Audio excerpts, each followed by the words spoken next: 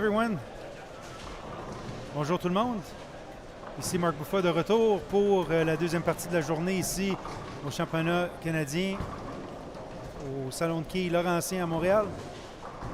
Partie 7 à 12 cet après-midi sur le 40 pieds Athènes. So we are back for this afternoon's coverage of the Canadian Team Trials 2023 in Montreal at Laurentian Lanes. We are bowling this afternoon on the 40-foot Athens pattern.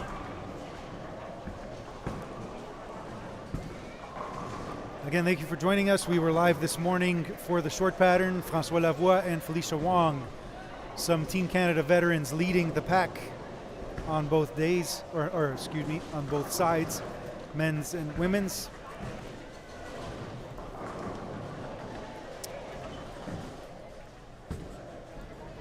And yeah, so now we're bowling on the medium pattern. A little bit of a change of strategy for a lot of players, and we'll see how they attack it to the best of their abilities. So we still see players playing rather straight. This pattern does allow for that, so I'm thinking players would use a little bit stronger equipment closer to the track and then migrate to the left from there. So that's kind of the game plan I would suggest if someone was asking me, and we'll see how it plays out as the block progresses. Donc on joue sur un 40 pieds, ce matin c'était sur 36 pieds. Donc plus que c'est court, plus qu'on veut jouer près du dallo. Puis ici avec le 40 pieds, jaser avec quelques joueurs, on va rester parallèle sur la condition fraîche et après ça juste trancher le gâteau au fil des parties, puis se déplacer de plus en plus vers la gauche. Mais comme à chaque fois, on va voir comment les joueurs vont attaquer l'huilage, puis la transition va être dictée un peu par ça.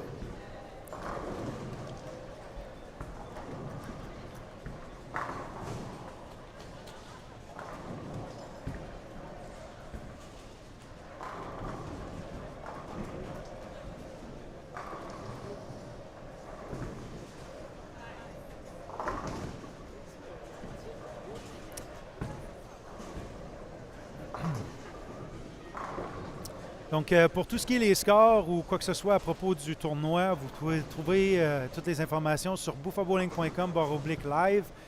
On a créé cette page-là pour avoir toutes les informations nécessaires sous un toit.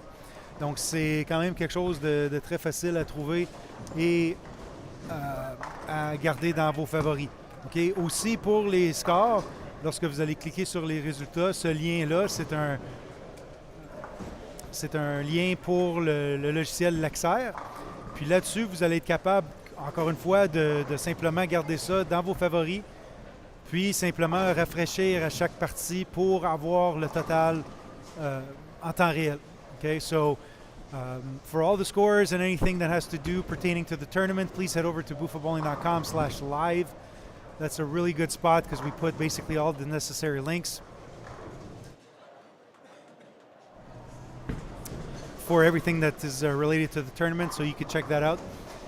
Also on the results page, it is generated by our wonderful friends at Lexer Bowling, the bowling software that we are using to manage the tournament.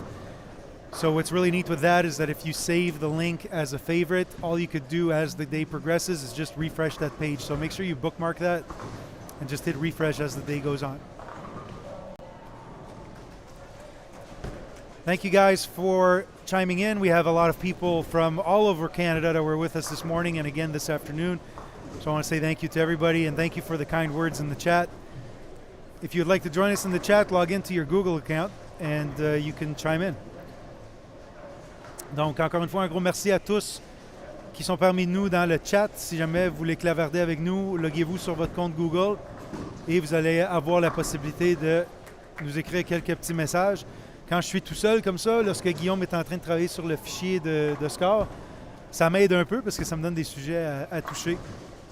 Donc, c'est fortement apprécié. So, when I'm flying solo like this and Guillaume's working in the office, it helps me out when I see the comments, enables me to touch on different topics as the day progresses.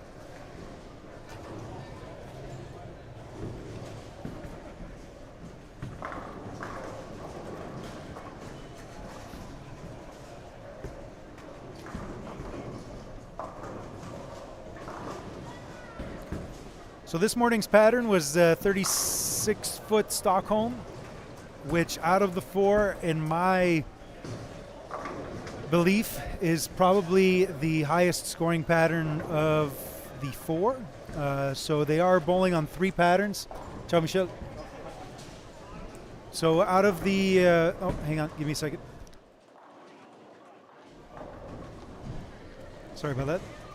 So out of the 4 patterns, so we're bowling 6 games this morning, 6 games this afternoon, 6 games tomorrow morning, and then we're cutting to half of the field. And then in the afternoon tomorrow, we will be bowling 6 games on a 4th pattern. So only 50% of the field will see all 4 patterns.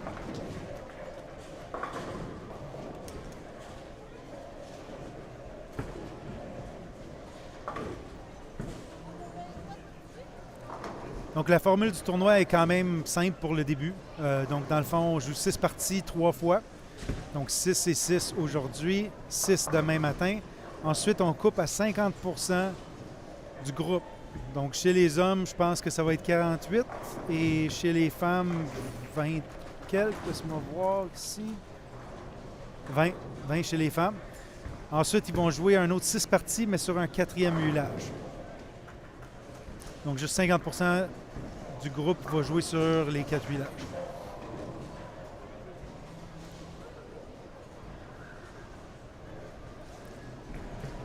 Donc comme je disais, ce matin sur Stockholm, c'était sûrement le... Je vais utiliser le terme facile, mais c'est pas tout à fait le bon terme, mais le huilage le plus scorable de toute la gang. Donc comme on avait vu François Lavoie chez les hommes avec 300 over, c'est énorme. Donc, c'est là que s'il y avait des quilles à les ramasser, c'était là.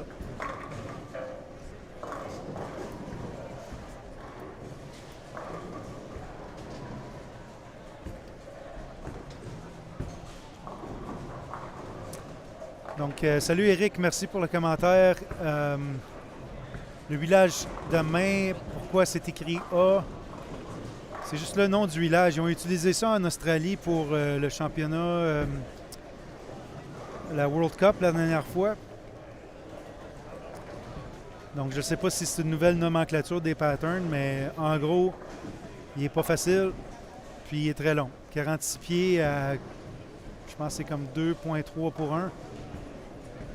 Donc relativement plat, très long. Donc ça devrait jouer très près de l'intérieur. J'osais de ça avant le dîner avec quelques joueurs pour la stratégie à adopter. Donc ici au Laurentien, excusez. Donc ici au Laurentien, il y a quand même beaucoup de friction à l'extérieur, donc très près de la dalle, qui fait en soi que ça te donne l'opportunité de peut-être jouer là. Cependant, avec le nombre de joueurs qu'il y a ici, et aussi, malheureusement, là, comme on le sait, là, il y a beaucoup de joueurs que ce soit leur première fois ou ils essayent d'utiliser ça pour comme tester leurs aptitudes. Ils n'ont pas tout à fait le niveau. Ils vont peut-être jouer un peu plus dans une zone de confort, comme ce qu'ils jouent chez eux. Puis dans le fond, ça va faire détériorer le huilage d'une façon pas typique, là, si on veut, au côté international. Donc moi, ce que je suggère souvent aux gens, c'est d'utiliser une stratégie un peu plus saine et sauve qui va sortir un peu du trouble si jamais il y en a. Donc sur des patrons longs, je suggère toujours de rester très près de l'intérieur de l'allée. Si tu es capable de rester à gauche de tout le monde étant droitier, c'est quand même une bonne stratégie à adopter. Cependant, pour un gaucher, ça c'est une autre histoire. Mais ça, on pourrait en discuter un peu plus tout à l'heure, si jamais ça vient. So the question in the chat was, why is the pattern named A, the long pattern? I think that pattern was used at the World Cup in Australia a couple months ago, and they found it to be a very difficult long pattern, so they wanted to use it here. And, you know, a name's a name. In the end, you're just bowling on a pattern. So I think that pattern's going to play relatively deep inside because it's pretty long. So we'll see.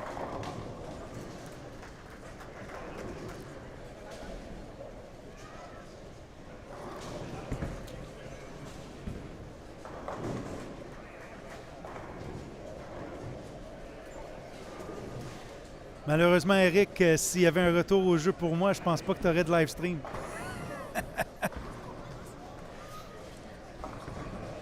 So Eric is saying in the chat, are we going to see you back on the lane soon? If I was bowling, I couldn't offer this beautiful live stream for you guys. So pick your poison.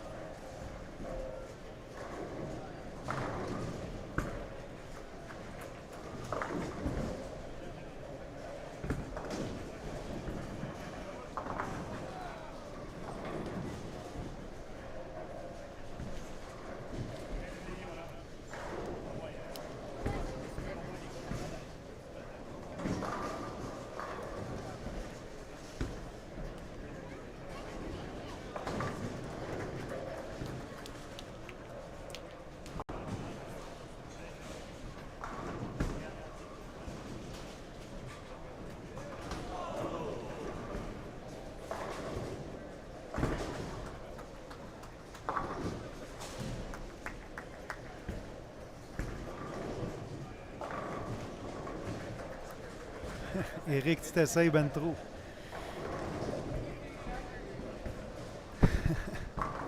Fais l'entrevue en anglais, moi français. C'est pas très payant à faire ce qu'on fait ici en ce moment.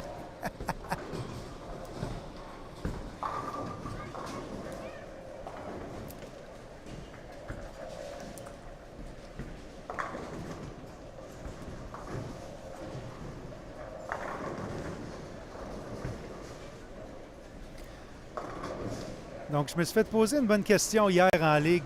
Je vais porter ça là-dessus parce que j'aime écouter le bowling. Donc, si jamais vous écoutez soit nous sur le live stream ici, sinon Bowl TV ou même les émissions sur la PBA, les gens ils tombent souvent dans le piège de juste regarder la boule que la personne joue avec, puis comment qu'elle curve, puis tout le kit. Mais ce que je vous demanderais de faire, c'est de regarder la réaction de la boule un peu plus attentivement. Donc, un petit rappel, peut-être un peu plus informatif pour vous. La boule, lorsqu'elle descend l'allée, elle décélère. Okay? Donc, la boule perd de la vitesse. Okay? Tout le monde pense qu'elle accélère sur le back-end parce que, dans le fond, la boule prend des révolutions de plus. Donc, on dirait que la boule accélère, mais en réalité, elle décélère. Si vous êtes capable d'identifier à quelle distance que votre boule décélère ou, disons, change de gear puis downshift un peu, c'est une bonne façon de voir la lecture de boule. Okay? Donc, typiquement, une personne va rentrer dans notre Pro Shop et va dire « Je veux une boule forte ». Dans le fond, une boule forte, eux, ils pensent que c'est quelque chose qui finit fort à la fin. Mais la vraie définition d'une boule forte, c'est une boule qui curve très tôt. Okay? Donc, quand ça curve tôt, ça ne veut pas vraiment dire que ça curve plus de planches de gauche à droite. Donc, c'est plus d'étudier à quelle distance de la ligne de faute que ta boule décélère. C'est ça qui fait en soi que ta boule pénètre le triangle d'une bonne façon et qui ramasse toutes les quilles. Okay?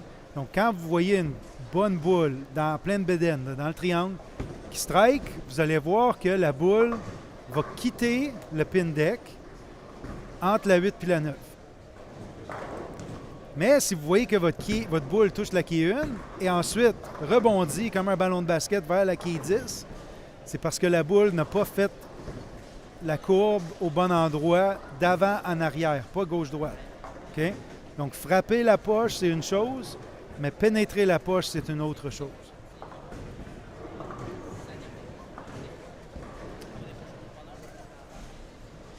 So I wanted to talk a little bit about something because, we are bowling on 4 different patterns here, and this was a question that came up from one of my teammates yesterday in league, and it is pretty pertinent to what's going on here today. So, I love watching bowling as much as you guys do, and I know you guys like chiming in on the live stream, but anytime you can watch any sort of stream, be it us, be it Bowl TV, be it a PBA show, whatever, okay, even just going and watching Bowl League, what you want to train yourself to do, and a lot of people fall into this trap of just looking at the type of ball that the person's using, where they're playing on the lane, wow, that ball looks amazing, and this and that, but they don't watch what the ball is actually doing. So what I would invite you to do during this live stream over the next couple of days is watch when the ball decelerates. Okay, so in case you guys didn't know, and I'll remind everyone here, as the ball goes down the lane, the ball decelerates. Okay, it encounters friction, so the ball will slow down. It looks like the ball, when it revs up, it looks like it speeds up, but in essence it's revving up because what happens, the ball sees friction, so the ball starts to roll faster. Excuse me, wrong term. It has more revolutions. It doesn't go faster, but it actually slows down. So what you want to look for when you're looking at the ball from front to back, so from the foul line to the pins, you want to see at what distance the ball slows down, or downshifts, where you really see that ball slow down speed, start to hook, and actually roll into the pocket. Okay, and that's when you're going to see some of the off hits. Okay, so if you see players keep hitting the pocket but they're leaving stone corner pins or whatever, it's probably because the ball is not penetrating the pocket. So on a perfect strike, you want to split the 8-9. You want your ball to really penetrate the pocket.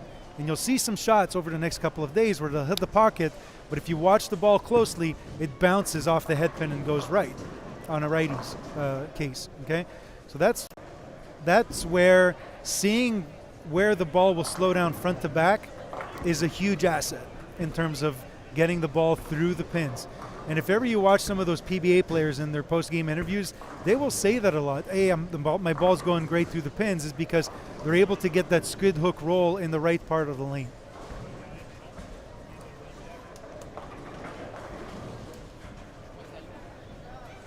Hope that makes sense to anyone. If you have any questions, please let me know. Donc j'espère que c'était un peu instructif pour vous tous. Si jamais vous avez des questions, n'hésitez surtout pas.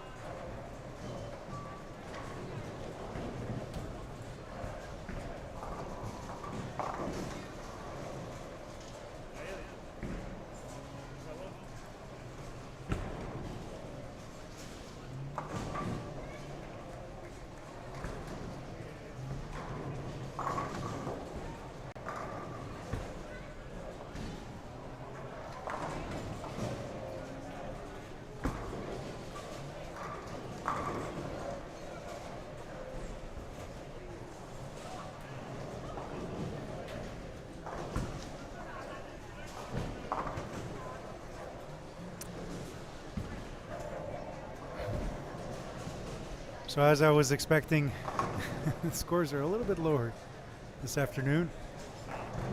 This is definitely a more challenging pattern than the morning pattern. We do have Nicholas Blagojevic on 46 that has a chance to shoot 269 if he strikes out 9th and 10th. Donc, comme je vous ai dit au début, c'est un huilage un peu plus difficile que ce matin. Donc, on voit un peu moins de score, c'est un peu normal. Puis, c'est ça, on a un gros score ici sur la 46, un peu à gauche de votre écran. Possiblement 2,69 pour Nicholas Blagojevic.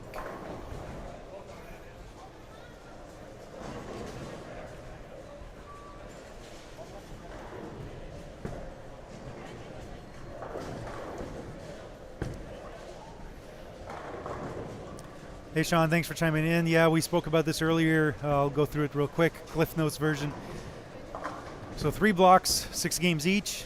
So short, medium, long. Long's tomorrow, 6 games. Cut to half of the field. So whatever, 50 guys, let's say, and 20 women. Okay.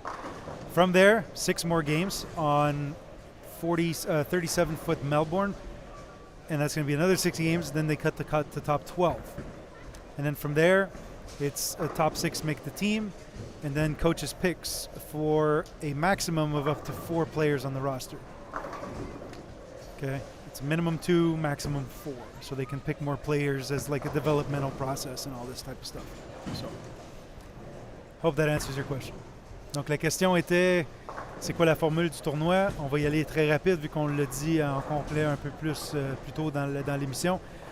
Donc 3 blocs, 6 parties chaque, court, moyen, long. Demain, c'est le long.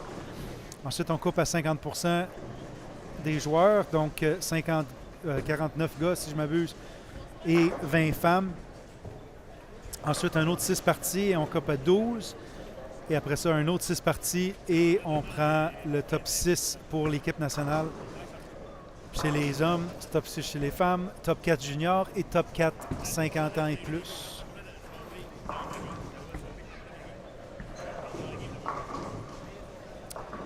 Also, if you go onto the scores page on buffabowling.com, you will see, if you scroll down to the bottom, you'll see like a sub-standing for the top 4 youth bowlers and the top 4 masters bowlers, which are 50 and over. And yeah, so that's basically it. So again, 6 players making the men's and women's regular team roster, 4 juniors and 4 masters. So again, you can see all that on buffabowling.com/live. Go to the bottom, click on results, and make sure to save that, bookmark that link.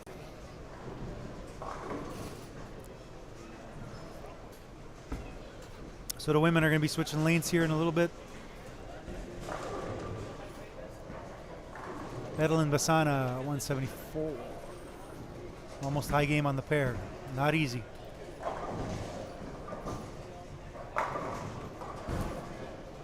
Ethan Valenko, Campbell River in the house.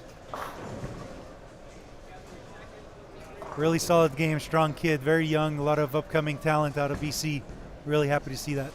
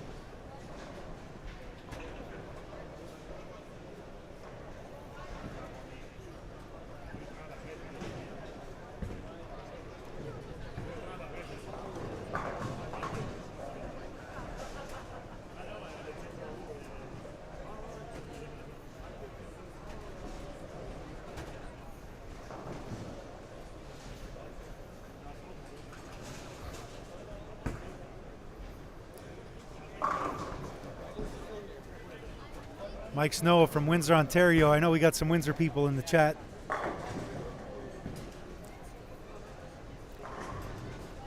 Great physical game. Hope he has a good day today.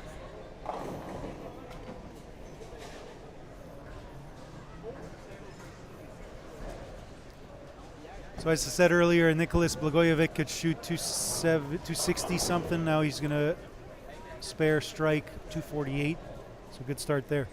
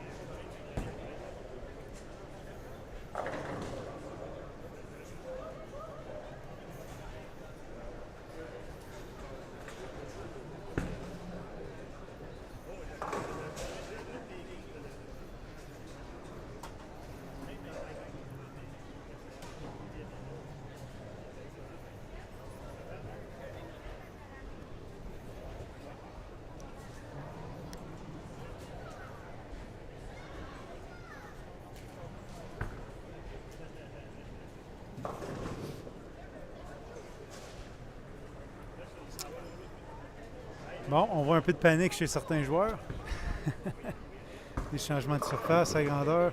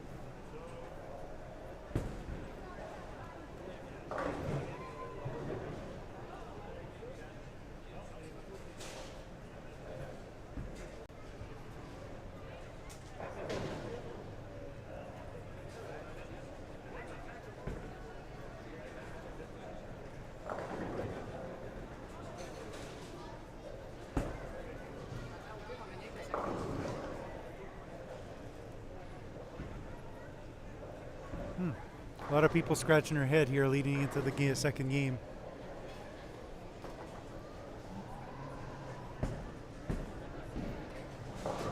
I still think a little bit more surface, a little bit straighter in front of you isn't bad to start on this. Now it's going to start to move a little bit.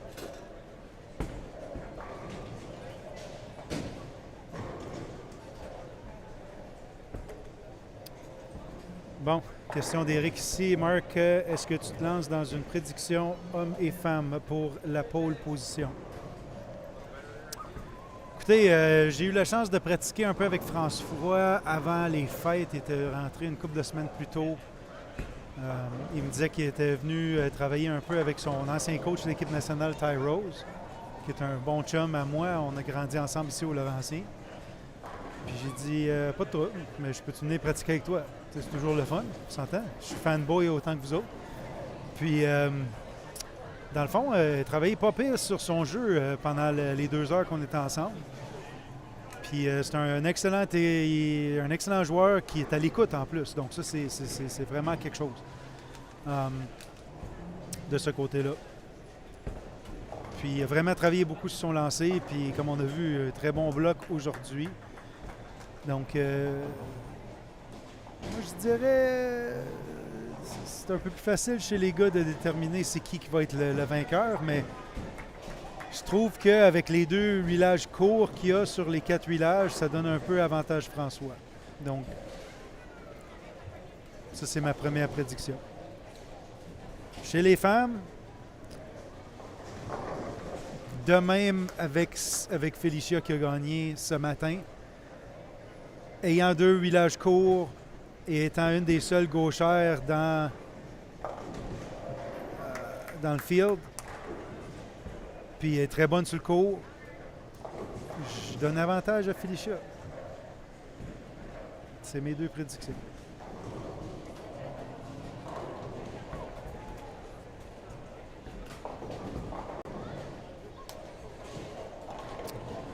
Yeah, 40 foot is considered medium. In my book, at least, it is. Anything over, let's say, 44 would be considered long in my book.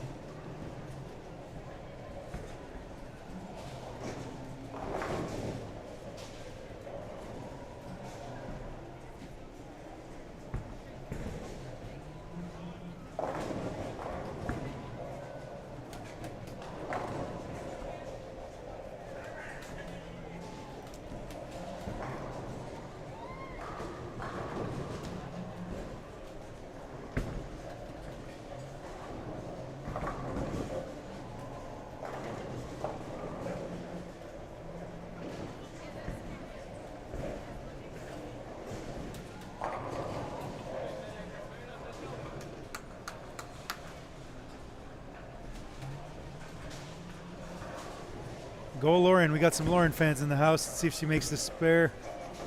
Come on. Where's Lauren from? Let us know. Brienne. My daughter's name, Brienne. Shawnee, hope, yeah, 3 games and a beer. I'm with you on that one, brother.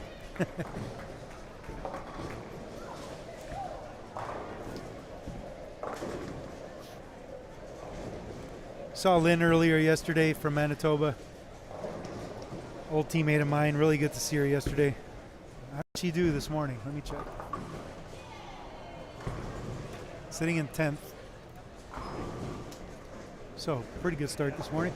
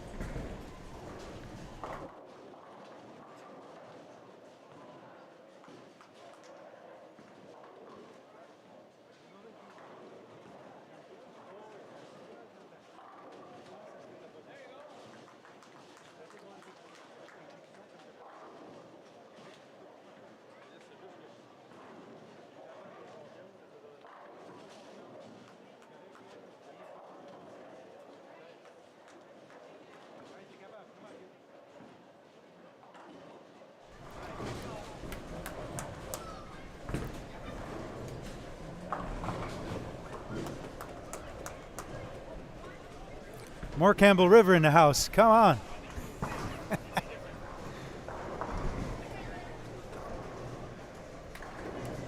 Shout out to Miles and the crew there at Campbell River Bowling Center.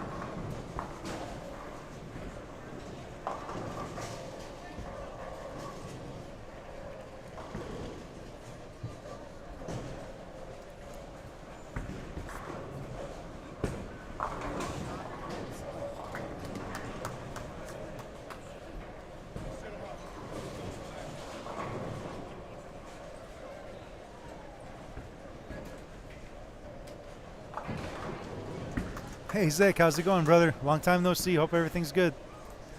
Good to see everyone in the chat. Thank you for chiming in. And thanks to everyone. We had a good crowd this morning, and we're having a good crowd now. So really thanks, everyone, for joining in. Thanks to CTF for hosting the team trials in our hometown here of Montreal. Bad weather tonight. That's the only thing that kind of sucks about today. But that's what it is in January in Montreal.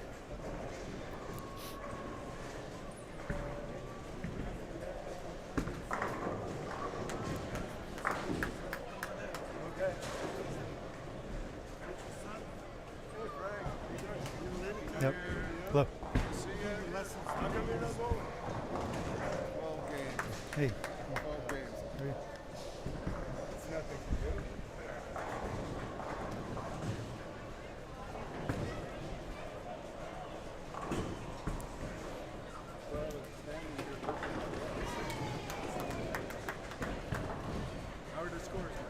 Low. Yeah. Low. Well, lower.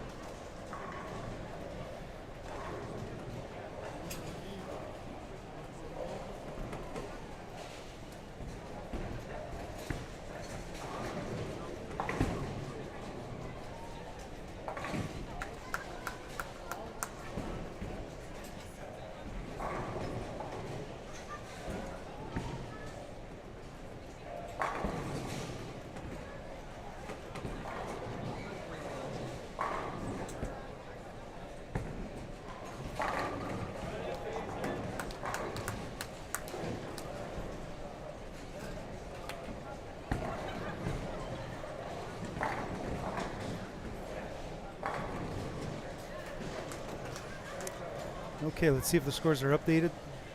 And they are. Okay, so head over to buffabowling.com/live. Click on the results page, and we see François Levoix, number 1, Mechupe, second place. What did he shoot? 264. Go Michi.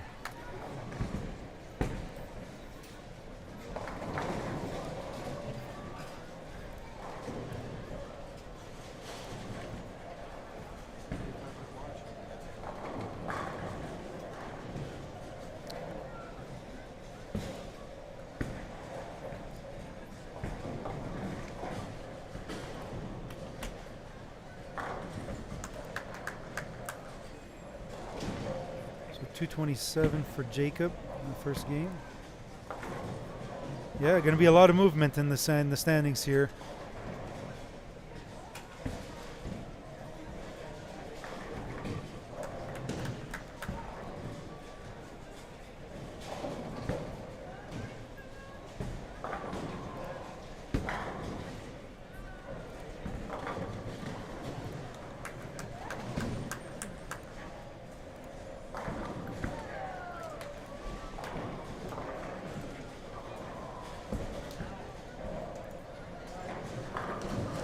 So Marissa Naylor now taking the lead on the women's side.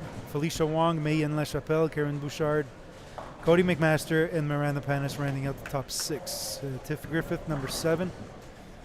So yeah, again, check out the scores. Look it up. Really good stuff on the youth. Any changes there? Yeah. Okay, so we got a bit of movement there as well. Well, again, it's still very early in the tournament, so we'll have to see as we go down the line. All right.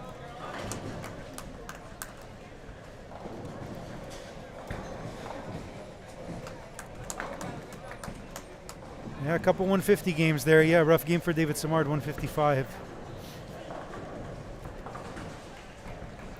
Pas facile. Pas facile.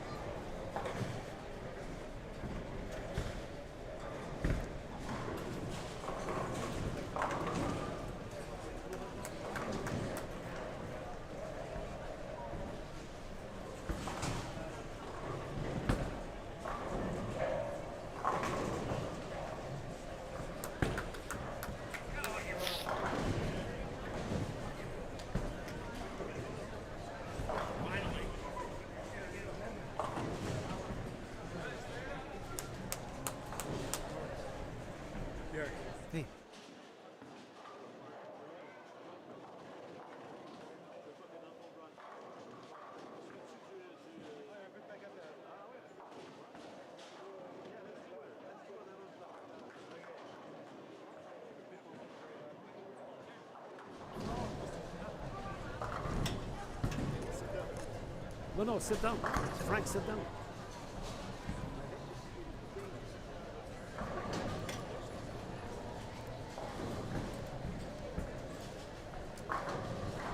Approche-toi un peu. Oui. OK. Ah, OK, il y a la caméra. Ah oui. Donc, on a un invité spécial avec nous aujourd'hui. M. Pierre Route, ça va? Salut, Marc, ça va très bien. Je suis presque fraîchement sorti de l'avion de Nashville. On a atterri à 2h30 ce matin et je suis allé au lit vers 4h, mais OK. ton père m'a dit il faut absolument que tu viennes faire un tour aux Nationaux.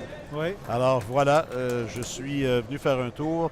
J'ai parlé avec quelques skieurs, dont François Lavoie, évidemment, qui est notre fierté nationale, sur le circuit américain, le circuit de la PBA. Mais là, je viens de parler avec ton père et avec Howard Grundman pendant au moins 1 heure et demie pour se rappeler des souvenirs. Parce que j'en ai des tas de souvenirs qui sont liés aux quilles, des souvenirs qui sont liés à Ville-Saint-Laurent et des souvenirs qui sont liés à la télévision aussi. Et donc des extraordinaires émissions qui ont été produites ici à Laurentian Lake. Ah oui, certain. Écoute, même moi, j'ai grandi ici. Tu sais, c'est vraiment des gros tournois d'envergure. C'est ici au Laurentier. Tu sais, c'est toujours cette pensée-là que moi j'ai eue dans le temps du RDS, oui. Si tu te rappelles. Oui, exactement, parce que tu es beaucoup plus jeune que moi. Moi, c'était surtout mes souvenirs liés à un salon de quilles qui appartenait à la famille Grundman, qui était le salon Paré. OK, Donc, le Parry Lanes, qui était au coin de Paré et de Carrie.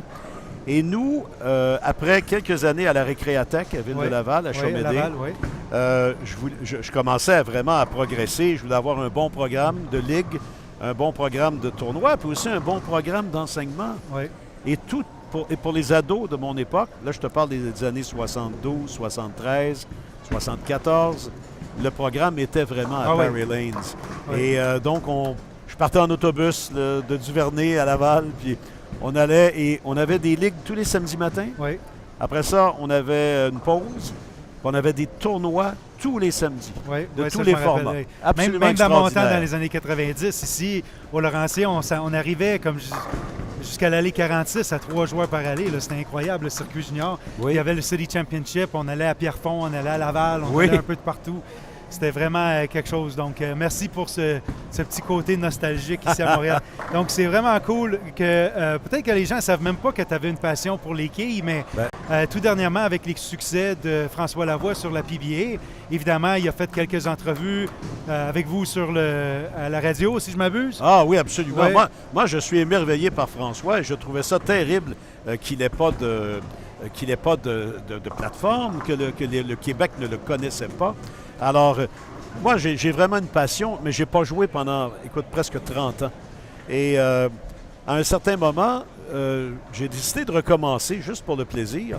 Et là, j'ai connu ton père, puis j'ai connu la famille Buffa avec RDS et avec le programme à notre réseau.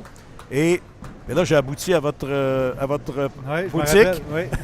Et j'ai retrouvé certainement une piqûre, mais là, en même temps, avec des équipements modernes, des équipements. Et je vais t'avouer une chose, Marc, c'est que, honnêtement, et je dis ça en toute modestie, j'ai rapidement retrouvé un côté assez compétitif, assez intéressant. Je vais être capable de jouer là, sur 4 parties. Ça, c'est ma routine. Première partie que je mets à la poubelle. Puis je vais probablement toujours en jouer une en haut de 200. 200, 205. Des fois, un 230. Et puis, mais là, j'ai du bon équipement que j'ai acheté chez vous et je suis bien content. Excellent. Mais je retrouve, comme là, ici, dans ce buzz qu'on vit présentement, moi, je ne sais pas pour toi, là, moi, je revis mon adolescence. Vraiment. Quand les allées là, étaient tous allumées une après les autres. Le son, c'est irréprochable. On n'est pas capable de... Puis même moi, tout le monde me demande cette semaine, you getting the itch, tu sais? Sûrement. Mais moi, vraiment, je suis très, très content d'avoir retrouvé tout ça. Écoute, je vois même quelqu'un ici qui s'appelle Robert Campbell. Et tantôt, je voyais son nom et je suis maintenant convaincu, il jouait avec moi dans mes ligues. Ah, j'en doute pas. Dans mes ligues d'adolescents. Oui, il fait partie des meubles ici. Là. Ah oui, hein? Ouais. Alors, tu vois, il y en a... joueur, il joue dans ma ligue le mardi en plus à Laval. Ouais. Ah, ben alors, donc tu vois qu'il y en a qui ont persisté. Hein? Ah, certain. Ouais. Alors, ben voilà, écoute, excellent. Je suis tellement content de venir à ta rencontre. J'aime tellement ton papa. Ouais. Vraiment, on a des... On va donner un petit coucou aux anglophones qui nous écoutent yes, parce qu'on a quand même... we have a special guest here in Pierre Houd, who is a broadcaster on Quebec sports with the F1 and also with the Canadians. Of course, right? with RDS, yes. Yeah, so if you were watching the Habs game last night, that's where you were. Yeah, right? You were probably if you were watching as a fan, you were probably a little bit sad. Okay. This is a bad sequence for the team, but yeah, we were in Nashville, the last of that trip that would never end. Okay. We're finally home for a while, okay. And let's hope that being home will bring some new energy to the team because it's been tough lately. Yeah. So Pierre's a great fan of the sport. He's especially a fanboy of François Lavoie, so he had the chance to be here in town, so he came to check it out. And again, Pierre, just really good to reminisce some stories with you. You grew up here. You were telling us stories about bowling at Perry Lanes, which is another one of the old properties from Laurentian Lanes. Yep. Unfortunately closed since, I think, about 15 or 20 years now. So it goes quick. The program at Perry Lanes at the time was just amazing. And, I think I'm fairly bilingual, and I owe it a lot to bowling, actually. Well, yes and no, because my family is from Ville Saint-Laurent, so I was born and raised in in a bilingual environment. But when I played in the Recreatech in Chomedy, and then when I played the program at Perry Lanes, they were mostly Anglophone teenagers. Yep. There were a few Francophones, and we were, absolutely, we were, we were fully immersed in the English language from early Saturday morning all the way to late afternoon. Yep. And I'm so grateful, not only to all the fun we had and the competitiveness we had and the friendship we developed, but it also helped me to keep a high level of bilingualism, So I owe a lot to bowling, and especially at this level. Like we have a lot of players. Like I want you to go also look for Mathis Blanchette, who's from Rimouski area. Yeah. Okay. Really great kid.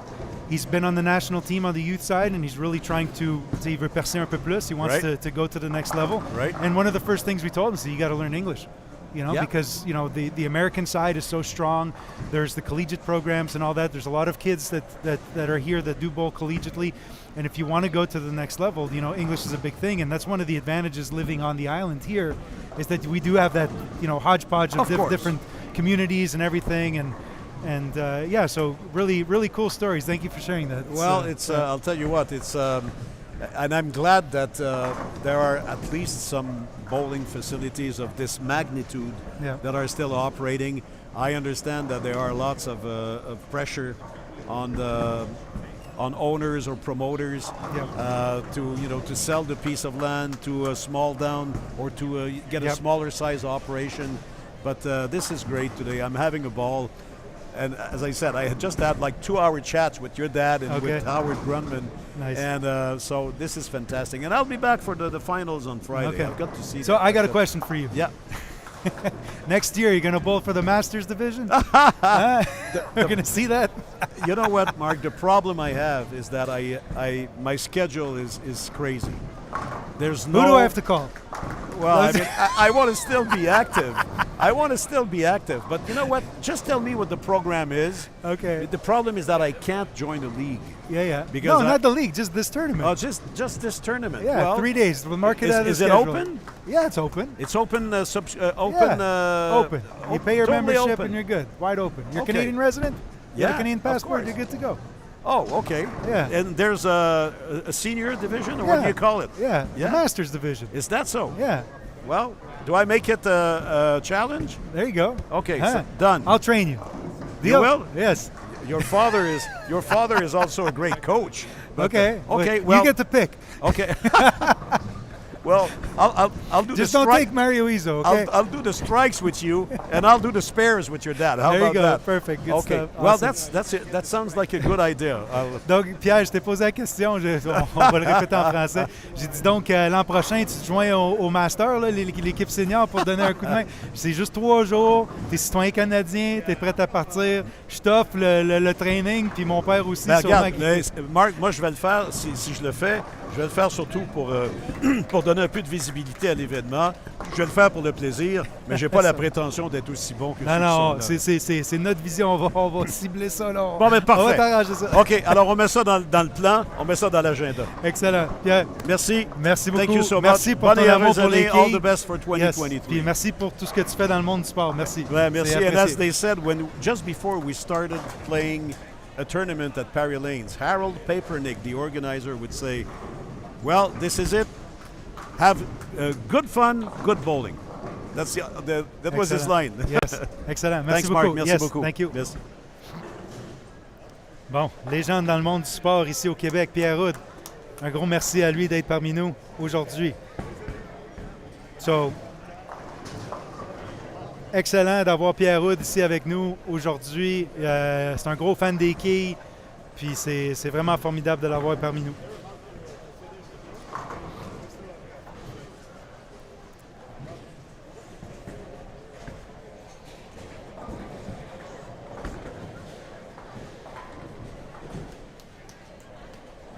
Robert.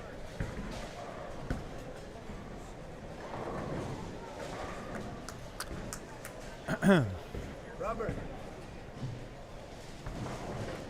Somebody wants to say hi. I think I bowled with you as a teenager. Possible. How are you? Good. You remember me? Yes, I do. Because I remember you because he has one of my coaches. I organized which tournament that you way back. It's funny because I bowled sometimes at Hirsch, and I was throwing names from my memory.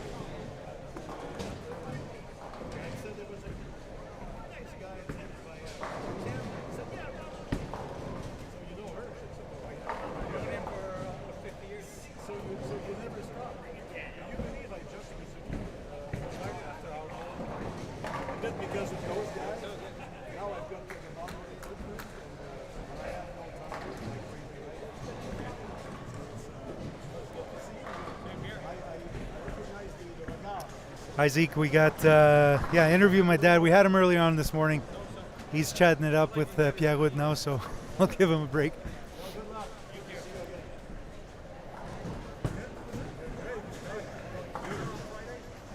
Sure. I'm going. He's going to be in Dutch and the whole thing. Oh, I'll be here. I'm going to go to my hairdresser in what is he young? Okay. And I think I'm going to come straight to what time? 11:30. Well, they start.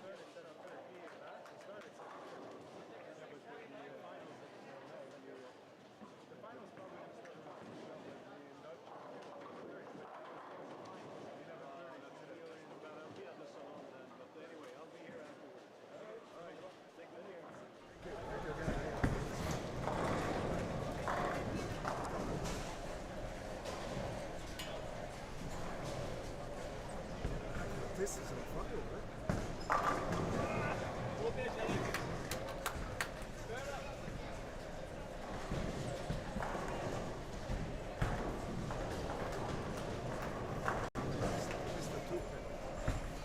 Push-ups.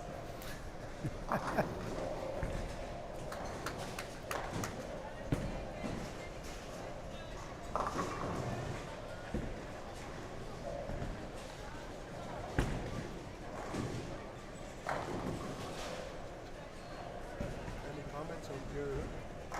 Not really. Huh? No.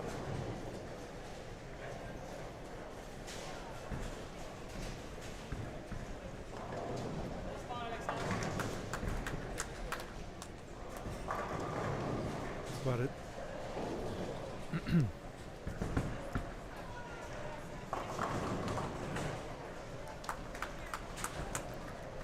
A little bit slower pace than this morning with a lot less strikes on the board, obviously. Who's that guy's a career?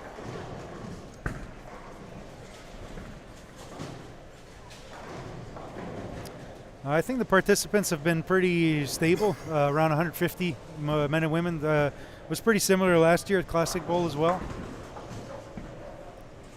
The fact that it's on the East Coast, they'll usually get that amount of bowlers.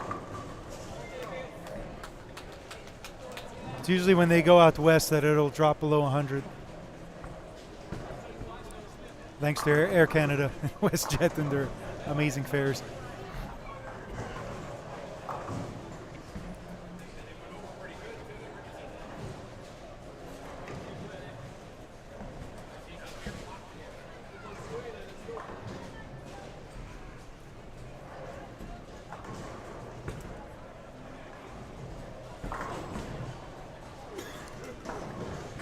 Yeah, you really can't go away from it too much on this pattern. It's straighter is greater, it seems like right now, just to stay out of trouble.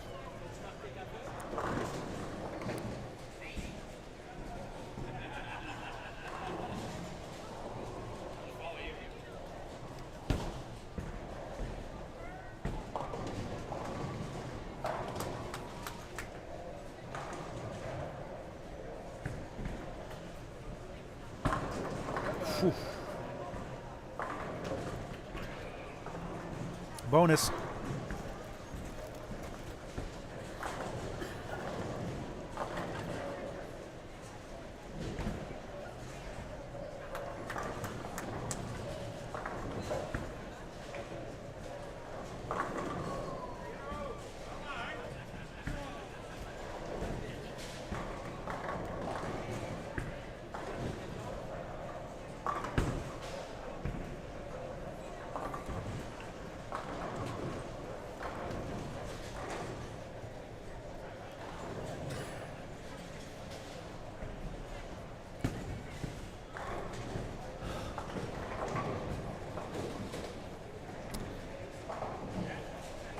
When can we expect trials to see Western Canada? I think it's in talks.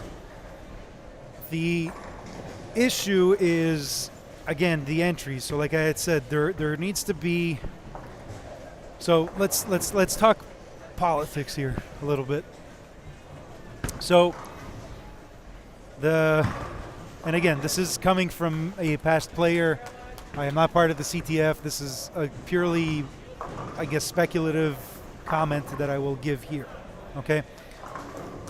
I know that the High Performance Committee only gets a certain percentage of the funding of all the membership dollars from CTF, okay? So not a very small portion of your, whatever, $30 CTF membership goes to the High Performance Committee, which is Team Canada, okay? A lot of the funding for Team Canada comes from this event, okay? So the entry fee that you pay, minus the lineage that the center takes, plus the commission I make on the stream. Basically, that is what is left over for the national team, okay? So if they go from having, let's say, 160 entries to 60 entries, that is a lot of money out of pocket for the national team.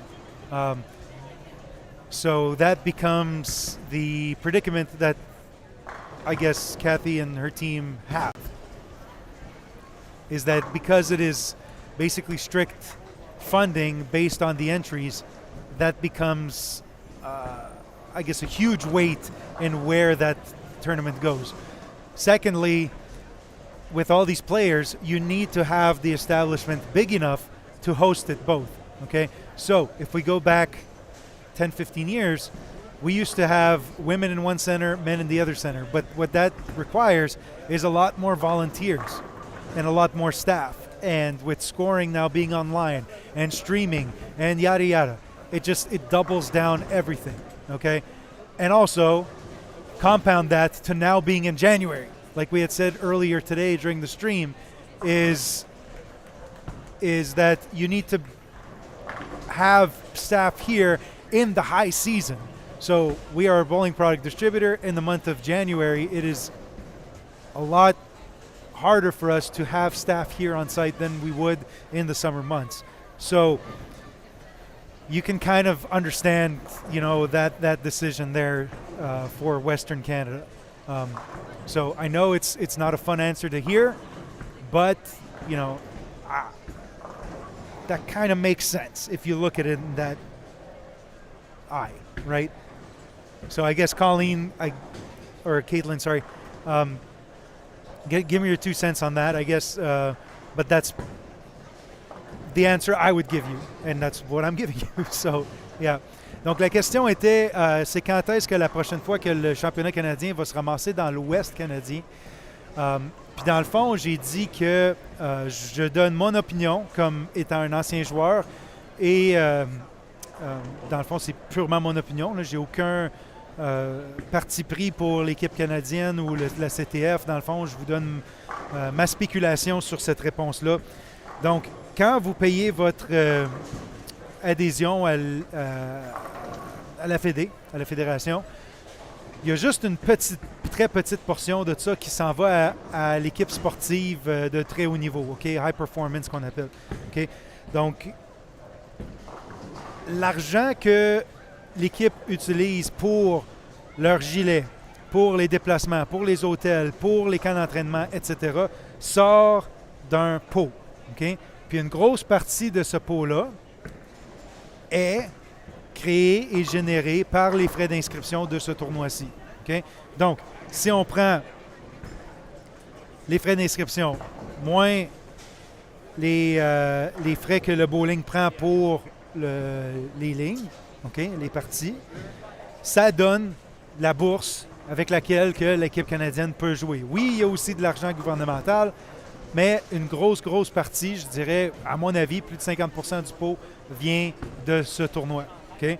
Donc, faites un peu un calcul rapide. C'était quoi, 350 ou 375 d'inscriptions fois 150 joueurs, moins, disons le bowling prend 5 piastres la game, si on veut faire des chiffrons.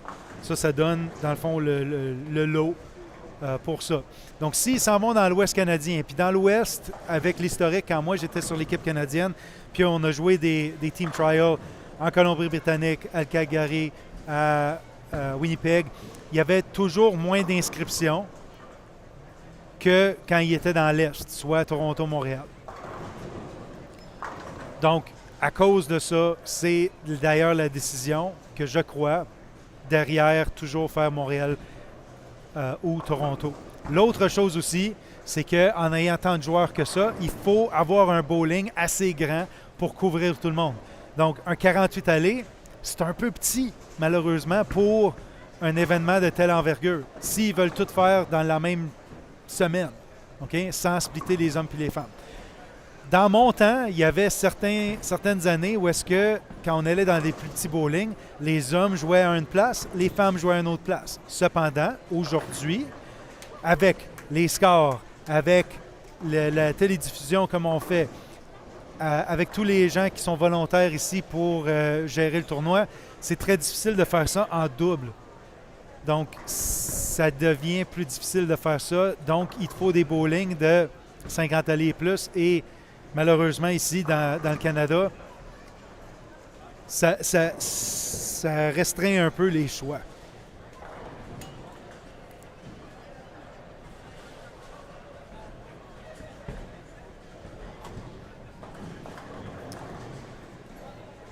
All right, let's catch up on some of the comments. Sorry, everybody, that was a very good topic there.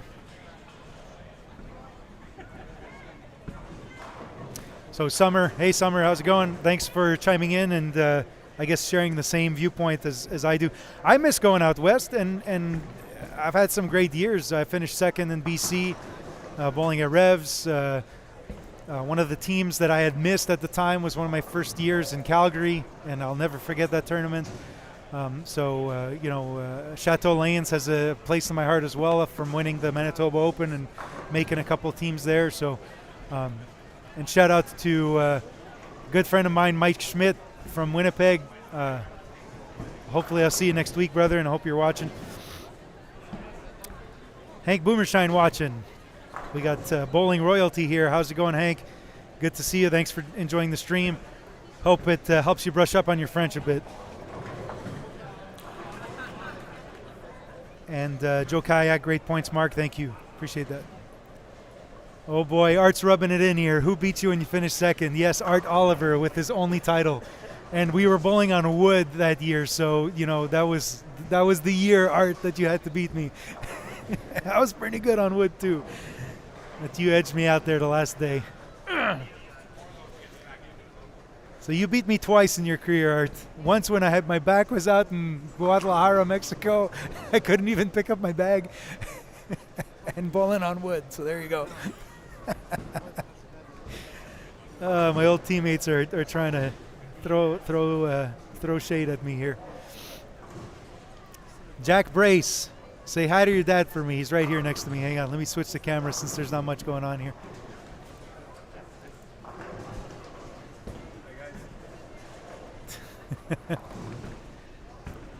He's supervising, making sure I'm doing a good job for you guys here.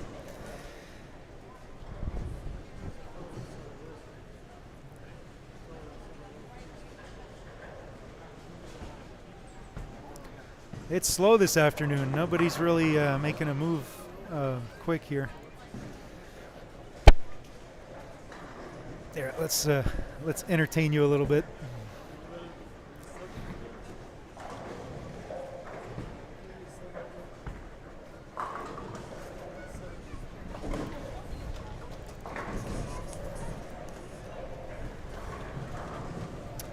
All right, so Dad, what do you see? Don't say a lot of missed spares. Oh my God! Oh my God! One of our guys, Chris. He's gonna have to do push-ups on Monday. He missed like 10 one-pin spares, and he's like averaging 210. Just imagine if we would have made his spares. Yeah. And what did I keep telling him all week? Yeah. Get that spare ball. Make your spares. I even told him. I said, drill yourself a spare ball. No, I could do it with my urethane ball. Okay. And he's hooking the urethane ball. That's why he's missing it. There you go. Yeah. So to everybody out there, make sure you get yourself a spare ball, yeah. Especially if you bowl these kinds of tournaments. Well, in a tournament like this, what was the limit? 8 balls? Yes. Yeah. Like. I mean, it's not a no-brainer. Yeah. You could easily fit a spare ball in an 8-ball arsenal, yeah. Especially if it's in your hometown. You're not flying in. Yeah. Right. Like if you're flying in, okay, you might want to limit it to 6 balls, but you're here. That's right. You got it. So just imagine if you missed the cut by 10 pins. I was telling the story to some of the kids that bowl with us on Tuesdays, and they said, how many, I'm going to make a urethane ball arsenal. And I told them, I said, the last year that Team Charles was here in Montreal, you probably remember this, we showed up and we had a game plan. We're like, okay, on short, we're going to just practice in the morning on the short, and then the rest we kind of know what's going to work. And we showed up to practice on the short pad. I had 10 urethane balls with me because we were like, this is my hometown, so I can load up the car. I had that luxury, and we used it. And like within 10 shots, we already weeded out 5 of them because I never used them. And it was just one of those things like maybe it's going to roll good at Laurentian. And if a tournament is in your hometown and we have the practice days and stuff, you use that to your advantage. Exactly. So. Exactly. Obviously, I'm flying out to Winnipeg next week. I'm just shipping 4 balls. I'm not going to go nuts. Of course. Of course. Again, has been. Don't need. I don't even have 6 balls anymore. So. Hey, Joe. Yes, Joe, you're certainly right. Yeah, Frank's biggest pet peeve: missing spares. Well, isn't that every bowler's pet peeve? Like when you get done a block, like don't you mentally punch yourself in the face for all the mismakeables you made? I know I have.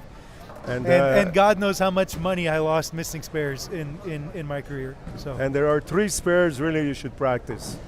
Lots, okay? 4. The 10 pin, the 7 pin, and the 3-6-10.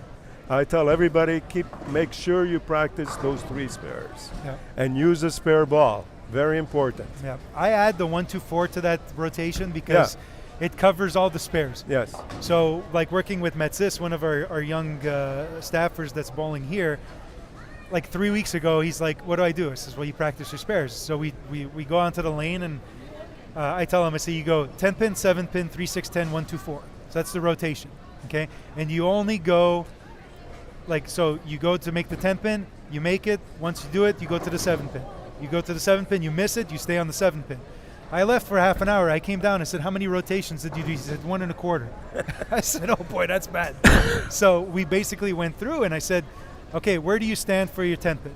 And he says, well, I think I stand here. Well, that's the wrong answer, right? Like you should know. So he's standing there and he's throwing the ball and he keeps missing everything left. So we repositioned him and then he's making 10 pins consistently. Okay, so mark that down on a piece of paper. You're standing on whatever, 27, looking at 25. Okay, he drifts a lot left. Okay, so now 7 pin. Okay, keeps missing everything right. Okay, line up his hips. Yeah. Okay, starts making it a couple of times. Okay, where are you standing? What are you looking? Okay, boom, write it on a piece of paper. Yeah. And then it's static. Yeah. You don't have to think about it twice. So, you know, if you leave a 9 pin, well, you stand in the same spot as your 3 6 10. You leave a 2 pin, you stand in the same spot as your 1 2 4. Right. Yeah. So, though that 4-shot rotation makes for a really good practice drill.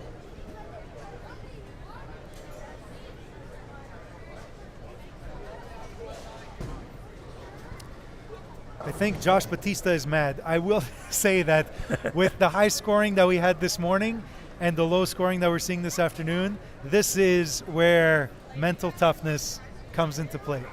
You know, speaking with Matsis, he shot 150 the first game, and then he goes through the face, and I see it in his face. He's looking at me, and he came here. I turned the mic off, and I said, "Kid, you're in a good spot. You have the good ball." I said, "Just sit down on the bloody chair and make a good shot." Yeah. And what did he shoot? 230 that game. 240. Yeah, 240. You know, And so missing one spare too. yeah, A 2 pin. yeah. So, yeah, but that's the thing is like you need to be able to, instead of press the panic button, you need to.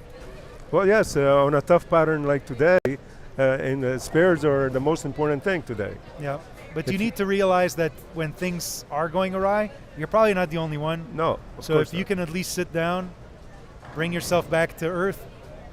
Yeah. 9 counts are good. Yeah. Spares are good. 180s and 190s are good. Yeah. So if you do that, yeah, you'll be there. Yep. And there's no brackets, right? So That's right. that's okay. Why is nobody bowling? Oy.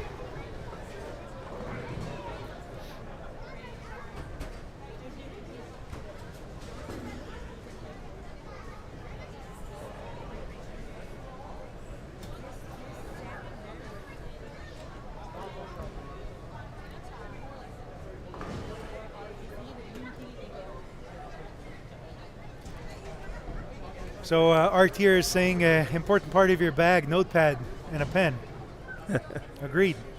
Especially when you're flip-flopping around the house like this, like you're going from the high end to the low end. If you realize that, okay, last time I was on 47, it hooked more than 48, it's probably going to be similar on every pattern, right? So if you can note some of those differences, especially if they're very drastic, there could be some lanes that have maybe 5 board differences, and you know, if you don't log it, the next time you get to that pair, like the guys are staying relatively in the same bay the whole time. So the more you know. And even sliding issues. Some lanes slide more, some lanes slide less. So you got to mark that down. So when you get back to those lanes, you know what you got to do.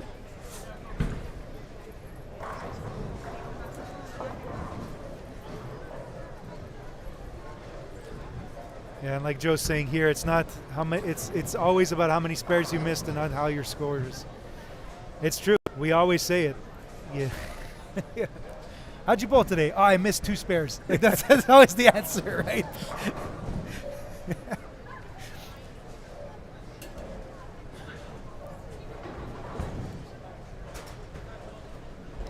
Love the shirts you guys are wearing. Thank you.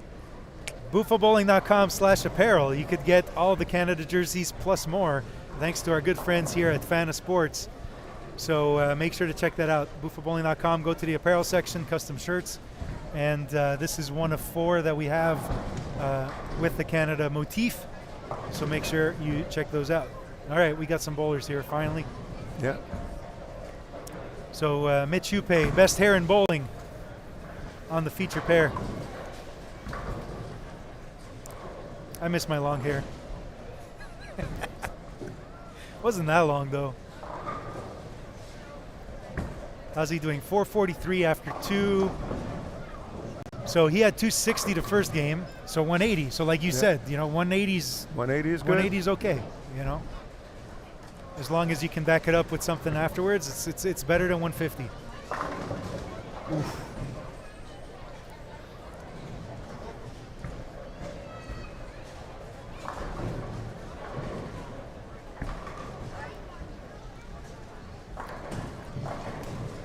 So here's a great comment here by Karen Smith. I stress spare shooting to my youth bowlers. For making the youth team, that is the only thing I would tell a kid. Like if I were to train someone, like let's say 3 weeks prior, like that's it. Just show up with your spare ball, go through that 4-shot routine, get that down, and you're guaranteed to make the team. Well, but as a coach, right? Like if a player here this week as a youth makes 90% of his single pins or makeables, let's put it at that. Makeables, yes. You take him in a heartbeat because you can take him anywhere. Yeah.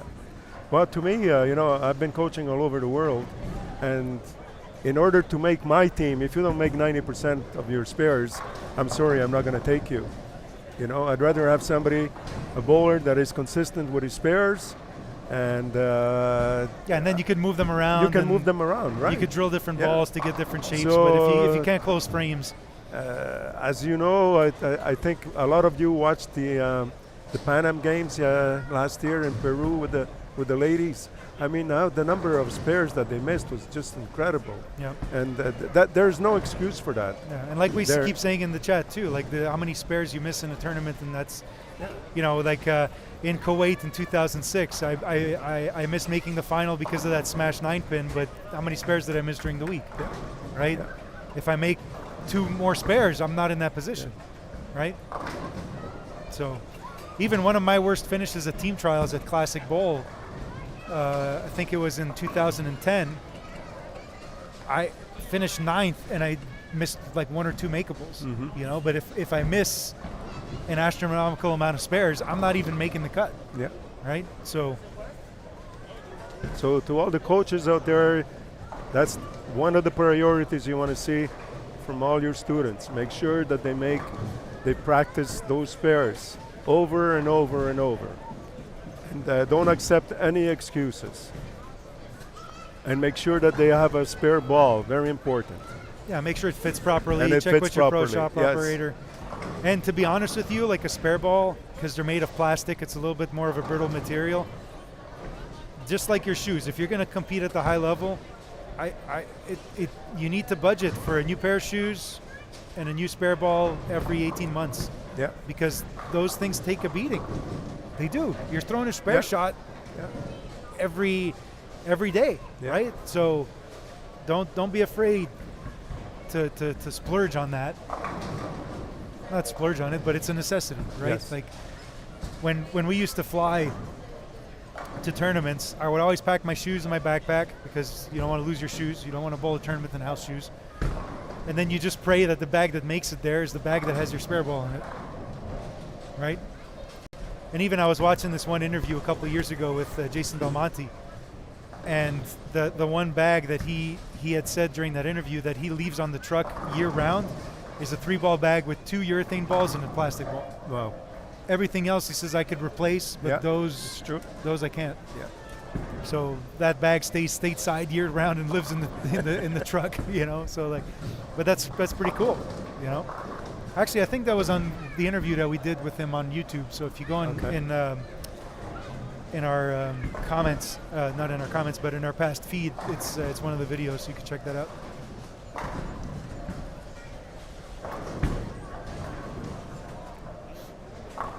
And since we're here talking about bowling styles, I think since we have Mitch Yuppe, I think we should really focus in on him because he's probably got one of the best styles that you want to see your young kids throw. I mean, he's got really such a phenomenal release, and that's what you want to teach to the young kids.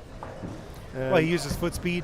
And his speed. Look at his foot speed, I hate to hear coaches tell the young kids to go slow, to slow down. Yeah. I've never seen a bowler go too fast. So never tell somebody to slow down their feet. Okay, if there's something wrong, there's something wrong with their swing. So you Right. got to check on their swing. Well, you could work on speed control, right? Like, Yes. so Yeah. just so people know, like, you're not saying like you need to be able to play with, like, if you need to throw it slow, like Mitch can throw it slow, Yeah. right? But if he needs to throw it 28, 29, he can. He can. Yes.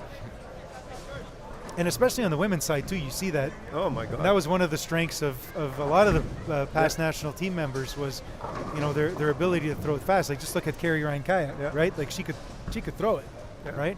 Caroline as Caroline well, right? too. Yeah. You know, for a small lady, she Yeah. threw it at very good speed.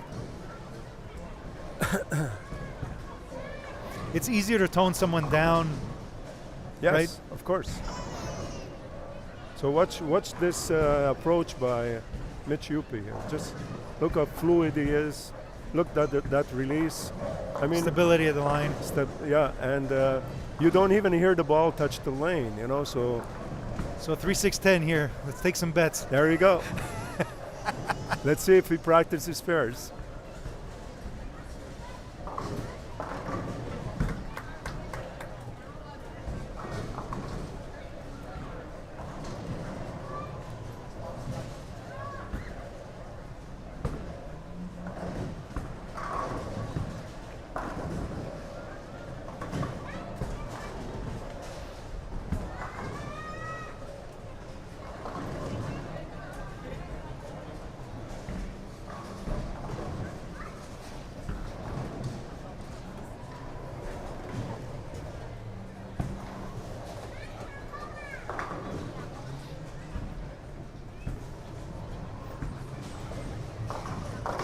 There you go.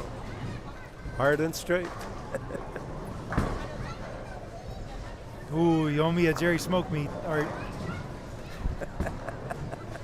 So we got a lot of Russell Molina fans in the chat. Shout out to you guys.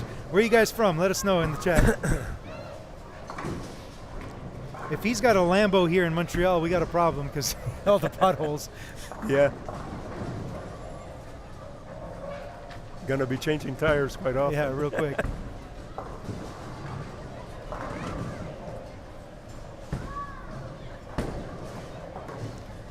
Shout out from the Saga. There you go.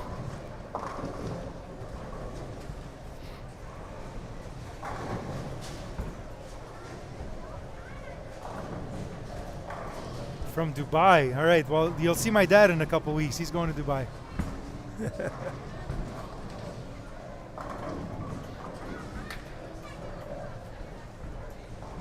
TJ.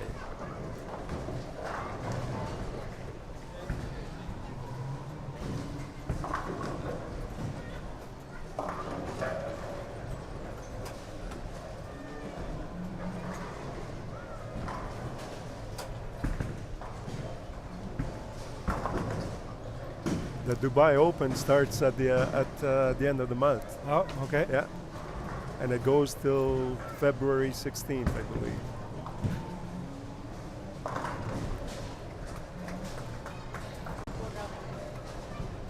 Shout out to Planet Bowl. Larry, Eric, John, Alvin.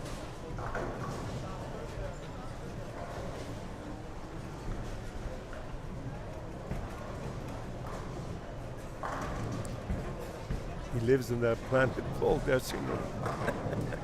Yeah, that's it. Yeah, you get to go to Dubai and I get to go to Manitoba. It's a good trade. Good trade.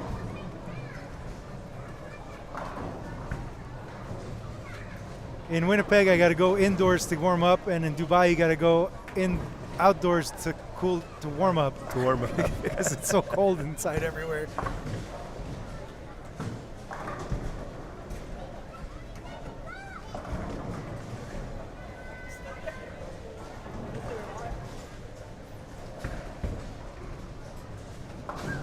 Shout out to Eric Deaton from Planet Bowl.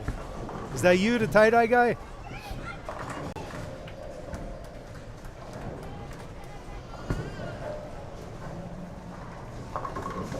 Oh, look at that. Making Nice. splits.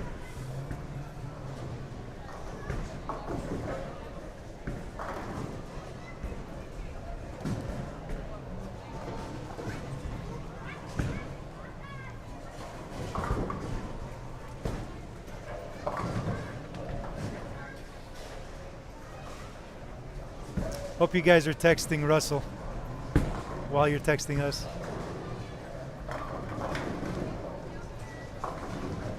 Good shot there by Mitch. Looks like he moved left off the last shot because he was high.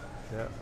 But I don't think he liked that. I didn't think it kind of looked like he didn't expect that to go that long.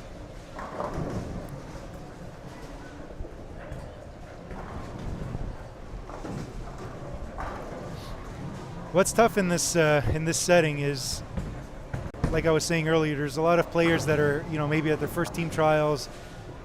They don't really have a game plan going in, and they're just kind of winging it, and it makes it a little bit difficult to follow the transition, especially across a big house like this. So it makes it tough on these medium patterns because you're not just kind of pushed into one spot on the lane. So that's what's going to bring the scores down from pair to pair.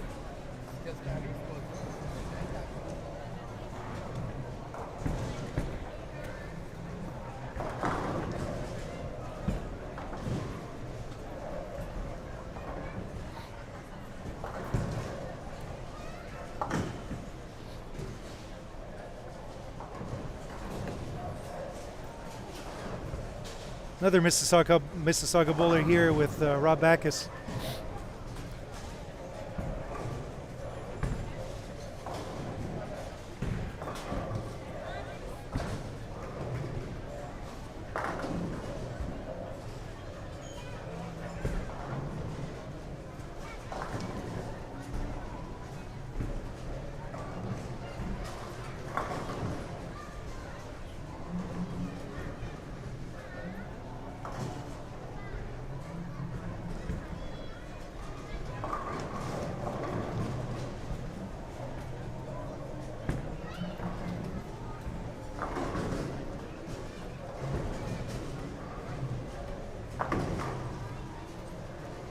Of course we're good sports, guys. Come on. It's the first time logging into Buffa Distribution YouTube channel. Come on.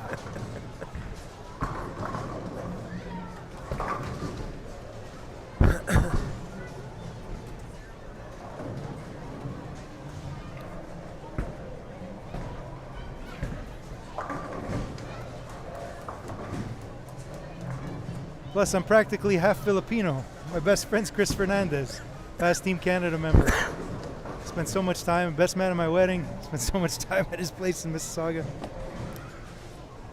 They just opened a TNT market down the road here. I gotta go get some longanisa.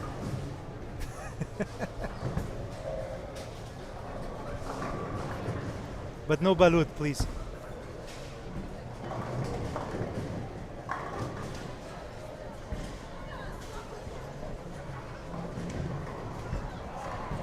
There he goes, Wes. Oh man! Hey, shout out! We got a shout out for the shirts earlier. Shout out to Wes. He's our designer for the shirts. Wes, good work, man.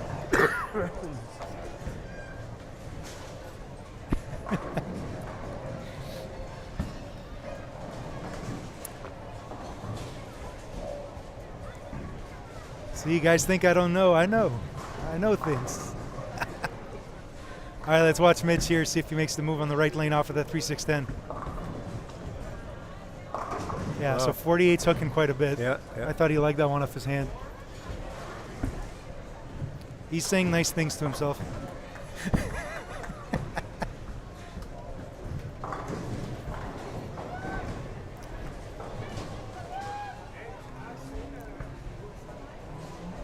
Well, I'll tell you what, this bowling center is on fire. There's so many people in this building, it's crazy. Yeah. Shout out to Howard and the staff here at Laurentian Lanes. Donc, un gros félicitations à l'équipe du Laurentien ici. Ça roule à côté. Puis aussi, très, très, très beau ce qu'ils ont fait dans la place avec les récentes modernisations et tout.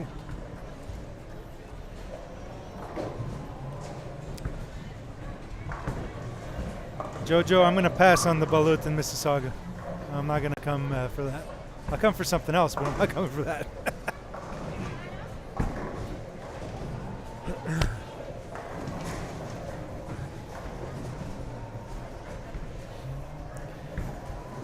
Well, thanks everyone for entertaining us in the chat. It makes for good commentary as well. Merci à tous pour les commentaires dans le chat, ça ajoute aux commentaires. Donc, on a beaucoup de joueurs de la part de Mississauga qui sont ici, qui sont en train de me faire rire un peu. Donc, c'est toujours intéressant. Un gros merci à vous tous d'être parmi nous. So again, just let's do some housekeeping here. If you're looking for scores, go to buffabowling.com/live. We created a website there, a web page there where all the links, pertinent links are there. Once you get to the scores page, you can bookmark that page or save it on your home screen.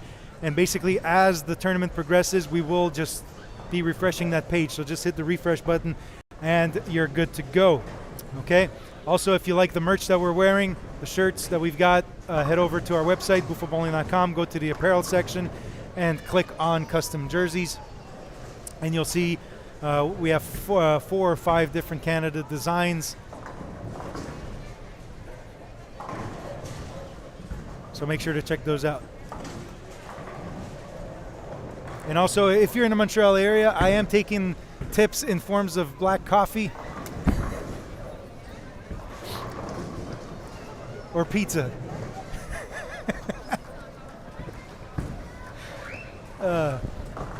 Good thing, good times, good times. Donc, juste pour vous rappeler, pour les scores, rendez-vous sur buffabowling.com/live. On a créé une page web avec tous les liens pertinents pour le tournoi. Entre autres avec les scores. Donc, pour les scores, cliquez sur le lien des scores et ensuite, vous pouvez sauvegarder le lien ou le mettre sur votre page d'accueil, sur votre cellulaire. Et au courant de la semaine, vous n'avez qu'à rafraîchir la page et le tour est joué. Donc, très, très simple. Aussi, si vous avez vu les gilets que j'ai sur le dos ou notre staff ici, vous pouvez vous rendre sur buffabowling.com non, sinon dans la section des vêtements. Vous allez avoir les gilets sublimés et il y a plusieurs modèles Canada, entre autres, duquel vous pouvez choisir.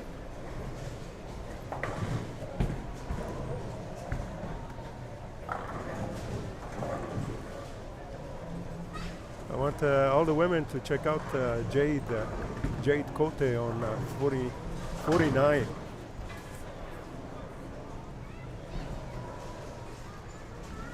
She's got such a wonderful style. Beautiful, fluid, speed.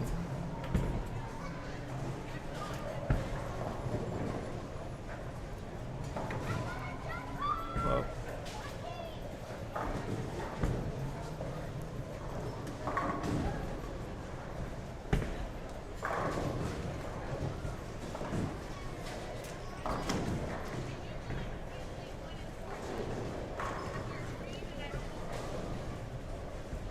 Beautiful.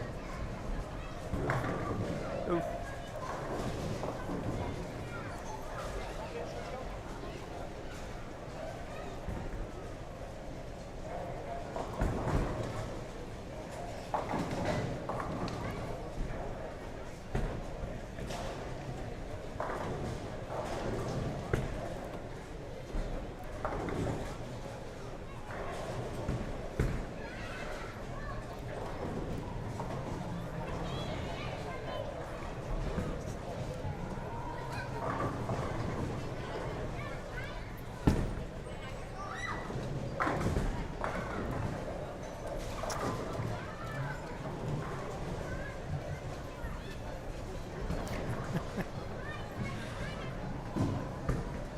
Okay, so we got a good one here.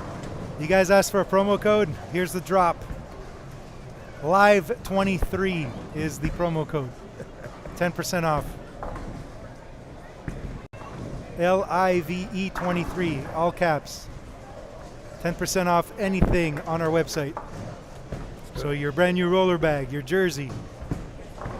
Hey, you could even get an old school vintage t-shirt with my father drilling a bowling ball with his afro. There you go. And the giant bowling ball. Yes. Make sure to check that out. Yes. Again, Live23. Donc, si jamais ça vous tente pour les gilets et quoi que ce soit sur notre site web, je viens de créer un code promotionnel pour 10% de rabais. Donc, utilisez le code LIVE, L-I-V-E 23, tout en grosses lettres, en lettres majuscules. pour recevoir 10% de rabais, surtout sur notre site. Donc, soit un gilet Canada, soit un nouveau sac, soit une nouvelle boule, ou même peut-être un T-shirt vintage avec l'ancien logo, avec mon père avec son afro puis sa boule géante sur la perceuse. Allez voir ça.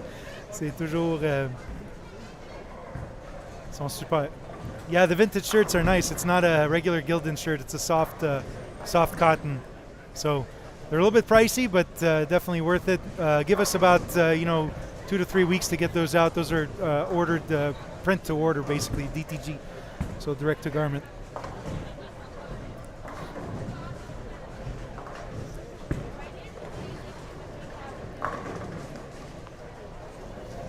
You have a forklift license? That's great. We're hiring in Montreal. Let's go.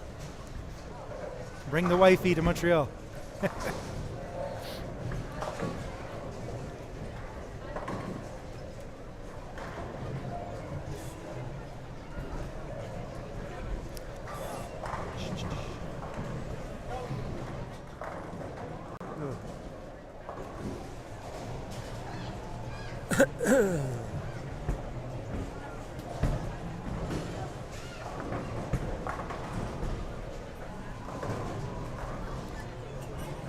All right, let's check the standings. Haven't checked them in a while. Okay, so after 8 games, François Lavoie, Mathieu Page, Jean-François Brossard, third now. Wow, good. What's happening to Jacob? 160. No bueno. Jeff Brossard. Jeff Brossard's solid. He's going to make the team again, I believe. Marissa Naylor, Felicia Wong. So Felicia Wong having a bit of trouble. Marissa now 100 pins up. Just shot 270 the last game, Marissa Naylor. Really good. Nice. Okay, so again, just head over to the link, save that on your smartphone, and just hit refresh every hour or so, and you're good to go. Tony Baston, no. You make a great bowling color man. The spinner from St. Leonard. There you go. Hey, he listened to me yesterday. He threw a dull bowling game, one shot 230. And then the entire team went to shit. So, sorry for the bad word there. But he got too nervous, I think. Oh, boy. Here's a good one. Do you have 100% off promo code? Just asking for a friend. I don't know. You have a Pikachu emoji, not emoji, but nameplate there. That means you must have a pretty good Pokemon collection. We could trade. I got some fire at the house.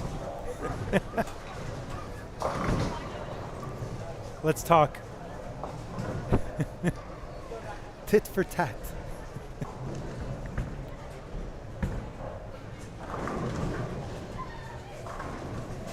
Avatar, that's the word I was looking for. Avatar. There you go.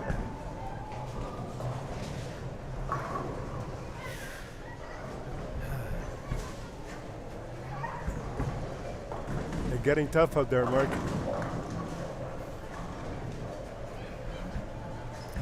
Can we get a player interview after the game, see what it's like, difficulty? Okay, not a problem. I'll see if I can grab someone while they're moving around. Would you like a past team member or just someone random that just walks by? Donc, on a une demande ici quand même très bonne. Est-ce qu'on peut avoir une entrevue avec quelqu'un pour savoir la difficulté du tournoi? Donc, j'ai demandé un joueur du passé qui a déjà fait l'équipe ou quelqu'un de flambant neuf. Russell or Mitch? Someone new or someone very experienced? Okay, you got it. I don't know if I'm going to bring Russell on the stream. You guys are going to blow up the chat. You might... good thing it's not monetized.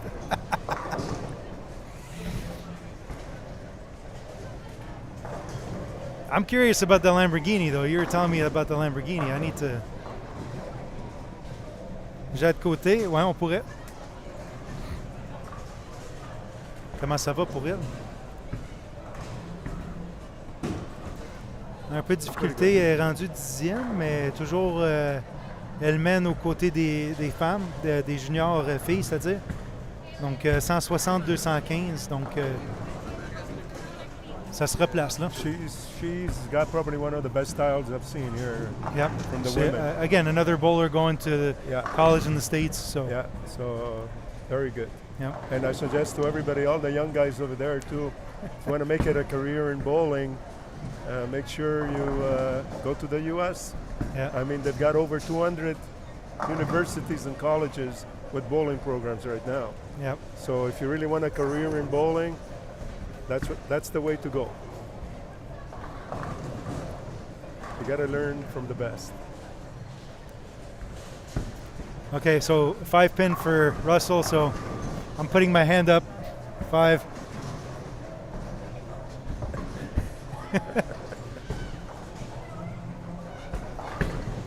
Everyone, hands up. 5 Hands pin. up, 5 pin. Con, 5 pin. 5 pin. Oh, boo.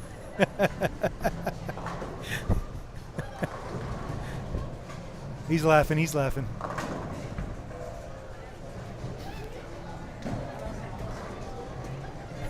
Boo.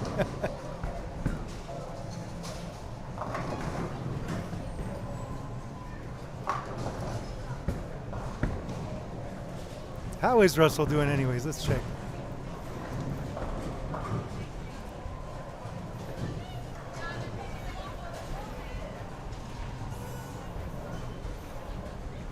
I need some help here. He's got to make the top 50 for tomorrow. Well, Sitting in 80th. So 140, 190 today. This afternoon, that is. But he can, he's doing pretty good here, pretty clean.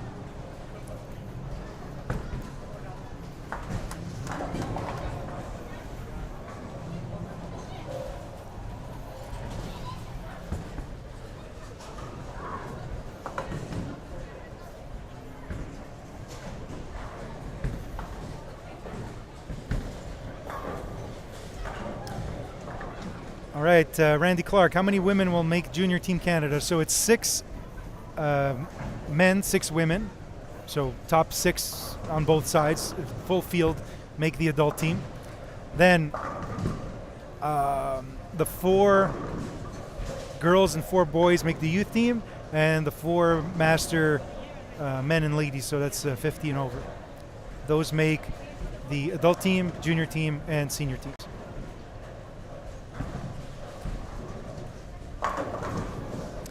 And then also on the adult team, they have the opportunity to select a minimum of 2 bowlers to make an 8-player roster, and I was informed yesterday that they can go up to 10. So they can take up to 4 selections as a developmental process.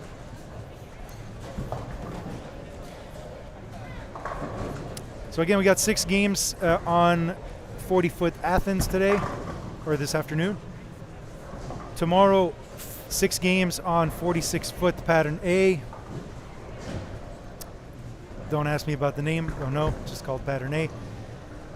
And yeah, then we cut to 50% of the field, and then bowl another 6 games. Oh, big move right for Mitch. wow.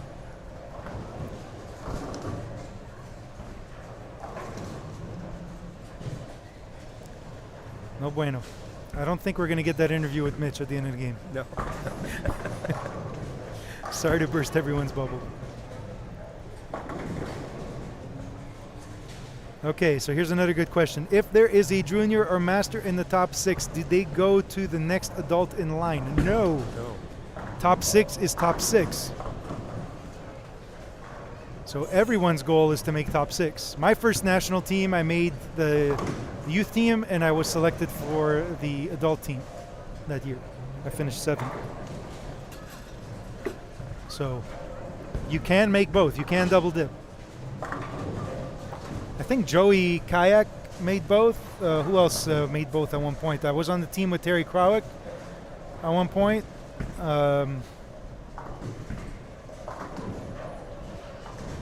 Who else recently? Jack Brace. One year had made the adult team here at Laurentian Lanes, if you remember. Yeah. So yeah, there are possibilities. Last year, Nick Blagojevic just missed out making the national team, but made the youth team.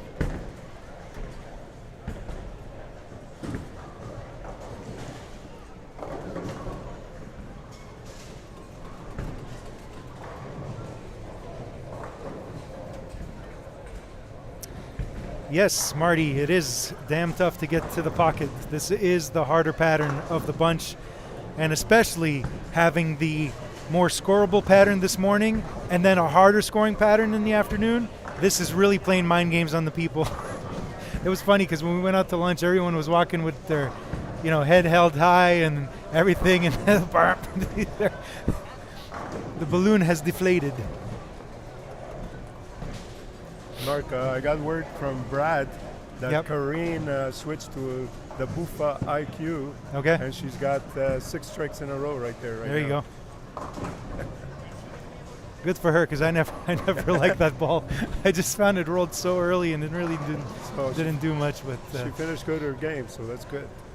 yeah, Razor made the senior team and adult team. Yeah, Yeah. there's a bunch of times where we had some double dippers. So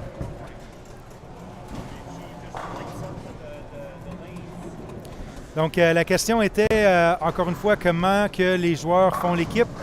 Donc c'est 6 joueurs adultes, donc le top 6 de tout le tournoi, chez les hommes et chez les femmes, font l'équipe nationale adulte. Ensuite, on prend les 4 juniors, donc selon leur âge, vous allez voir un astérix à côté de leur nom sur l'XR. Et après ça, pour les seniors, c'est les 50 ans et plus, on prend 4 de chaque. OK? Mais c'est possible qu'un junior fasse le top 6. Donc, dans le fond, ce junior-là ferait partie de l'équipe junior et aussi de l'équipe adulte. Donc, c'est possible.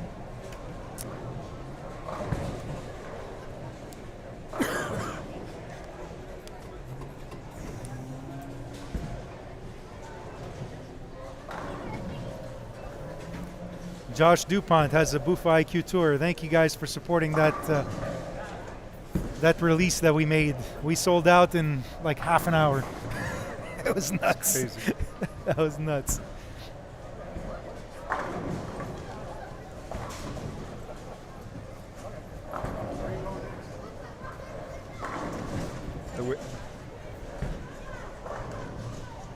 We had calls from all over the world actually for that ball. Yeah, but we were limited with Storm. We couldn't. They only wanted us to sell it in Canada, so it was a limited release.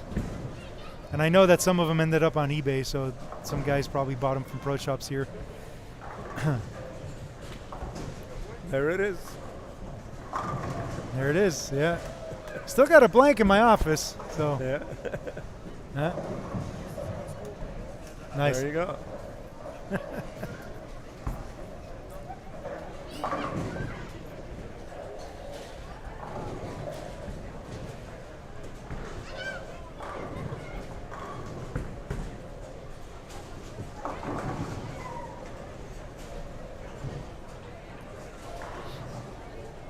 David Simard is having some problems.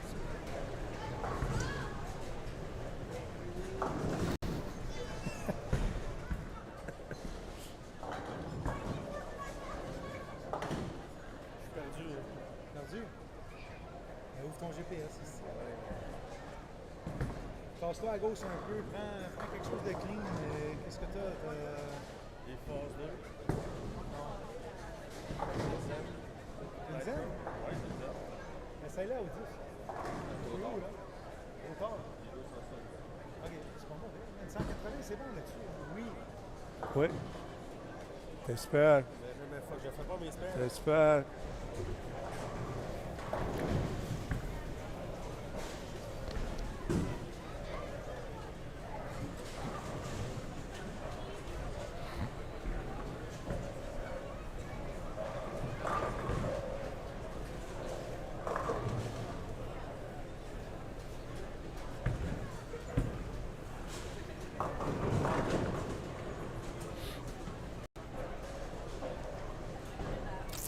Tasser la caméra. I'll move the camera while the women are off. Yeah. Get some of the guys.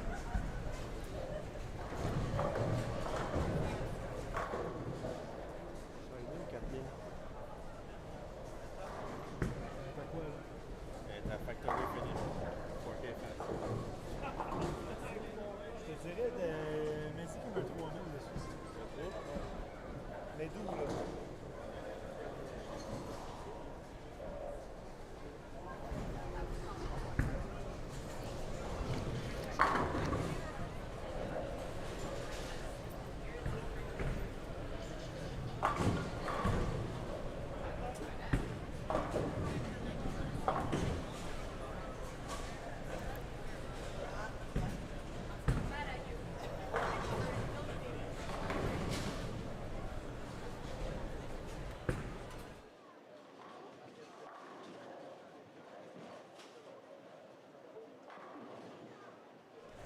All right, we're gonna get some interviews here lined up. See what we can do.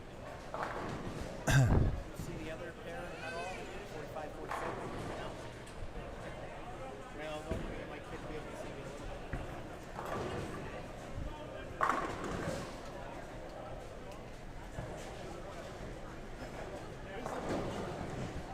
Jack Brace. When I started bowling team trials, there was no junior division.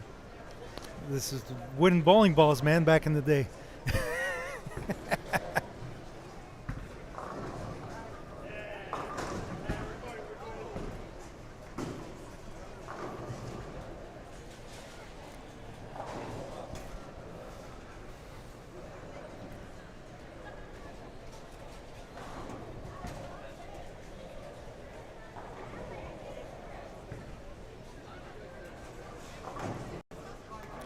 These are long days. Even though you're not bowling that much, like it's only 6 games, it's just long because it's a mental grind and it's definitely not easy. It's 226 punch out for Russ Molina.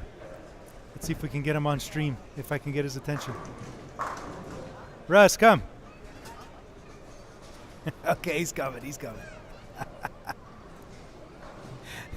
He's coming.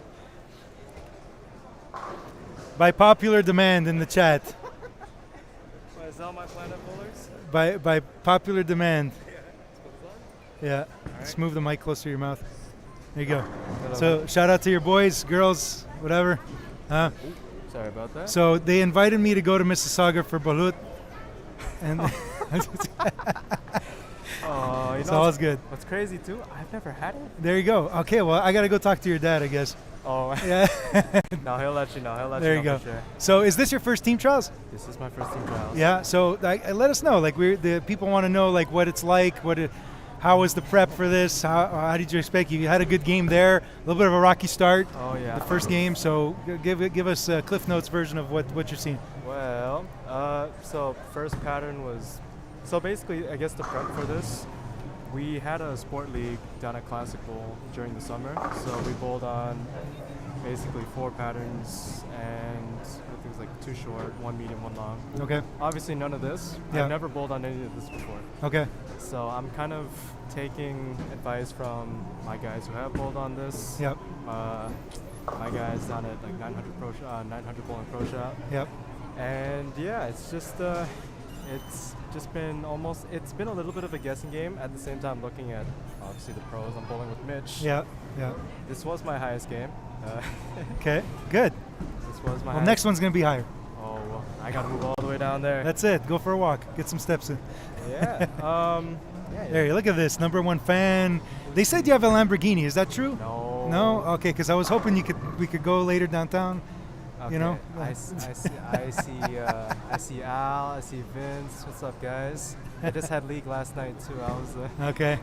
I was in practice while these guys were bowling league, so I couldn't Cool. I couldn't sub for them, but I'm over here, so Awesome. Well, good to see that you got a little bit of a fan base. So, best of continued success, my friend. thank you very much. Okay, ingat.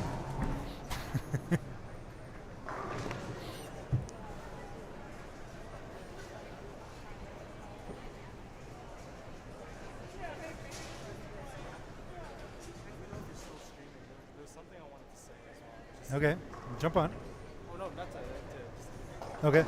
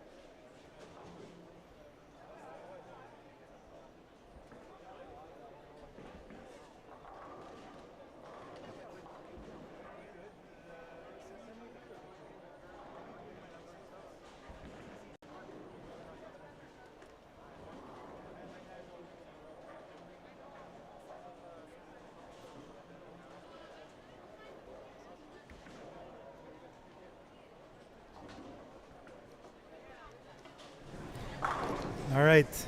Your boy Russ even asked me for some tips, so try to help him out.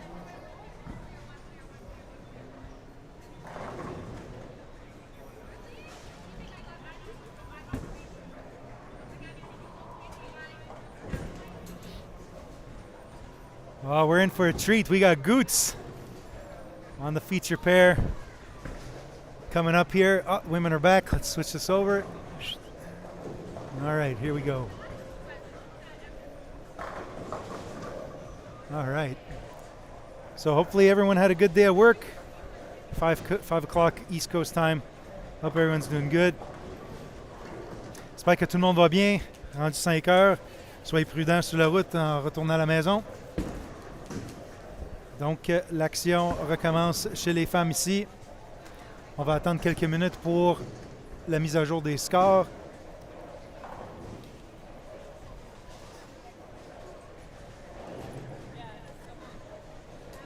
Good. Veux-tu embarquer? Veux-tu embarquer? OK, c'est bon. Should have told him to comb his hair. I don't judge, but I agree.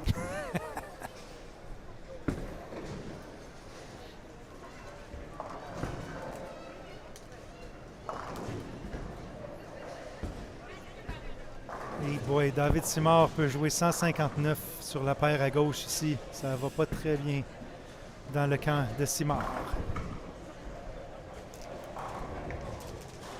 Il m'a dit qu'il n'était pas très fier de sa performance ce matin, mais c'est ça.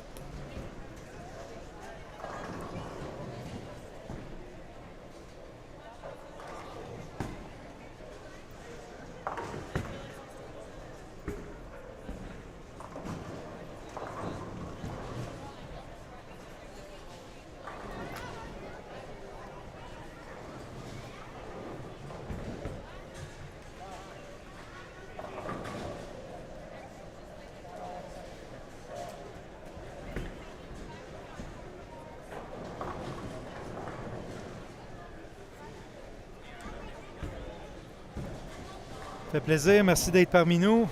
Est-ce que c'est la journée qui est plus tolérable ou la nouvelle boule?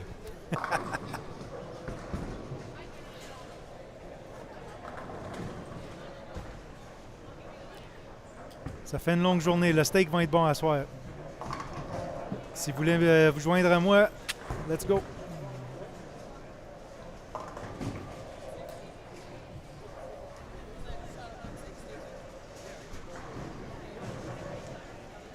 Let's go, Goots. Your fanboy Ryan Reed says what's up. Huh?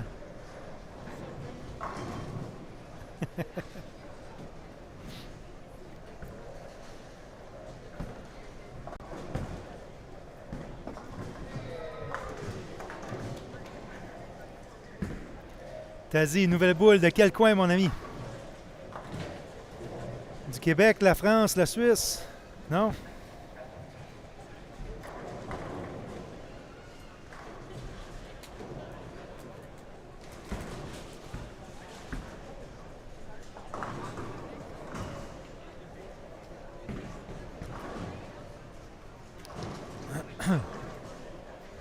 Lac-Saint-Anne.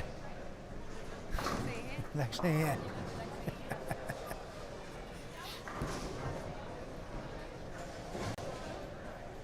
Ouais.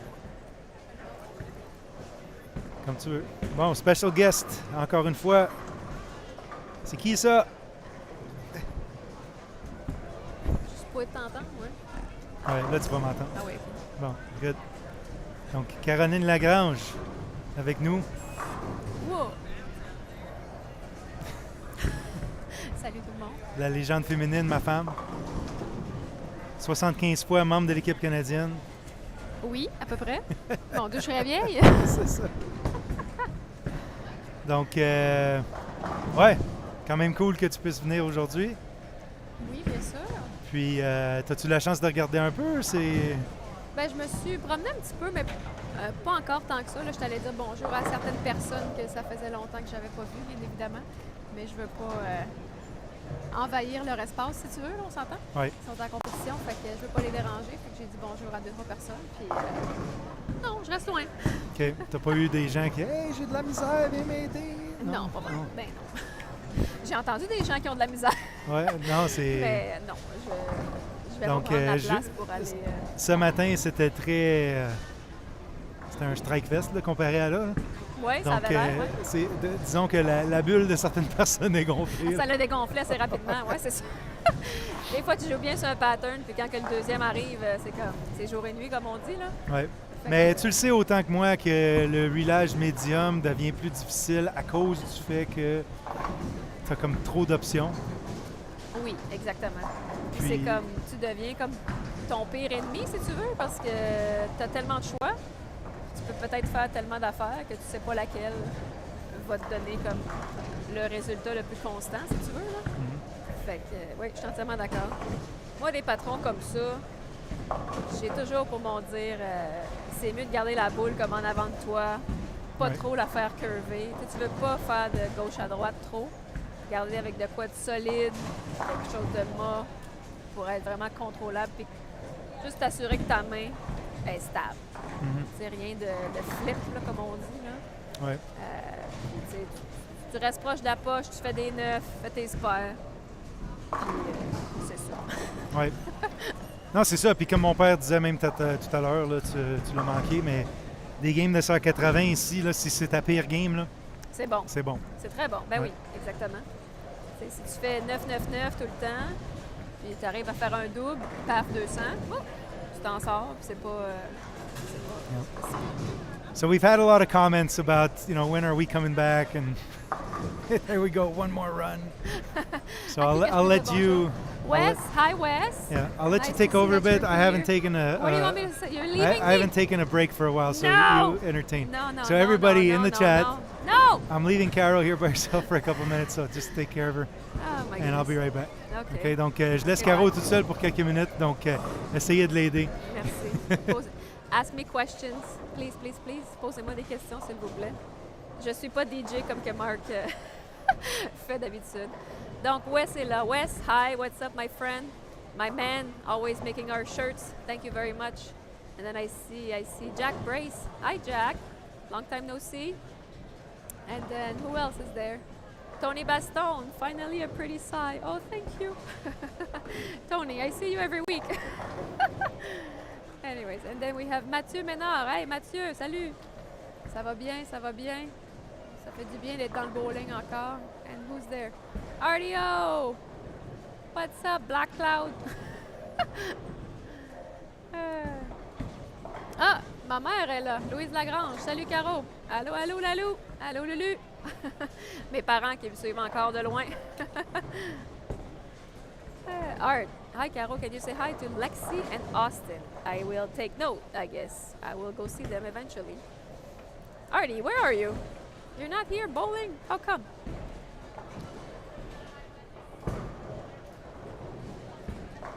Ensuite, j'ai Jacob Lausière. Salut, Jacob. Ça va bien? Moi, ça va super bien, merci. Écoute, moi, je vais répondre à la question. Là, RDO, il dit « One more run ». Les gens me demandent souvent pourquoi tu joues pas, tu es à Montréal, c'est chez vous. Ah, écoute, c'est bittersweet peut-être, je sais pas comment le dire. Depuis que moi et Marc, on a arrêté, ça fait 10 ans. On s'est lancé un petit peu dans une autre avenue, si vous voulez, bien sûr, avec la famille et tout ça. Donc, on run quand même aussi une assez grosse business avec Buffa Distribution, donc on est occupé.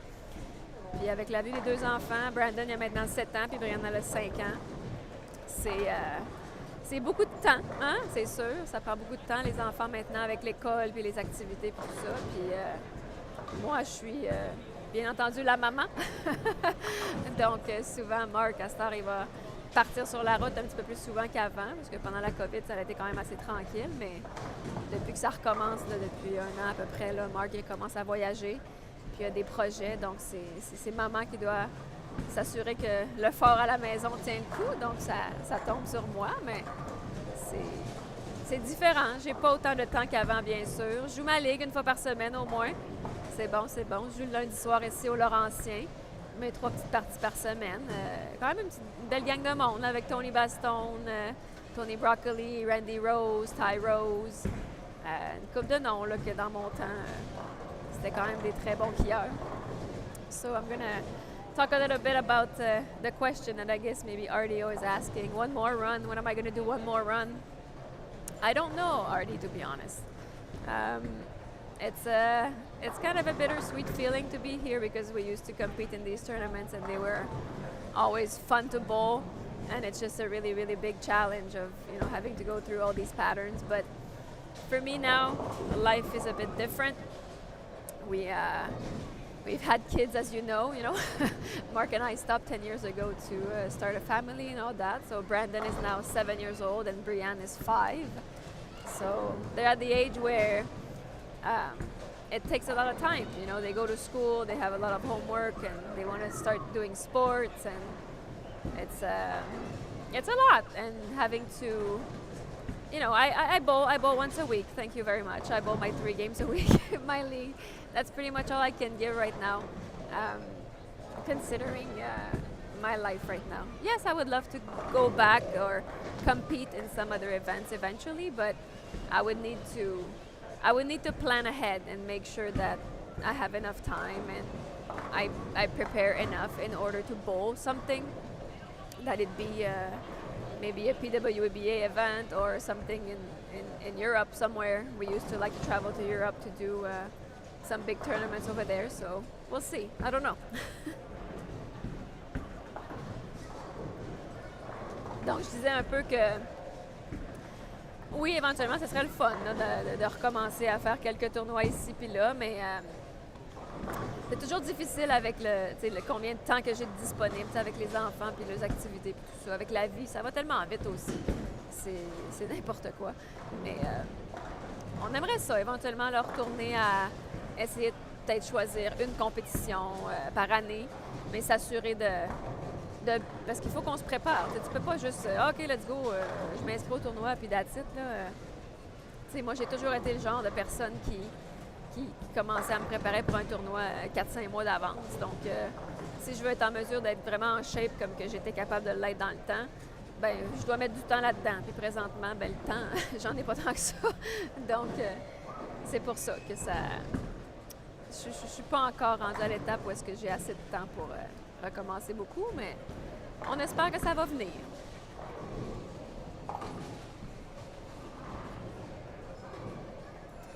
Ryan Reed, Art, if Caro puts on her shoes, she's on the team for sure. I'm not sure about that.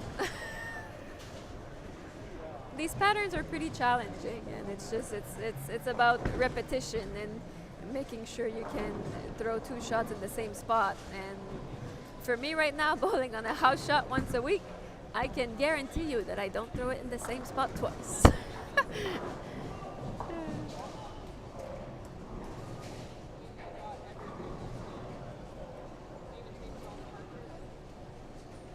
Ryan Reed disait que Ryan Reed, c'est un skieur de la Colombie-Britannique. D'habitude, il est ici, mais cette année, il n'est pas là. Je ne sais pas trop pourquoi. Mais il a dit si Caroline a mis ses souliers, c'est sûr qu'elle va faire l'équipe. C'est drôle, ça fait déjà une couple de personnes qui viennent de me dire la même affaire ici en arrière. Puis, je suis pas certaine. Je veux dire, peut-être, là, mais c'est quand même des shots qui sont assez difficiles.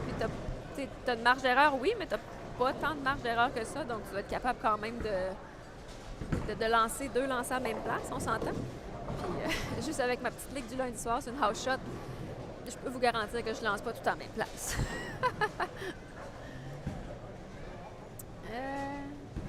Monsieur Stéphane Bouvier, prévu pour avoir un Montreal Open en 2023. Monsieur Bouvier, je vais vous répondre. Le jour que mon mari réalise son rêve d'avoir un bowling, peut-être qu'on va revoir le Montreal Open, mais d'ici là, je ne pense pas. So we had Stéphane Bouvier ask if ever we're going to see a Montreal Open one day again in Montreal. I will answer to him, if ever my husband fulfill his dream of owning a bowling center, we will have Montreal Open again. But until then, I doubt it will happen. Unfortunately, it sucks, I know, but it is what it is.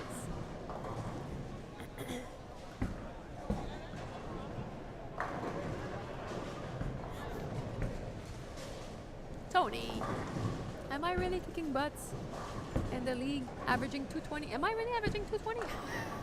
I don't even think I looked at the standing sheet since the beginning. I don't even know. I just bowl.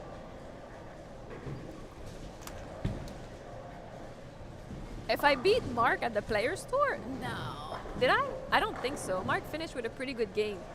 And I went, I started okay and then I kind of just went down the hill from there.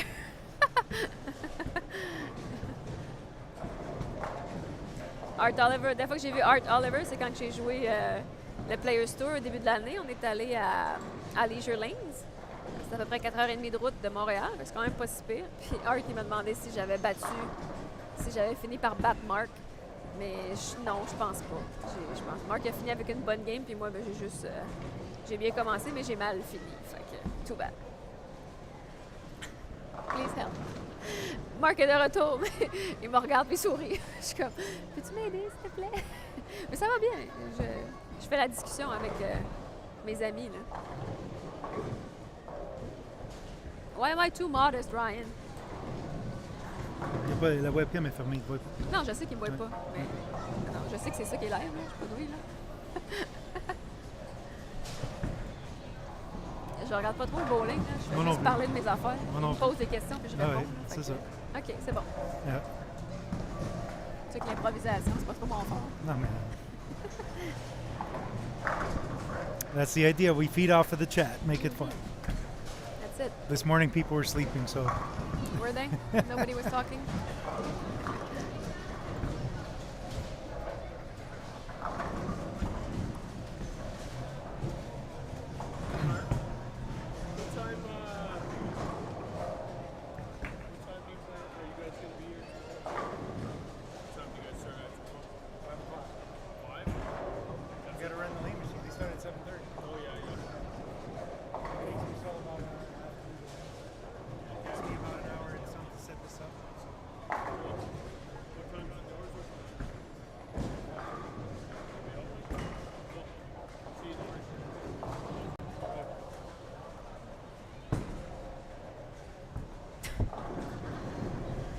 Go for a smoke, Mark?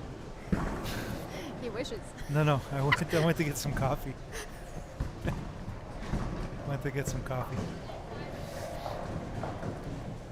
You probably, Art, you would have gone for like 5 smokes. Look at this. I get a coffee. It's you like get half of full. one. Yeah. That's nice. That's awesome. Should have walked across to Timmy's. It's okay. You're not supposed to bring in food from outside, That's no? yeah. It's supposed to. Supposed to. Key word in the sentence.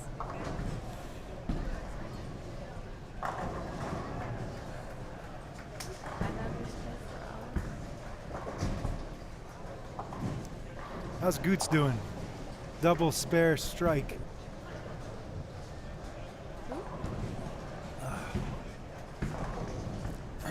I would have to. All right. I'm gonna take Tony's question. Caro, what is the best tip when in a pressure situation? Panic. What? Panic. Come on. Here, let's let Art answer that one. Kick the ball return. They put the ball in the trash can. No, that's Dan McClellan. That's Dan D-Mac, McClellan. Yeah, I know. That's D-Mac. And it didn't fit. Couldn't fit. Wouldn't fit. He didn't win. Panic. No, in a pressure situation. Slap it out. No, no. Well, yeah, if you want to. You know what it is? It's to keep things as simple as possible. Yep. It's to, if you have to step up in the 10th frame to win, and you know it. Let's say you need a double and 4, just like at my first. Well, roll. okay, wait. Let me ask a question for the question. Oh, Is go. it a pressure situation like where What is it? What is pressure? you need to double in the 10th, or is a pressure situation like today where the scoring's a little bit lower and you need to grind? Because those are two different types of pressure. Yeah, but I believe. right now there's not. I don't feel like there's much. I disagree with you. There's a lot of people that want to Pressure? make the cut. Yeah. Okay. Yeah. So I guess if you can both, well. Both. Oh, great. So, which one do we start Well, with? he's asking you, not I don't me. know. He said Caro, ... Bon, What is okay. the best? Didn't say Mark. It's like screw Mark's. Yeah. Okay, well, let's talk about, let's say you're in a match and you have to strike out to win, and you know that you need it. For me, it was always to just not think about, I guess, you can't think about what you want. You can't think about the results. You can't think about the fact that you need to shoot 3 strikes, you know, because you might panic. Yes, there we go. So what you need to do is you just need to think about your process. You need to think about what you need to do to get that shot, to go down the lane as best you can, pretty much.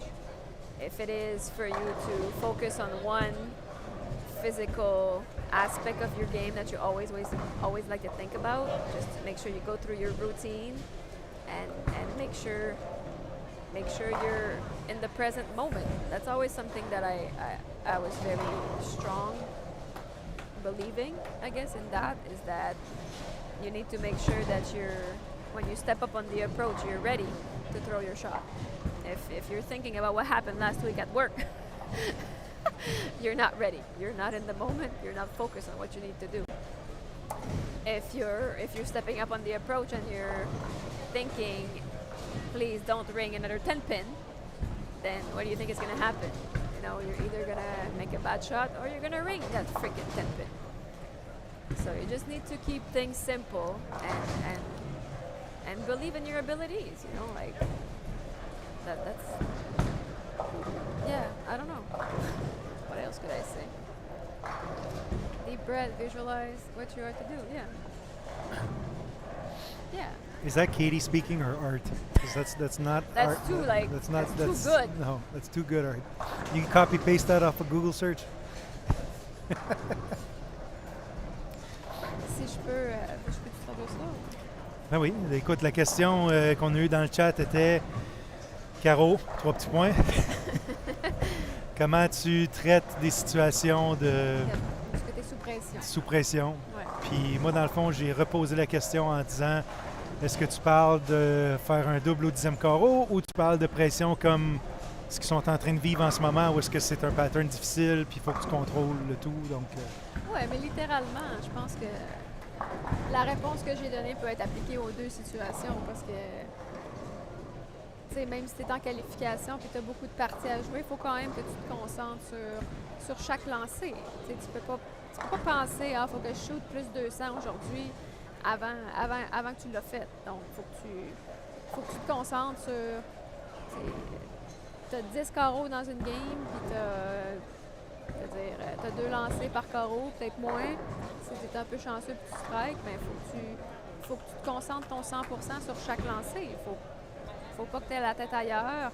Quand tu embarques sur l'approche et que tu commences ton lancer, il faut que tu sois dans le moment présent. Es-tu capable de te dire est-ce que je suis ici, là? Est-ce que je suis comme prête à lancer mon lancer, oui ou non? Si la réponse est non, ben embarque pas sur l'approche, lance pas ton lancer parce que c'est sûr que tu vas le manquer. Tu sais, moi, j'avais tout le temps un peu le déclic de me dire, quand j'embarquais sur l'approche, moi, je mets toujours, j'enligne mes pieds, je regarde mes pieds, après ça, je regarde la flèche, je regarde mon breakpoint, je trace ma ligne, je regarde le pocket, et je ramène ma ligne. Je regarde encore, dans le fond, je fais flèche, breakpoint, pocket, pocket, breakpoint, flèche, puis après ça, je set up, puis je pars.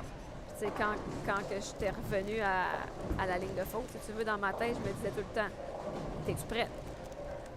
Je me posais la question à moi-même, t'es-tu prête? Puis je me répondais quand j'étais prête, oui, let's go, tu sais. Donne tout ce que tu as, puis fais juste te concentrer sur ton lancer. Tu peux pas penser au résultat, tu peux pas penser à qu'est-ce qui va arriver demain, parce que c'est une shot à la fois, simplement. Le plus simple que tu gardes ça, le mieux que ça va être. Puis je sais que ça peut paraître compliqué, surtout comme sur une shot, comme qu'est-ce qu'ils font maintenant, c'est un patron médium, où ce que tout le monde joue un peu n'importe où, puis tu sais pas trop c'est quoi la meilleure des shots. Donc, c'est un peu de faire... t'assures que tu fais le meilleur lancer possible, que si tu as une pas pire de réaction de boule, garde-la le plus longtemps que tu peux, reste proche du pocket, fais tes spares. Puis si tu pognes une bonne paire et tu es capable d'avoir une game de 2,40 ou de 2,50, mais ça sera de l'extra, that's it. Sinon, si tu joues 190, 200, c'est bien correct. Là. Je veux dire, il ne faut pas que tu te stresses avec ça. Puis on va tous en avoir des games de 140. C'est ça, c'est sûr. Tu peux pas te dire... pas paniquer parce que tu fais une game de 140. Oui, je sais bien que c'est plate, là, mais il va sûrement en avoir une à tout le monde dans le field ici aujourd'hui, là, quasiment.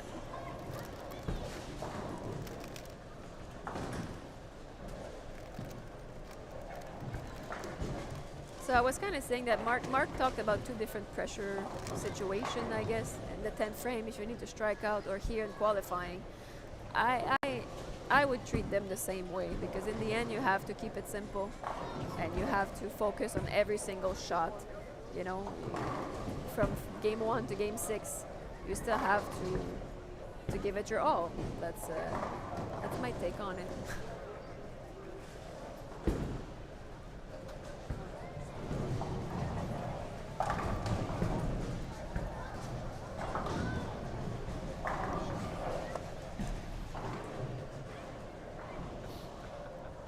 Qu'est-ce qu'il y a? Ah, Guillaume, le magnet is arriving. Il va falloir que tu... Nous avons une invitée surprise ou... full surprise. Tellement surprise que toi-même, je pense, tu savais pas que tu allais collaborer aujourd'hui. Ah non, je suis venue ici pour faire la spectatrice, puis là, ben... Tu fais la commentatrice. Je fais la commentatrice. Wouhou! Tout le monde à la maison, une bonne main d'applaudissements pour Caroline. Wouhou! Je m'auto-applaudis, là. Tu m'entends-tu dans mon micro, là? Big round of applause for Caroline being here in the booth Yes, yes. at the team trials. Ça fait plaisir. Avec tes yeux très avertis de quilleuse élite, Bon, que remarques-tu présentement de la part, j'ai envie de dire peut-être plus des quilleuses parce que, tu sais, dans le fond, tu es une femme. oui. Puis on le sait, tu as été avec Équipe Canada vraiment plusieurs années. Donc, de ce que tu as vu présentement, c'est quoi tes premiers commentaires, je te dirais, par rapport au jeu des femmes cet après-midi? Question piège. Question très piège, parce que j'ai pas trop regardé encore. D'accord. Écoute, Ben disons, OK, c'est le patron Athènes, 40 pieds. 40 OK, pieds, qui est un patron, on va dire, moyen, hein, n'est-ce pas? Qui, d'après moi, peut être attaqué de différentes façons. Puis, présentement, est-ce que tu penses, selon toi, qu'on attaque les allées peut-être de la bonne façon? Ou toi, Caroline, comment les jouerais-tu, selon toi, selon ton expérience? Bien, je pense qu'un patron, justement, 40 pieds comme ça, il faut que tu gardes ça. C'est comme tu as dit, c'est tricky, là, comme on dit. Là, c'est tannant un peu à jouer parce que, comme Marc disait tantôt, on peut jouer un petit peu n'importe où. T'sais, on peut prendre pas mal, pas n'importe quelle boule, mais tu peux attaquer l'allée de la droite, du milieu, du centre. Tu sais, c'est comme tu peux être deuxième flèche, comme tu peux être troisième flèche, puis quand même arriver au dans la poche. pocket pareil. T'sais. Sauf que c'est la constance, je pense, qu'il faut que tu essayes de trouver, ou c'est la réaction de boule qui va te donner le moins de split possible. T'sais, parce que souvent, tu vas voir des gens, 4-5 en ligne, paf, big four. 2 en ligne, un autre split. Un autre 2, un autre split. Tu sais, c'est bien le fun, mais ça avance pas vite. T'sais. Moi, je préférais faire 9-9-9, strike, 9-9-9, strike. Là, tu fais 220, 230. Je suis contente avec ça. Tu n'as pas eu comme le côté « Ah, j'ai eu un trou parce que c'est frustrant un peu. Oui, mais ça fait trop un peu un Up and down. roller coaster, on va avec nos anglicismes en plein, en tout cas. Montagne russe. Montagne russe, c'est ça. Des hauts et des bas. Exact. Voilà. Donc, moi, c'est ce que je rechercherais. Là-dessus, là, moi, j'irais avec ma boule moyenne gamme, solide, avec ce que j'appelle, moi, là, lancé par en avant, là, avec la main en arrière de la boule. La main complètement en dessous de la boule. C'est bien straight, là, rien.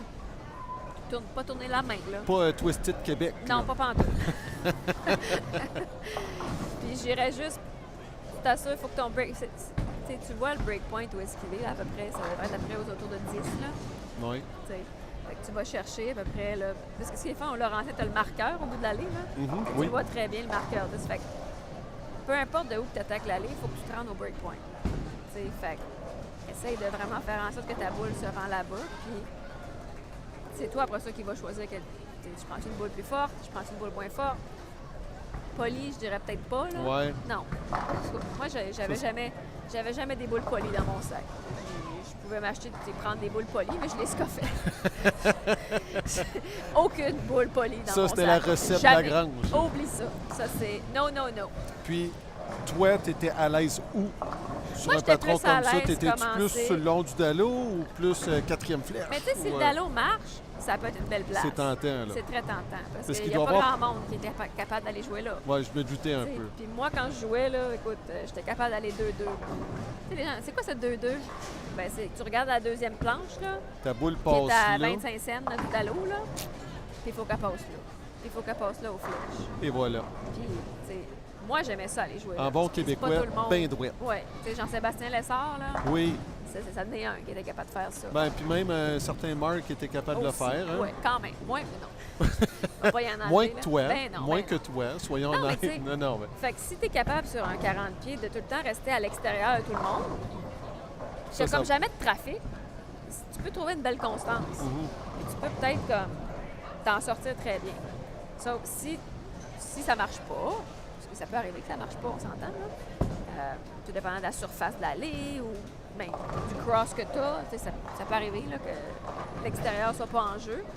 Ben, c'est sûr que moi, je commençais tout le temps à peu près dans de 8, 10, 11. Ça, c'est là que je commençais. ça, c'était ton spot. Ça, c'était le spot pour commencer. Puis après ça, ben, c'est juste comme qu'on appelle, là, chase it left. Migrer Migrer. tranquillement On- vers on la fait une gauche. transition tranquillement, pas vite, tu sais. Puis c'était tout le temps des moves pas mal parallèles. OK. Tu sais, je me tassais un avec mes pieds, un avec mes yeux. Deux avec mes pieds, un avec mes yeux. OK, tranquillement, pas vite. Tranquillement, Là. Il n'y avait tu sais. rien d'extrême. Je Là, faisais 5 jamais. et, Et un. je sais pas. Non, ça se Non, faisait pas. Ça, tu changes tes angles. tu sais. Forcément. Fait que tu veux toujours garder pas mal le même angle, mais tu fais juste te rapprocher un petit peu plus du centre. Là, éventuellement, ce qui va être difficile, c'est s'il y a du monde qui ont commencé à gauche de toi. Sur les Oui. femmes, très rare. En tant que femme, Oui. je te le dis, c'est très rare. Fait que j'étais tout le temps la fille qui était la plus à gauche dans le temps, là. Et ça pouvait certainement t'avantager parce qu'il n'y avait pas de trafic Ben, c'est qui ça. passait là. Exactement. Fait que tu si sais, tu avais les- besoin de bouger, bang, toi tu bougeais, tu étais en confiance. C'est Mon ça. breakpoint il est là, la Ouais. boule va aller là. Puis après ça, ben, c'est de faire le. Tu sais, si ta boule. Parce que quand tu commences avec une boule solide, médium, tu sais, qui n'a pas un potentiel de crochet trop élevé, si tu veux, là, plus que tu te tasses à gauche, à un moment donné, elle va en manquer. Tu sais, elle verra pas le coin, comme on dit. là. Elle va mourir un Elle peu va trop mourir, vite. puis elle va te laisser tu sais, des choses, tu sais, des weak 10, comme on appelle. Là. Enlève-le. Petite pause, bouteille d'eau pour Caroline. And folks at home, don't worry, we're going to translate that in English. You know, the basic question was asking Caroline how she would play the lane. It started like, how do you feel? Like, are they throwing the ball the right way and stuff like that? It was kind of difficult for her to answer because she has just arrived. And you know, we asked her to come to the booth and you know talk to you. So it was kind of hard to say if the ladies were playing the lanes the right way. So I asked her like, how would you play the lane with such a pattern that can be attacked different ways? And once she and and once she is good to talk, I will let you know.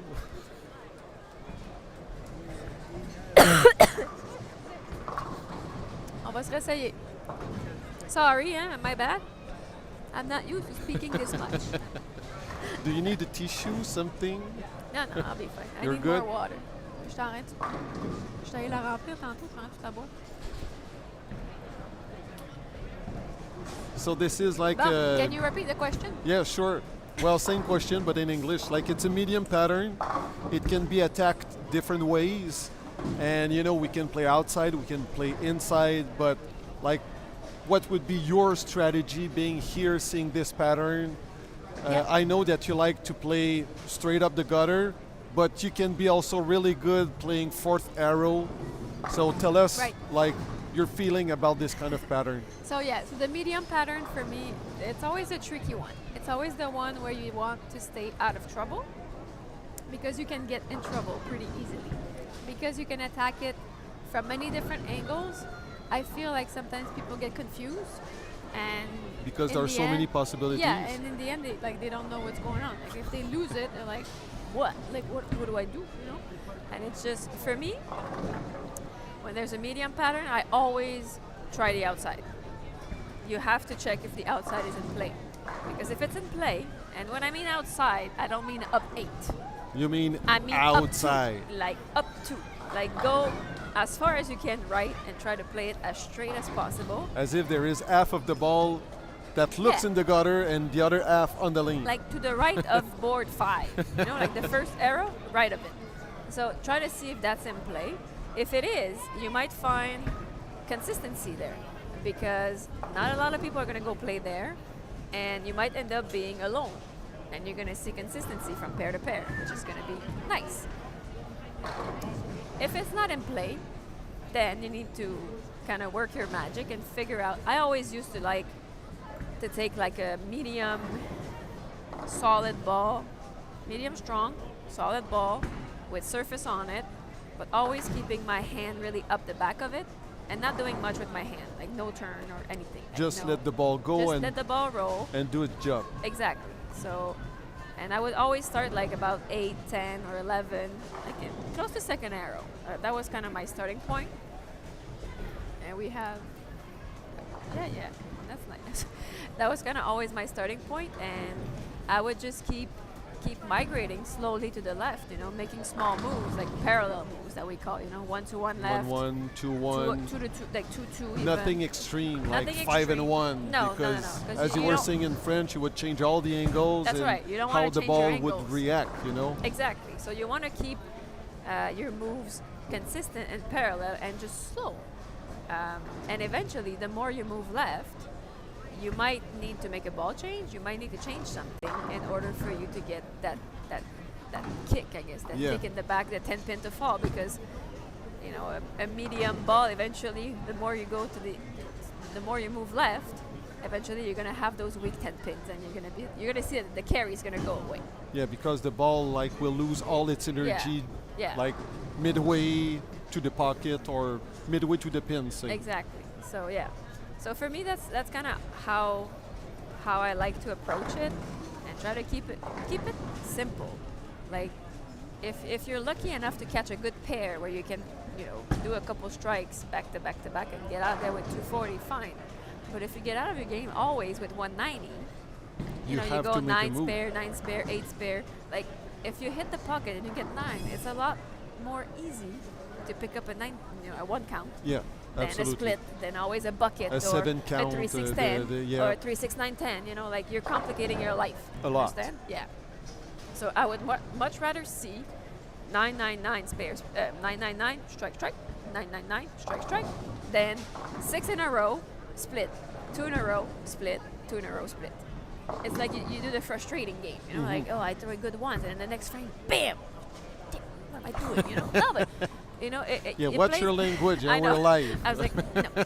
It plays with your emotion too, like the roller coaster we were talking about earlier.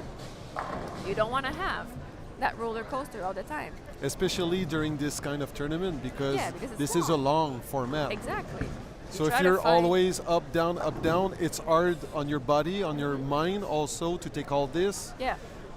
And when you're consistent with all your emotions and what you're doing, you're going to go through the day. You're going to go through the day like this, you know, Well, not like this, but by I guess you're gonna Up to be a certain little extent. bit less tired. Yes. yeah, exactly, less Yeah, tired. Yeah. So yeah, that would be my my take on that pattern. So try to keep things simple. Try to keep your angle straighter. Straight. I'm not speaking for the guys. Like I'm a woman. You understand? Like I can't compare to because I'm sure the guys eventually will end up hooking the whole lane, and it's normal and it's fine. But it's not what Yeah, it's not what we would do. It's a different strategy with the ladies, Exactly. obviously. Like it's way different. And Less roll and because I used to love to play left, you know, like I would just, if I could move, you know, 5 and 3 left of everybody, I would just do it and do my thing, you know, but that was me. So if on the pattern like that, I was able to get that done, I would definitely end up doing it And yeah, and just bump into it. Like, because most girls sometimes are just gonna stay second arrow all day long, and it creates this nice wall to the right. And I'm just like, Oh, let interesting. let me use that here. That So And- if that and I ends can up being remember. this way, I yeah. can remember you being on the lane. You were like, well, back in the days. Today it's different, I would say, because we see more and more power with the ladies today, I believe. And back in the days when we were young, Thanks. Makes me feel well, so much. well, I'm talking. To you? Yeah. Okay, yeah. You're like a year older. So when we were young, you were like one of the only women who could play like the center of the lane. So Yeah. obviously, when you were there, you were like, okay, she's going to kill it again. Because of that wall you were talking about, Well, you that's know? it, yeah. Because they didn't, I guess that they didn't realize what they were creating up there, on the lane, creating this wall. Well, and not that they realize is that I don't think they knew what else to do. maybe Because a lot of women, the knowledge was different. the knowledge was different. But I'm sorry to say, but they wouldn't move left. They were scared. It's like, I don't know.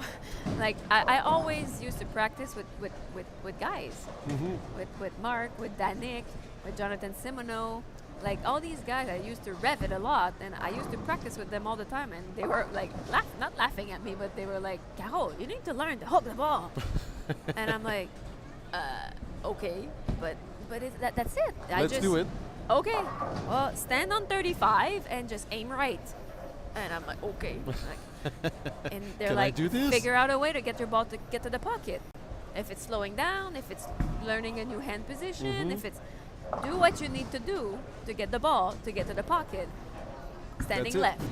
And I practice and and practice and and practice all and practice. and all the tournaments that you would bowl again back in the days when we were younger, it was only like open tournaments, lots of men out there. Yeah. So you needed, as you were saying, to Spin to learn. win. Yeah. Yeah, but you know what, Guillaume? That's something that I like in everything that I've won or accomplished, I guess, with Team Canada here in Quebec, back home. I never won a tournament. Like, I don't know if you guys know that, but I've never won a single tournament in Quebec. Never in my life. In juniors, okay, fine. Oh wait. As but an adult, playing against the men, never.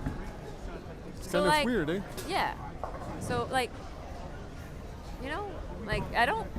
Yes, I've accomplished a lot on the women's side, but here back home, I'm just one of the other people that never won. You know what I mean? Have you ever had like this desire of, I'm going to win that tournament, and It never happened. Not that I didn't have the desire. Okay, yeah. I tried. Yeah, that was my question. The But- desire was there. Well, yeah. Like the I same just- desire as being on Team Canada. I want to win. Well, I obviously every time you stepped on the lane, or every time you step on the lane, you want to win. We all know that. And as I told you, Yeah. maybe a couple of years ago, even myself looking at you on the lane, we were not in the same category, Yeah. because I'm a man, obviously. And just by looking at you, it's like, oh boy. She means business. She means big business, Don't mess with Caroline, because look at her eyes, Yeah, that's funny. With my little stature, you could read in my face. A lot. Yeah, I know. A I remember lot. those days. Those days were fun. There was a question. Can you move Where? over here? I think I can do Someone it. asked, what is medium? Medium what? Can you give an I should of what you mean by medium? Medium would I be think the medium length, ball, the length of the pattern. either the length of the pattern or a medium medium aggressive ball, like. So the medium pattern would be 40 feet, right? Like a lane is 60 feet long. 40-ish. So you only oil 40 feet, and then if you referred to the ball, a medium ball, back in the day would have been like. I remember one tournament that I bowled here, and it was a 38-foot pattern, and I used an eruption. You remember the Columbia eruption? It was a solid ball. It was a blue ball. For me, that's like a medium ball. But compared to what's right now in the market, It would be like a lower hand ball. I'm not sure. I only have 2 balls in my bag now. I would say maybe like an IQ, like a solid IQ. OK. Would that be medium? A medium ball nowadays, Mark, like something to go on this. Like between 040 and 050 differential. Between 040 and 050 differential. There we go. Eh? The master just spoke. Yeah, these numbers, IQ tour solid, would that fall in that? Yeah, that would be good. Yeah. Actually, that's a little bit lower. Lower? That's lower? Like my eruption back in the day, like the eruption pro. IQ Tour solid could fit there, yeah. Yeah, IQ tour solid would fit. So see, we answered the question. Awesome. Thank you, Daniel.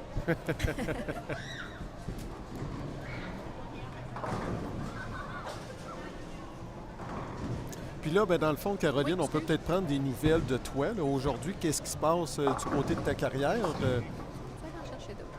Merci. Qu'est-ce qui se passe aux côtés de ma carrière? Ouais, ben, Est-ce que j'ai encore une carrière? ben, une carrière, tu joues encore au hockey, je crois, le Oui, bien lundi, sûr. exact. Je joue une fois par semaine. Comment va ta saison?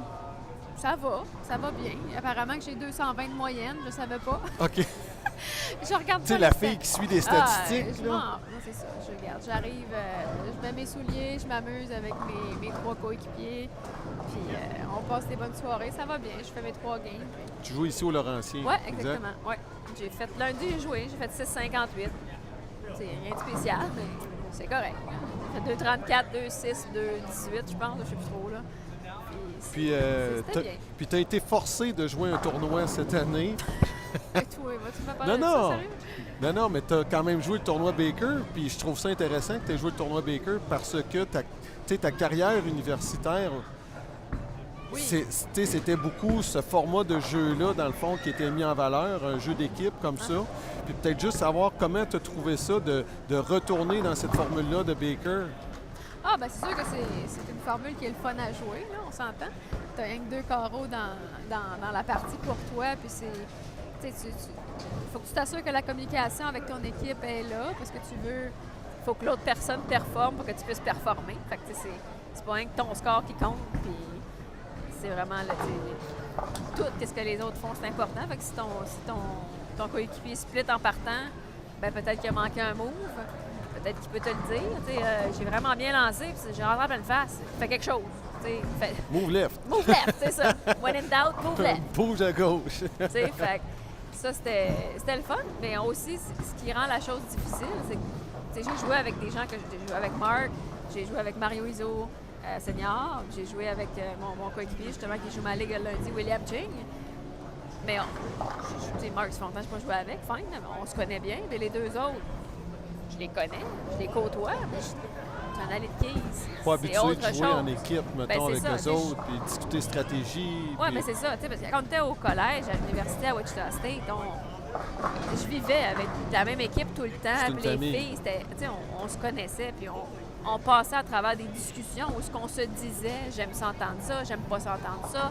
Tu sais, fait que quand tu arrivais sur une allée, tu sais, si lui, tu lui disais de quoi après qu'il a fait un split, tu mangeais un coup de poing sur la gueule, tu sais. Fait que, non, mais on se le disait, tu sais, pour être bien honnête, là.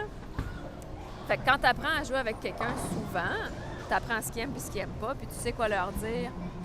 Et comment leur dire Et comment aussi. leur dire exactement pour les garder dans la bonne attitude, tu sais.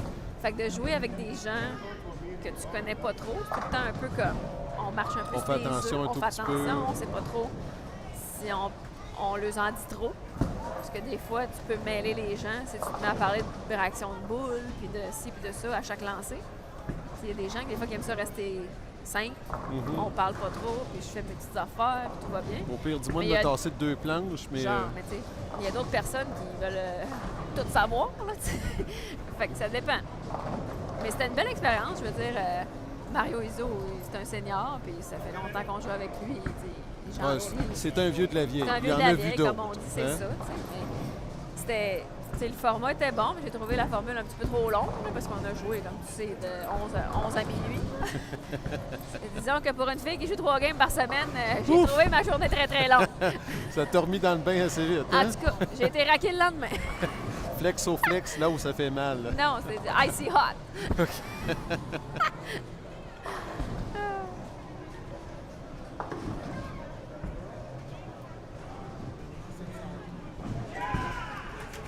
Ah non, Face Geneviève. Non, Geneviève en tant que gaucher aussi, là, j'ai envie de C'est dire. move right? Non, c'est move left. C'est Move- tout le temps move left. Ça Move marche left. pas, bouge à gauche. Et il faut... Maybe Daniel Q, I guess. The phase two would be a pretty good ball to play on the medium pattern. I think. yeah, I would say. I would, yeah. Yeah. A good old faithful phase two. Yes, I would use a phase two on this pattern right Can now. you repeat that, please? Good old faithful phase two. Great. You're That was good. That was better. Yeah, excellent. I give you a 10. When I'm struggling, I move to the parking lot. Yeah. Or to the bar. Yeah, that's another Yeah. good place. Another The, good place. the turn, the 11th frame. Funny. So Caroline, I was, asking you about your career. Oh, that was close. Sorry. So this That was is almost- that was far almost- right, eh? A little too far right. Far But west, He did far it right. better. That's pretty good. So I was asking like about your career today. We know that a couple of years ago you went on the PWBA tour, and now coming back home, we had the pandemic. It didn't help, but Yeah. now you bowl league here at Laurentian Lanes. How is your season going so far? It's good. It's good. It's for fun, now these days I bowl for fun, unfortunately, if I can say it that way. But no, I come here, every Monday night and I bowl my 3 games. Like I said, I shot 658 this week, and it's all right. And someone told you that you have a 220 average. Yeah, I never look at this. I don't. Whatever. They send it by email. Randy does a great job. He sends them. He writes us all the time, and I read the email, but I never click the attachment. And I'm just like, okay, whatever. Okay, whatever. I show up. I bowl my 3 games, and I go home. And yeah, that's kind of what I do now. Oh well. And that was in October. You had to bowl a tournament because Mark forced you to bowl a tournament. He sure did. That was the Baker I tournament. had already told no to 2 people, which Yeah. you were included in those. I think I was. And After asking you like 3 times or 4 I times, said whatever. No. And then eventually Mark went behind my back And said, and "Oh, put yeah. me on the roster without telling me. Yeah, I'm going So to I bowl was with like, Caroline, Mario, and Okay. yeah, give me a spot. So anyways, But, yes, yeah. I ended up bowling Baker. And even though you were not on my team, it's fine. I still like you a lot. Thank you. I But hope so. it was so nice to see you, bowling this type of tournament in my home, in Yeah. my In Quebec? in Lévis at the Bolodrome, and bowling this type of tournament. I'm pretty sure that it reminded you of the good days at the university because it was the format that you bowled pretty much all the tournaments. So Yeah, for sure. how did you like being in this kind of environment for the first time since Since so many years. and especially because it was I don't want to say the first, but no, we had the Défi des Accros. Yeah, like the Défi 2 des years or Accros. 3 years before. yeah, a couple of years ago, but like the first big Baker tournament, I would say, in the province. How did you like bowling this type of tournament? No, for sure, it was fun. It was definitely different. You don't get to bowl Baker very often, and it's unfortunate because this format is not very well known here. I guess in Quebec, I'm not sure in the rest of Canada because I'm not too sure. But here in Quebec, it's not something you see often. But it's something that is fun because you have to rely on everybody. Everybody's important in the game. If somebody is always splitting or missing their spares, they're hurting you. So you got to make sure that you figure out a way to help them out and get them to get back on track if you want, you know. And it's always the way you talk to people and that's what's and- hard too, because and knowing your teammates. yeah, like when I was in college, like I said in French, I used to live with the group of girls that we had, you know, and we talked every day, we bowled every day together, we traveled together, we worked out together, like we knew. Exchange boyfriends too? No. No. Some of them did, but not me. Yeah. Anyways, Okay. moving on. So that's it. You get to know these people, and we did exercises with the team together that we shared what we like to hear and what we don't like to hear when we go on the lane or when we're in the back and stuff like that. And it made that much more difference when a girl needed to strike out for us to win. You make sure you say the right thing at the right moment.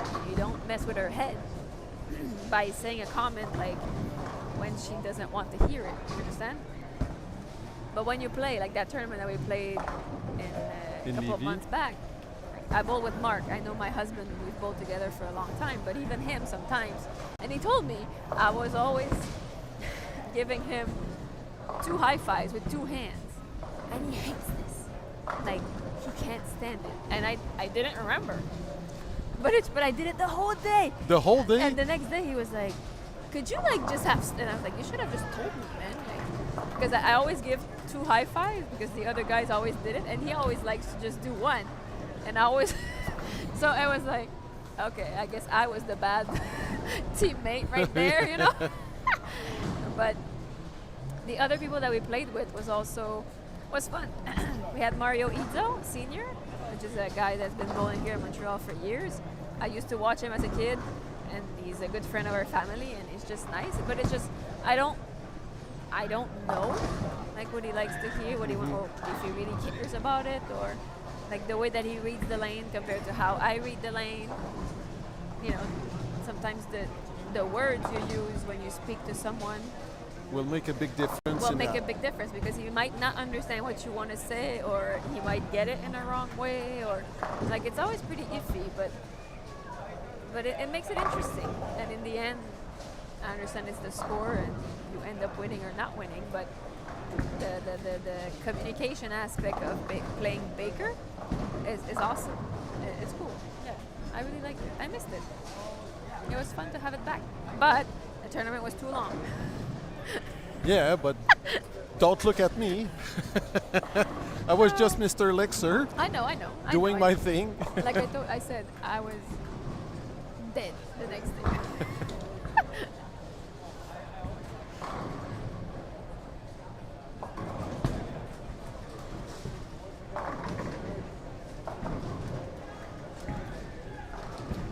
Well, you know, Daniel, about this comment that you're making up there, you know Patrick Dextrade, right?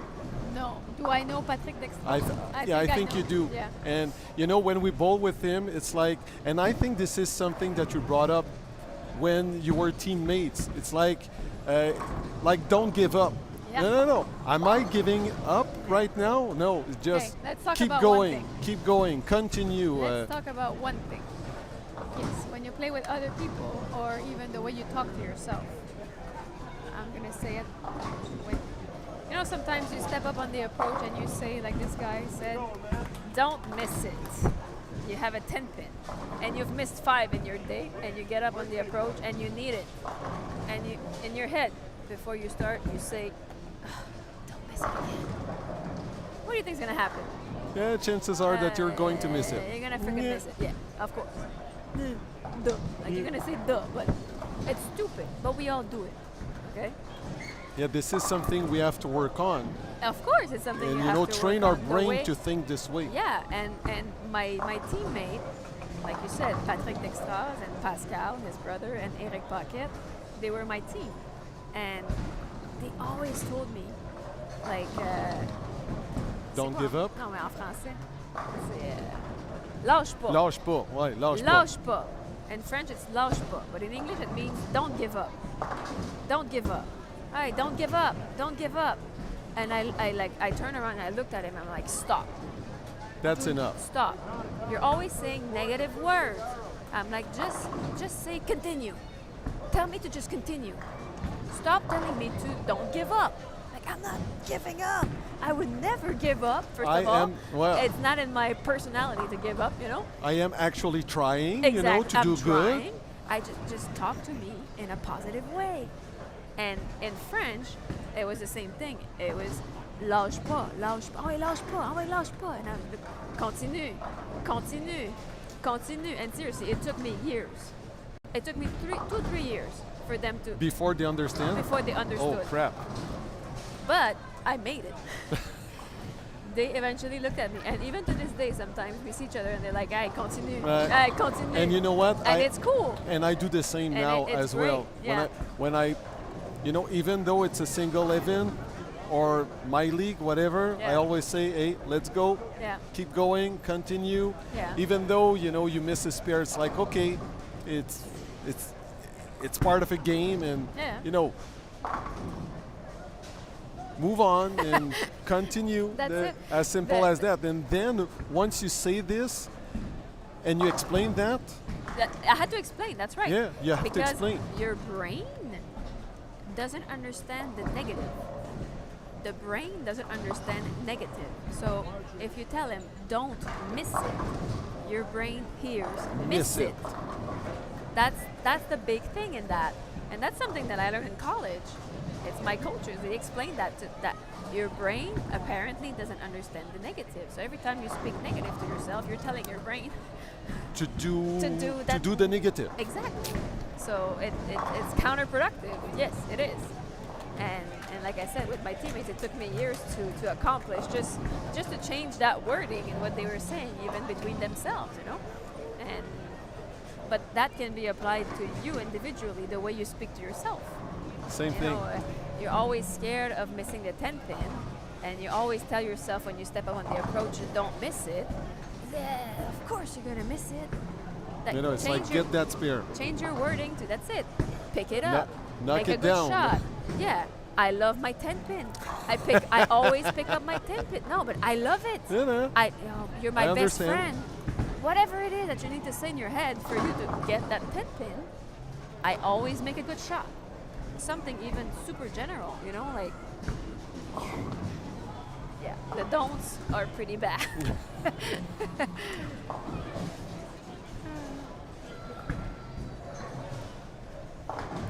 Art deliver. My brain understands negative. Really? Yeah. Really? Okay, this is something brand new, Art.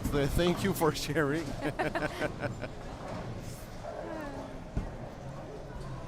Je sais pas ce que tu en penses, mais tu sais, ça serait peut-être bon de le traduire un peu parce que ça fait partie de l'apprentissage aussi pour tous les skieurs. Puis ça va au-delà des quilles, ce qu'on vient de parler en anglais, parce que ça fait partie d'une attitude générale je pense qu'on doit avoir dans la vie. C'est qu'on avait un commentaire de la part de Daniel dans la salle de discussion qui disait don't miss it. On se parle entre nous autres, puis on essaie de s'encourager en disant ça. Manque-le pas. Ouais. Ah, manque-le pas. Manquer. Lâche pas. Non, je suis pas en train de lâcher. Puis, c'est quelque chose que toi, tu as apporté avec ton équipe à Rivière-du-Loup dans le temps, avec Patrick, Pascal Dextras, Éric Paquette. Ouais. Puis, c'est pas facile de changer cette façon de penser-là. Puis toi, tu y es arrivé, mais après plusieurs années. Ben oui, exactement. Tu sais, les gars, tu les regardes, ils sont baraqués, c'est Ah des oui. gros gars. Tu sais, moi, j'arrive là, je suis 120 livres, puis je suis comme, hey les gars, On va dire ça comme ça maintenant. on va changer notre façon de parler. Puis ils me regardent, genre, de quoi tu parles? Puis je suis comme, mais les gars, à chaque fois, tu sais, à toutes les games, hey, let's go, là, Caro, on lâche pas. Hey, let's go, là, Pat, on lâche pas.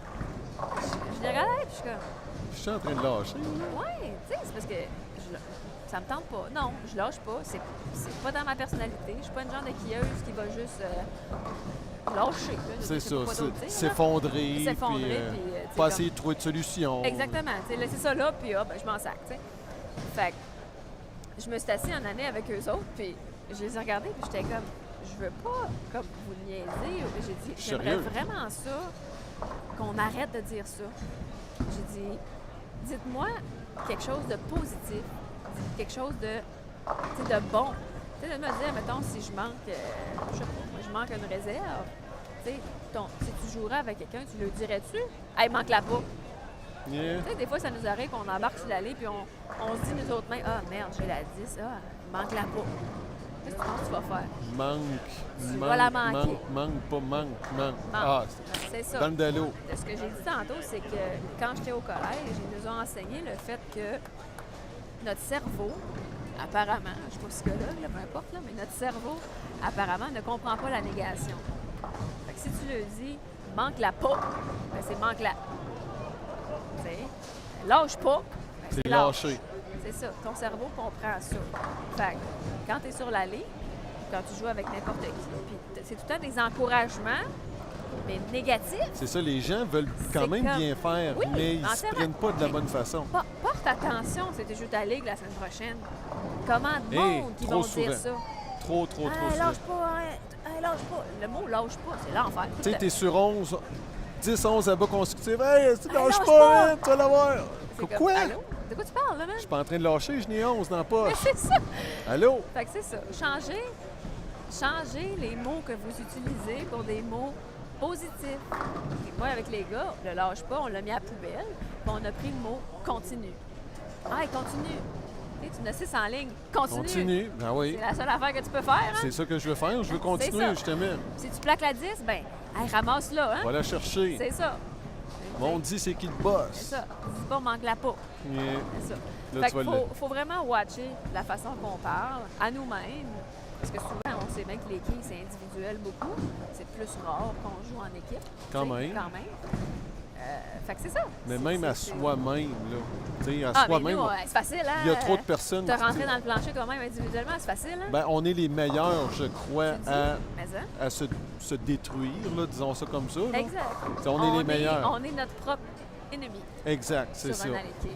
Puis, tu sais, c'est quelque chose qu'il faut apprendre à changer, là. Ben, exactement. Puis c'est en changeant les mots, premièrement, que tu. Mais premièrement, il faut que tu le reconnaisses. Tu sais, parce qu'il y a des gens qui s'en foutent, là. Tu sais, tu vas leur dire, puis ça leur passe 4 pieds par sa tête, là. Il y a certaines personnes, tu sais, comme moi, je me suis assise, puis j'ai comme vraiment parlé, j'ai dit, les gars, il y a une Ben, raison derrière. Oui. Je te l'explique, puis c'est ça. Puis en t'sais. plus, c'était des gars avec qui tu avais une certaine affinité, Ben oui. que vous aviez votre équipe, le tournoi, c'était année après année. C'est Tu sais, ça. tu peux pas revenir avec cette formule-là chaque année. Tu sais, Ouais. ça marchera pas. Tu sais, Non, il c'est faut changer les choses, amener du nouveau langage, puis aller vers l'avant. C'est ça, exactement. Ça me fait penser à... Ça me fait penser aussi, ben, tu as connu Véronique, ma conjointe. Quand je l'ai connue, Véronique, pour moi, je trouvais ça un peu fabuleux parce que moi, je venais tu sais, d'une école, Rivière-du-Loup, puis bon, tu sais, la campagne. Je connaissais pas Grandville, puis tu sais, les cours, puis Frank, tout le kit. Fait que je la regardais lancer, puis là, elle se faisait colline 10, là. Elle revenait toute calme. Là, je dis, hey, tu t'es fait voler. Non. Puis, tu sais, elle restait très neutre. Elle dit, si elle est là, c'est parce qu'elle méritait d'être là. C'est à moi de lancer mieux la prochaine fois. OK. Puis elle allait chercher sa réserve. Puis elle manquait jamais ses réserves. Ouais. Pourquoi? Parce qu'elle était tout le temps sur... tu sais, Même, au même diapason, son émotion n'était jamais la montagne russe. Puis, tu sais, je pense que ça fait partie aussi du processus de comment se comporter sur une allée. oui, vraiment, c'est sûr. Ton attitude, puis c'est ça qui va faire pas mal la grosse différence. Tu sais, au début même, il y a des personnes qui sont très émotives. Je vais prendre Art Oliver comme exemple. Tu sais, lui, c'est un firecracker. Tu sais. Ah oui, oui, ça Il est explose. dedans, il est dedans, c'est boum! Tu sais, Ça marche quand pas, ça puis va c'est mal, boum, tu pareil. sais tout. Hein? Tu sais, fait que comme on a dit tantôt, l'émotion, ça peut devenir fatigant, c'est drainant, puis tu préfères... C'est préférable d'être capable de rester calme et composé, autant que si tu fais une game de 2,90 que si tu en fais une de 150. Oui, Tu sais, parce que ça va t'aider quand même à... C'est ça. Tu sais, parce qu'après, ben, une fois que la partie est finie. Tu peux plus rien faire à cette partie-là. Exact. Là, il faut que tu te concentres déjà à la prochaine partie, puis tu sais pas comment elle va être, celle-là. C'est ça. Fait que si t'es trop énervé parce que tu dis, hey, là, je n'ai joué une bonne, je suis dedans, j'ai la ligne, là, c'est là ça. que tu vas te faire Là, prendre. tu commences avec la Big Four. Là, t'es là, comme, tout de suite, là, je vais te faire couper les jambes. c'est ça, là, tu as des T'sais. questions dans ta tête, tu commences à hésiter, à douter. Ouais. Alors que si tu dis, bon, OK, fini, ben là, il faut que je recommence. Puis, au même titre que si tu as une partie de 150, oui, c'est frustrant. Mais tu peux faire quoi, là? Et jouer ta partie. Tu peux juste faire Arrive. mieux après. C'est ça. Tu vires la page, puis tu continues. Tu continues. Hey, on dirait qu'on est deux grands sages, Caroline, Ah, ça a pas de tu sais, sens. qui parlons comme ça, là. Arrête. Hein? J'ai pas envie de sortir ma chaise berceuse. Moi, ma pipe, puis on va se bercer. Caroline, je pense, si tu permets, je vais aller récupérer quelques pointages, parce Oui, qu'on a bien fait un sûr. grand bout de Ben, oui, discussion. mon Dieu, va-t'en. Puis, Fais- c'est ça. Fais ce que t'as à faire. Fais de l'air. Mais on a fait un grand bout de discussion. J'ai trouvé ça super agréable. Mais il y a quand moi même des filles qui ont terminé de jouer, des gars aussi, je pense, qui ont eu le temps déjà de débuter une nouvelle partie. Fait Parfait. que j'ai des scores à mettre à jour. Peut-être qu'à la maison, vous vous ennuyez de voir les changements de position, puis vos joueurs où ils sont rendus, etc. Fait que je vais aller vous faire ça. Caroline, OK, je m'excuse. quoi? Là, je vais le mettre sur le spot en Christie. Bruno Campanaro, lâche Lâche pas, pas. tu parles super bien. Hein? Elle t'a pogné, Bruno. Ouais, Bruno, c'est Je live. continue. Ouais. Elle va continuer de Fallait bien que- parler. Je voulais le niaiser, c'est un de nos employés. Ben oui, c'est correct. Je pense, on s'entend qu'il a fait par exprès pour te Ah, l'écrire c'est aussi. sûr. C'est sûr. Regarde. Là, il continue, hein? Sacré français. Eh oui, c'est sacré français. Hey, en passant, juste avant de terminer, là, Oui. j'aimerais ça dire bonjour à Éric Saint-Arnaud de Trois-Rivières, que tu connais peut-être. Ben, je connais le nom. Oui, bon. Oui. Ben, Éric m'a envoyé une photo tantôt sur Messenger, puis l'endroit où il travaille, c'est comme un centre d'esthétique auto. Et il y a une grosse télévision. Et d'après toi, qu'est-ce qu'il y avait à la télévision? Ça? Il y avait notre diffusion. Cool. Donc, pendant qu'il nettoyait ses voitures, ben, il nous regardait. Ouais. Ben, il nous regardait, il nous écoutait, Ben, il faisait un petit peu écoutait, des deux. J'espère que les voitures vont être propres. S'ils sont pas propres, on se tient quand même pas responsable de la malpropreté des autos. Je pense qu'il est capable de travailler en même temps qu'il regarde. Non, mais tu sais, des fois, on est trop excité puis on je se met à focusser sur la télévision. Alors, je vais juste dire un petit bonjour à Eric. Peut-être qu'il va même commenter C'est dans bon. la salle de discussion. Caroline, it's been a pleasure talking with you. Ouais, pleasure. Moi aussi. A real pleasure. It's Same been a pleasure. while, and thank you for all the advice and how you see things, and sharing about a little bit of your career and stuff like that. No problem. And for those who may not know, there will be something special with you and Mark this week. Yes, on Friday. We are. I think people know. Yeah, they should It was know. announced on Facebook. Facebook, Buffa Bowling, Canadian Yeah. Tin Pin Federation, and this and Mark that. and I are being inducted into the Canadian Tin Pin Hall of Fame. Friday. And this is great news, being inducted at home That's right. at such a young age. Yeah, Age. Age. Yeah, there was Putting a. H where there's no H. That's us, French people. It happens sometimes. It's all right. No, but at such a oui. young age, this is really special. I'm really proud of the two of you. Thank you. It Thank means you. a lot, to have people like you being inducted, and we hope it's going to inspire a lot of more bowlers, to keep bowling, Yep. chasing the dream, and Yeah. bowl great and just behave well. Also behave well on the lane, because it's not just the results, right? Yeah, for Results are one thing, but who you are as a person means a lot too, and for me it means more than everything you accomplish, according to me. So According to you. Cool. bravo, Well, you'll hear me out on Friday. great. All right. Okay. Alors, Mark is coming back. je vais chercher des points, des C'est bon. statistiques, l'exercice. Merci. Merci. Bye bye. À plus Bye-bye. tard. Ciao, ciao.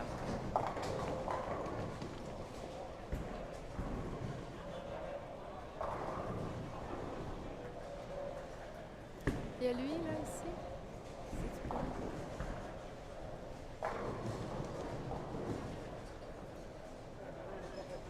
Alors, Marc est de retour. Bon Allô? break, c'est bon? Oui, Ça c'était fait beau. du bien? Ça ça fait va, du la- bien de voir du bowling, Comment des ça gens va, la- découragés. Puis c'est Ah beau. oui, pour vrai? Ouais. So it's been good to watch some bowling for a bit. Not easy out there.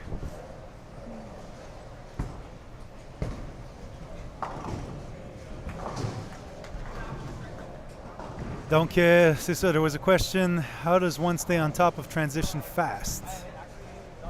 Well, as you can tell, transition is very difficult at times.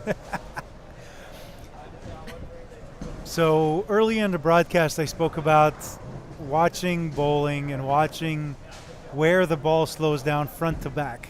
So from the foul line to the pins to see where the ball starts to make its transition. So there's one of two things. There's one, to learn that your ball skids, hooks, and then rolls. So you need to see that transition phase from when the ball stops to skid, it decelerates and starts to move. That's one of the key points in ball motion, is that, okay? Now, obviously, in a case like today or this evening, where the pattern is very difficult, that might get thrown out the window, and basically just getting the ball close to the pocket becomes a premium. So this is the difference between the skill set of striking and the skill set of grinding. Okay, so you need to be able to do both. And again, as a coach, watching this, you see the player's ability to grind. So, you know, if we're seeing a player go, 7-2, 7-2, 8-1, they're not making a move, right? Like, it shouldn't be the same type of leave 3 shots in a row, right? So this is also where you need to look at the leaves that you're leaving, okay? So if you're leaving 3-6-10s, the ball's hooking way too early, okay? If you threw it well, okay? And if you're leaving 4 pins or 2 pins, like there's certain factors that will give you an idea of which direction you need to move. So in terms of seeing transition, I would say where your ball reads the mid lane of 1, and then 2 is the leaves. Like if you go strike 4 pin, you need to move left, right? Of course. Yeah, well, of course, but To me, yes. Yeah. But yes, a 4 pin is always it's a high hit. yeah. But so that's the thing. But you'll see people that won't make a move off a 4 pin, Yeah. right? Like unless it was like a dead tug from me, I will always move off a 4 pin. Oh, me too. Yeah. Yeah. Yeah, obviously you go 3-6-10, maybe that was you, but maybe it wasn't you. And that's where you need to maybe move left, zone out, ball down.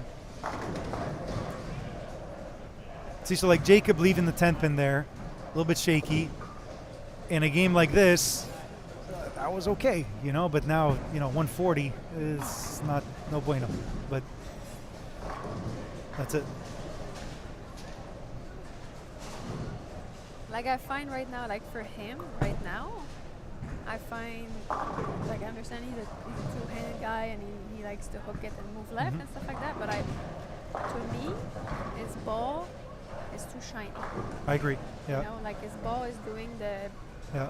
the It's too sharp. boomerang effect, and that's why he's getting always all these splits. Yeah. But we were talking earlier, and he packed like 5 balls with surface, so he only has 1 ball that's got a little bit of a weaker cover. So Okay. there's a little bit of poor Arsenal selection there, but Okay. yeah. So Daniel Q here. If you're not born into a coaching family, okay. So let me backtrack here. My kids did instruments from a very young age, and now we're into sports and ballet and all that type of stuff. That's not cheap, and I'm not a soccer guy, right? So if I want my kid to go a little bit deeper into the soccer space, unfortunately, it's going to cost me a little bit of money. Yeah. So if you want to make the national team, it sucks to say, but you're going to have to spend, right? Like Francois Lavoie did not come from a bowling family. His dad was a bee mechanic at Montmorency Lanes for the longest time. I don't come from a You know, bowling family. you don't come from a bowling family either, right? So obviously I'm blessed to have that, but not everyone is in that situation. Mitch, I don't think Mitch's family bowls, I don't think so either. right? I don't know. So, there's going to college isn't cheap. It's not a free ride. It's like $25,000 a year. Yeah. Yeah. So, nothing in life is cheap, unfortunately. And Not today, anyway. yeah, well, not even back Not then. even back then, no. When we went to college, the exchange rate was 160. So Yeah. yeah.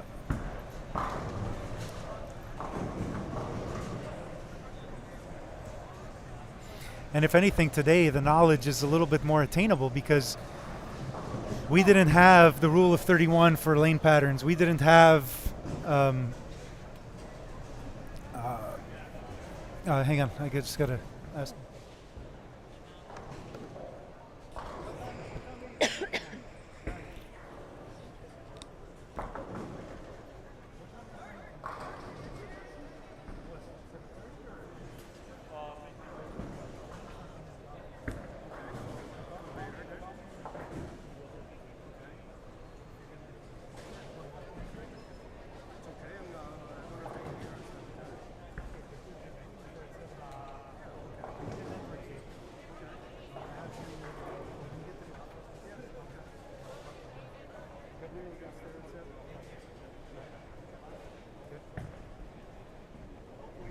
Okay, sorry about that. It's all right. So what were we talking about? Coming from a bowling family. No, gaining knowledge today. Yeah, it's a Like little you bit were easier. saying, Like it's a bit easier. We were talking about this the other day, just Yeah. me and you, like about how you can Google or YouTube almost anything. yeah, and, exactly, and yeah. find the information at least. Yeah, yeah. When we used to compete and bowl, we had no way yeah. to learn like all these little details, I guess, that we needed to learn Yeah. that we gained from experience, right? Yeah. So here's a good anecdote. My first team trials was 2003. Okay, and this was like the first year that we used short patterns. I remember watching like guys like Lionel Lewis and all of this playing like fifth arrow in the short pattern. Yeah. And making the team used to take 200 average. So we all know like urethane has such a huge space today, but when in my early years on the national team, once we figured out internationally that urethane was a thing, I would hunt down old, U-dots, blue hammers, stuff like that, just to gain like a competitive advantage. But it was one of the things that wasn't really mainstream, so nobody really knew about it. But today, If it's not in your bag, you have a problem. but that's it. But it became mainstream because now a lot of this stuff is available. Like Yeah. you know that you need to take the pattern length and subtract 31 to get an idea of where your break point should be. And that's been around for 10, 15 years now, right? So the kids are growing up knowing that. How to read a lane graph. I didn't know how to do that till I was like 23 years old. And now I have a 17-year-old asking me like, what do I need to do? I didn't know how to do that back in the day. Yeah. So there's a huge gap there that we had 20 years ago that you don't see today. And to Art's testament here, my dad drilled this into my brain at a very early age: is bowl as much as you can. Like you need to get your, Yeah, you need to get you need to dirty, get you need handed get to yourself. wet. Yeah. You need to bowl. So like if you're in Ontario and there's players tours and you're like, oh, I'm not good enough and this and that, No. just put it in your budget for the month to spend $100 that week Yeah. and get beat. Of course. And if you're bowling with guys like Art Oliver, Joe Kayak, John Chapman, those types of guys, say, hey, I'd like to buy you beer afterwards and just chit chat with them and say, hey, do you mind watching me or something like that? They should take the time. They'll take the time. And if they don't, well, call me and I'll send you. I'll give you a so, yeah. Yeah, and a lot of people will have preferences and patterns. I used to love bowling on the short patterns too. I love the opposite. I love the extremes, the really long and the really short. I hated this middle The garbage. medium patterns, they're Yeah. so crappy. Yeah. It's just, it gets back to, it's a grind. It's a grind. The days are long.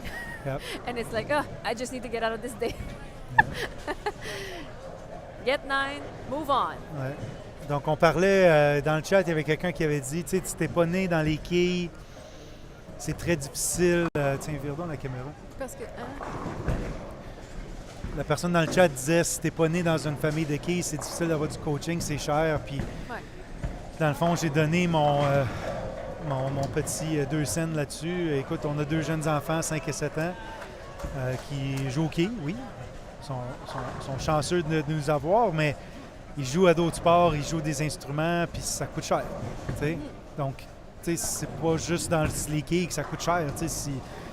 C'est ça. Moi, si je veux avoir un coach au golf, ça coûte de l'argent. Il va falloir que tu dépenses la patte. C'est ça. Il va falloir que tu dépenses, c'est sûr. Exact. Les cours de guitare, c'était quoi, 35$ par semaine pour une demi-heure?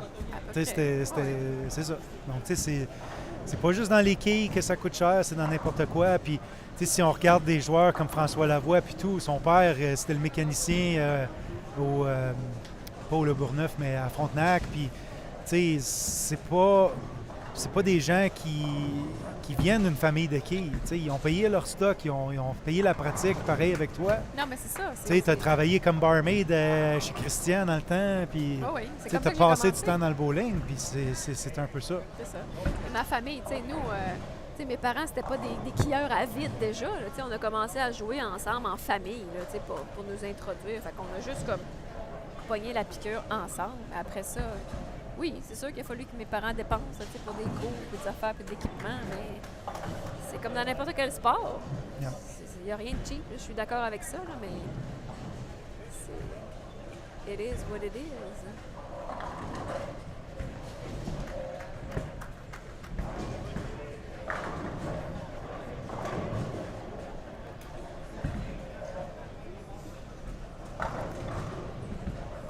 Hey, Caitlin, you need to know that me and Auntie Colleen, they go way back.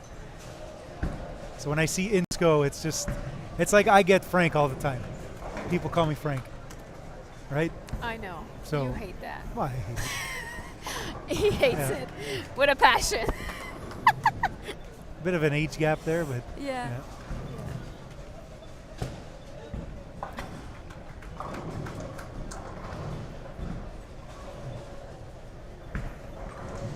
It's this one. Ça va, ça va. Last game. Oh, yeah, Yay! I forgot. Last game. I- Steak. I'm here talking, but I don't really like. You don't look like at to what's talk? going on. I haven't followed either. Do I need to? What's We going go- on? we What's- go- what's- you- what's you go happening on the women's- website No, I and know, you I know, refresh I the know, I page. know. Oh, Marissa Naylor. So Marissa Naylor's first. Felicia's 50 pins behind her. May and La Chapelle. About 60 out. Top 20 for the women, 2015. So 190 under.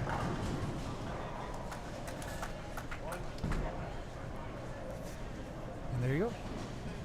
Men haven't updated yet. We're going to wait for these Oh, guys to get just done. 9 games for the men. Whoa. Yeah, Guillaume's late. Oh, okay. All good. But no, if you wanna, if I can talk a little bit about sharing the knowledge, because Art said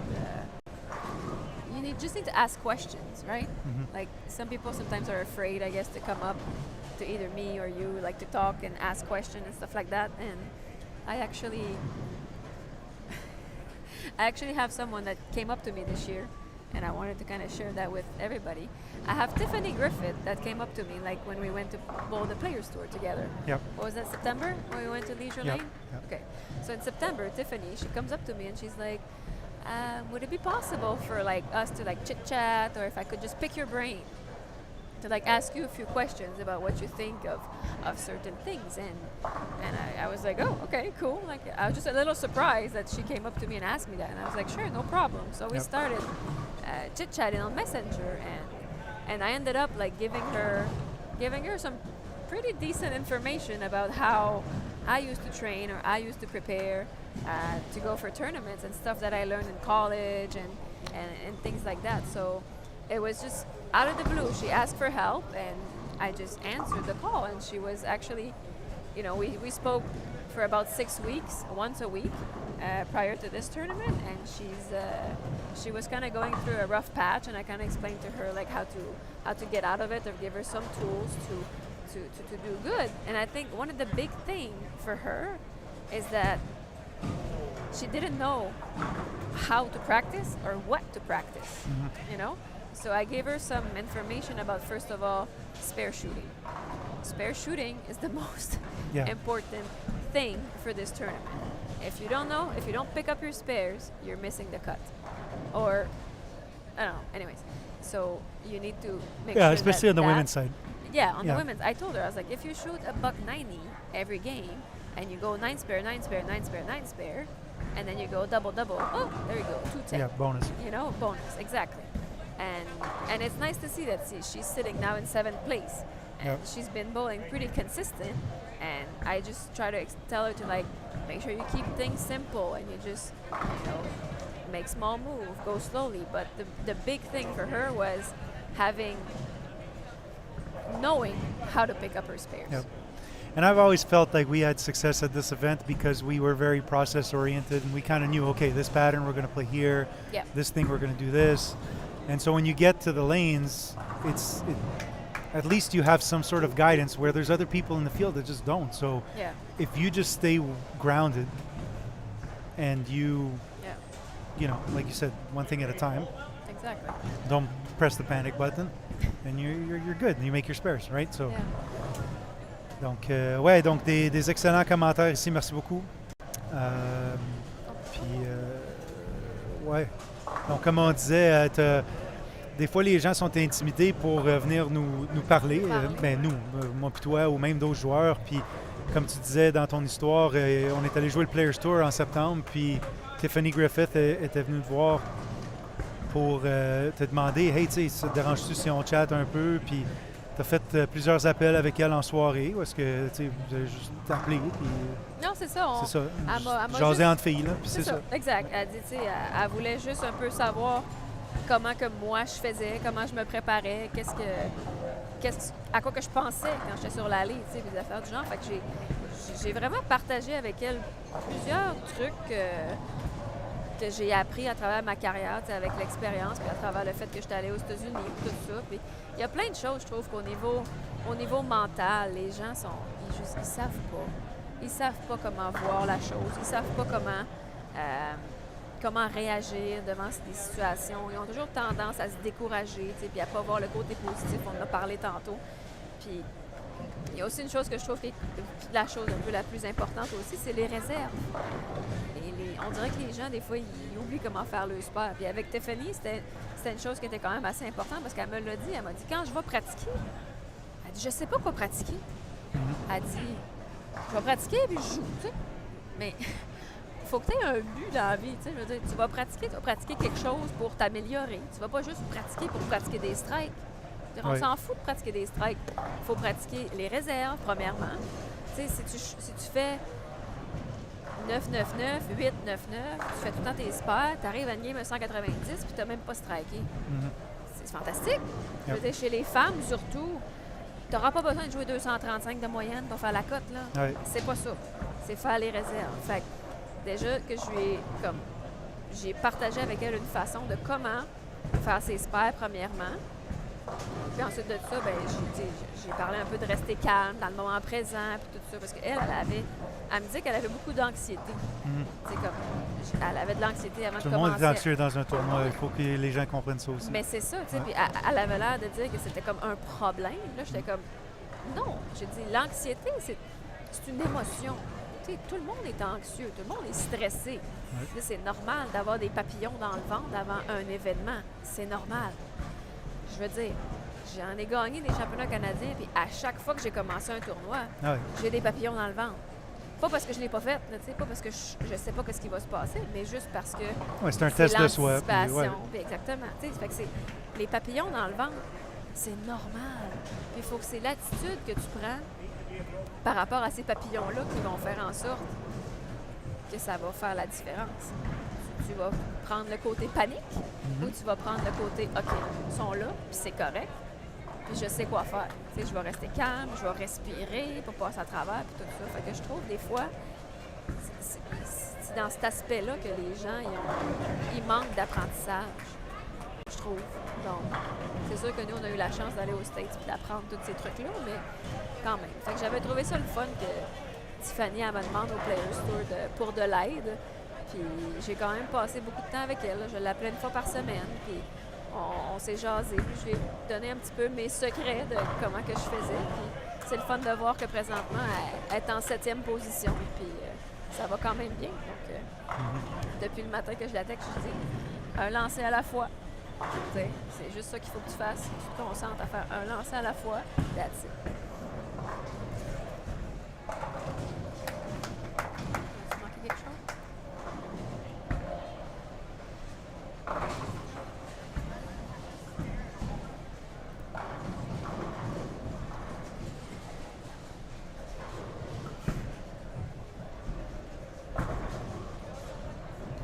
Je vais voir Guillaume pour les scores. Ouais. Je suis toute seule, là?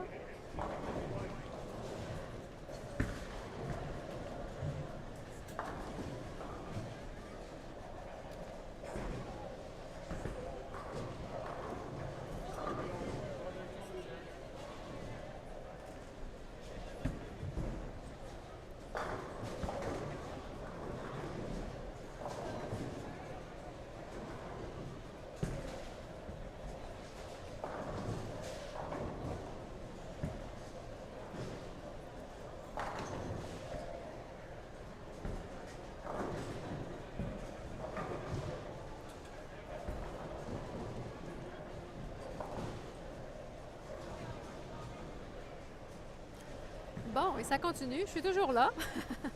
J'étais un peu... si vous avez des questions, continuez à nous écrire dans le chat. On va faire de notre possible pour y répondre. Marc est allé s'informer au niveau des scores. So keep your questions going. I'm still here. I'm just a little bit more quiet. But if you have any questions, keep throwing them into the chat and we'll do our best to answer.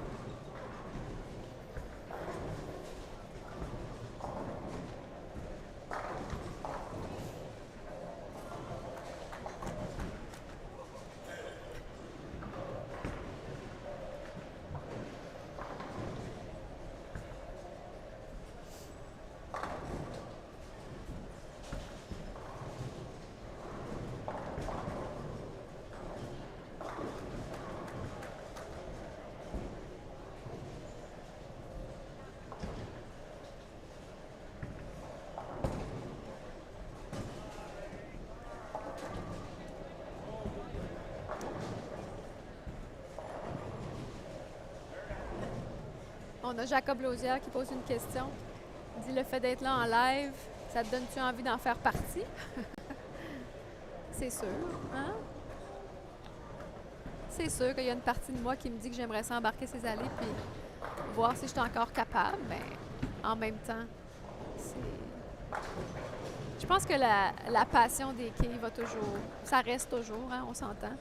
Même si on est à différentes étapes de notre vie, la passion pour le sport, c'est quelque chose qui est quand même assez ancré en moi. J'ai toujours été une personne qui adore la compétition, puis j'adore gagner. Donc oui, c'est sûr. J'aimerais ça savoir où est-ce que je serais dans les standings, c'est sûr. Je sais pas où ce que je serais, mais bon, ça serait le fun quand même de le savoir, oui. So there was Jacob Lausière asked if I would like to be bowling right now, being in the tournament, watching it live. How do I feel about that? I just kind of said that, of course, I've always been a fierce competitor. I've always loved to compete, loved to win, and I would like to shoe up and go try it out, but, you know, it is what it is.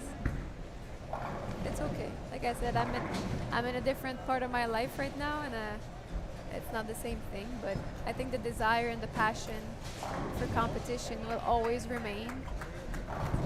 But unfortunately, not this time.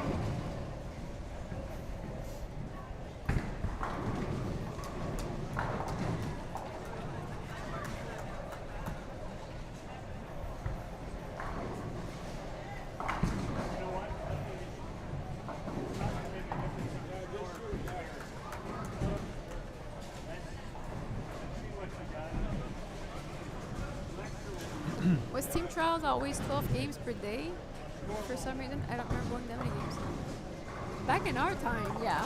Yep. It was 12 games per day for 4 days. 4 days, It was yeah. 48 games. It was even more than what they do now. Yep. I know they cut down like a couple of years ago, wasn't it? Just only It was 6-game blocks 6? for a while because of international competition. international competition, yeah. Yeah. Because they wanted to match what we do at the World Championships. We only had a block of 6 games, right?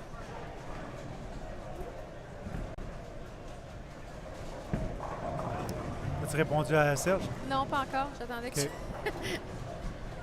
OK, donc comment savoir le meilleur arsenal pour un pattern médium? Quelle est la difficulté du pattern médium? Bon. La difficulté du pattern médium, c'est que tu as un peu plus d'options.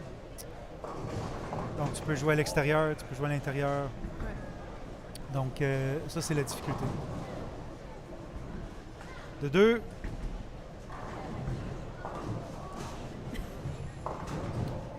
l'arsenal pour un village médium, je te dirais, devrait être le plus diverti possible parce que tu vas sûrement faire plusieurs changements de boules versus un village court. Tu risques, Diversifié, tu veux dire? ouais, Ok. tu risques d'avoir juste besoin de une ou deux boules là, pour un village court, même de long. Ouais. OK? Pour un village médium, il te faut différentes formes. Donc, sur le frais, j'irais avec quelque chose d'un peu plus calme, contrôlable. Solide. Parce que dans le fond, quand c'est pas super long, tu n'as pas la zone, le miss room, là, si on veut, là, où est-ce que tu peux manquer ta cible à gauche. Donc, dans le fond, quand tu manques à gauche, la boule devrait aller en pleine T'as face. pas de jeu. OK? Donc, tu as un peu moins de jeu. Puis si tu manques à droite, ben, la boule n'a pas assez de jus pour revenir. Fait que c'est un peu ça la difficulté sur le frais. Donc, c'est l'idée de prendre quelque chose qui peut-être un peu plus de surface, un revêtement solide, quelque chose peut-être avec 1000, 2000, dépendamment de ta vitesse. Puis après ça, ça dépend de plusieurs choses. OK? Donc ici, dans ce cas-ci, où est-ce que tu as des gens qui ont parti peut-être un peu trop à gauche, puis le milieu de l'allée, là, maintenant, là, c'est un désert. OK? C'est fini raide, là, du côté des gars. Là.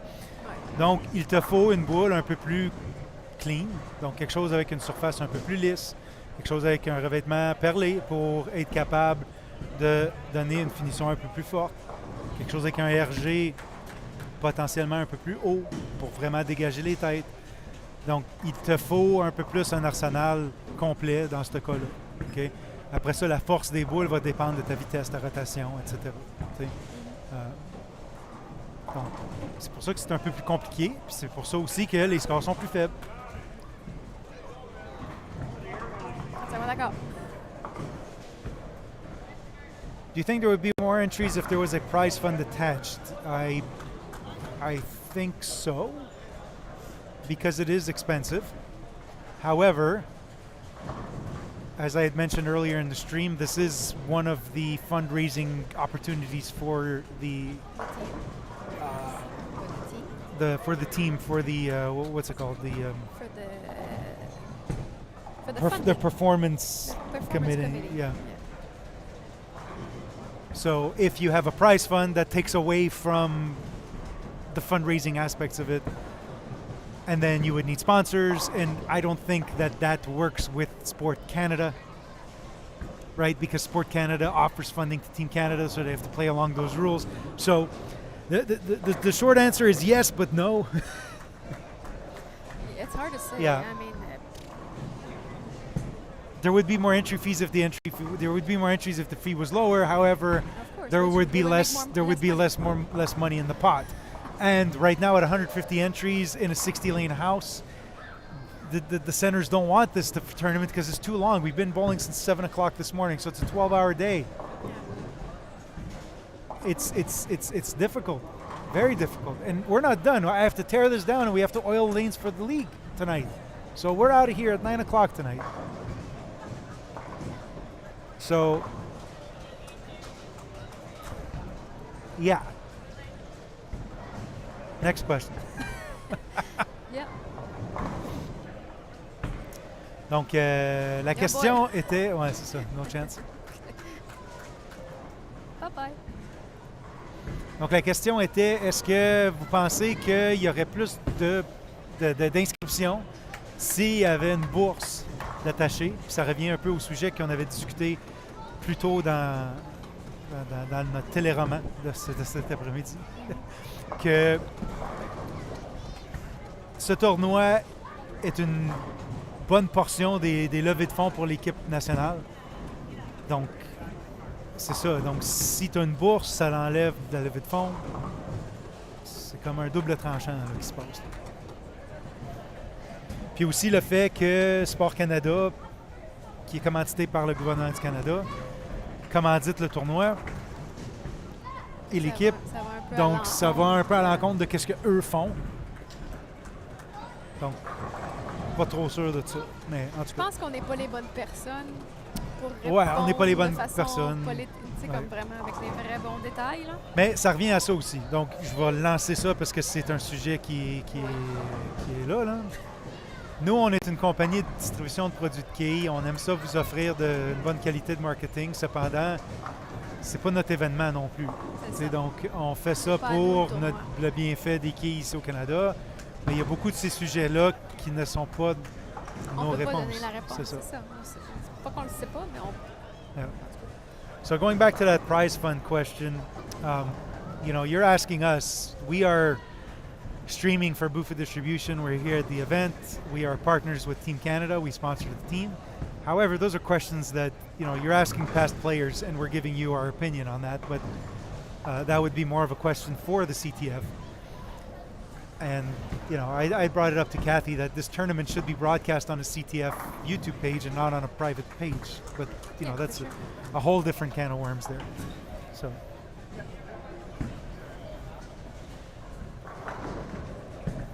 And like Jason is saying, when you go international, there is no prize fund. However, usually the federations do play the players if they have performance, like there's performance incentives. For Canada, there isn't. I will tell you that as a... No, that's right. For Canada, there isn't. But if you come from a different Yeah, so like country, for the U.S., it's something like bronze is like 2,500. yeah, I think gold is like $4,000 or something. Like it's not like double like as if it was a tournament. right, But like if they medal, there are bonuses. yeah. If you're from Korea or Singapore, it's like you're set for life. But like it just depends on the event. No, that's it. Yeah. I remember when I won in Russia against Sherry Tan from Singapore. Yep. I just won the World Cup, and she comes up to me and she's like, "Hey, congrats! You did good. How much are you gonna make?" And I'm like, 0. And she looks at me, really? And I think she was making like 15 to 20,000 Yeah. for a second place finish at the World Cup, and I was like, "Oh, okay. Yeah. Maybe I should have let you win and split with you." Yeah. No, but I'm just saying, other countries have a different way. I guess their country sponsor, I guess, a lot more, or the sport is seen as way more like Yeah. bowling over there is seen like hockey here almost. Yeah. When we started competing and I met Shalin Zulkifli for the first time from Malaysia, Yep. they told us that her face was on billboards back home Mhm. in the streets, and I was like, what? This is like way different than Yeah. what we see here. So you can't even compare. It's watermelon and orange. Yep. It's way different.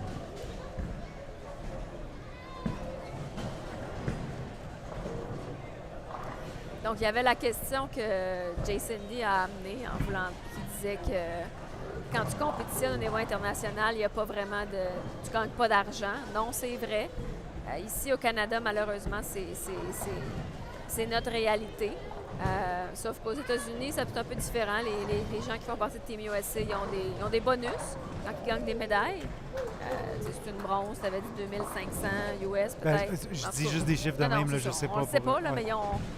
C'est des 4 chiffres, là. C'est pas des 5 chiffres. C'est pas des gros bonus. Ouais. C'est des... Mais c'est déjà mieux que ce qu'on a ici au Canada. Oui, c'est normal. Ouais. Puis moi, je faisais juste dire que quand j'ai remporté en 2013 la Coupe du monde en Russie, je jouais contre Sherry Tan de Singapour. Puis elle est venue me voir après le tournoi, puis elle m'a demandé tu vas gagner combien d'argent avec ça, tu sais? T'as quand même gagné le tournoi, là, tu sais? Puis j'étais comme, ben, rien. Puis elle m'a regardé, tu sais, avec la face, genre, Oui. Puis tu sais, j'ai dit, puis toi? Elle dit, ben moi, je fais 15-20 000, là. J'étais comme, wow, OK, 15-20 000, c'est comme pas n'importe quoi, là, tu sais. Ouais. Puis dans mes premières années, c'est quand on a commencé à compétitionner au niveau international, on a rencontré de la Malaisie la fille qui s'appelait Shalin Zulkifli. Puis elle nous avait expliqué qu'elle, chez eux en Malaisie, sa face était sur les panneaux publicitaires à travers la ville. Les babillards, oui, c'est ça. Fait que, tu sais, c'est vraiment... Certains pays, ils l'ont très, très bien. Puis certains pays, comme nous, ben, sont malheureusement moins chanceux, comme on dit. Mais bon, c'est la réalité de la vie du monde des quilles à travers le monde, j'imagine. C'est ça qu'on voit.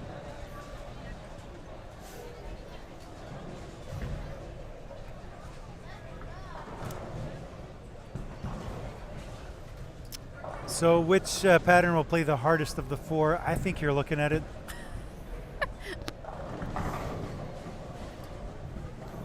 And I disagree with you, Jason. 46-foot pattern is going to be pretty easiest, I think. easier because all you're going to need to do is throw it at the 3-pin. It's going to be long enough that you're going to have hold left. Left plays good in this house. Is it? I think I still have the 6-game record or something. Like If there's. it's not heavy, it's gonna be. It's going to go quick though. That's Like it. that's the So thing. it's So gonna like be you need to easy. watch your moves, but it's going to be. It's not going to be hard to get to the pocket. That's good. So. And I feel sometimes people get confused about that. They see 46-foot pattern and they're like, oh my Yeah. god, I have to scuff my stuff and I Yeah, have to. No. Yeah, usually like stuff that goes longer is better because you're not really playing hook. You're really just playing like penetration into the pocket. So like what I would look at is I would look at the 3-pin, draw a line all the way to my target, and I would throw it there. It's like you're playing a shim. And you're just letting the lane carry the ball to the break point and then just a little bit at the end just to get some entry angle. I'd be surprised. I think I have one of the team trials records on the 47-foot pattern here in this house because I remember bowling it, and that's it. We ended up lofting the left gutter, but I wasn't hooking the whole lane like you see on TV. Like it was just, No, it was just. like I said, a tight throwing at the line 3-pin. Yeah, just straight really to tight the line. pocket. Yeah. Yeah. Yeah, falling back to the pocket. Yeah. That's right. Yeah. Shim wrecker, baby. That was with a. Yeah. Oh, we got some bowlers throwing bags. Nope, All right. Not good. That's what I miss about team trials. Little heave ho action in the car. Yeah.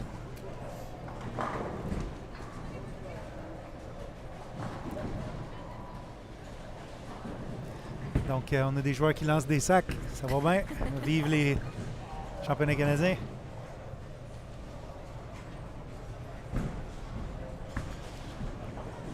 Agreed. I agree with Michelle. Bowling in other countries is like hockey in Canada. There you go. That's exactly it. Hi, Michelle, by the way.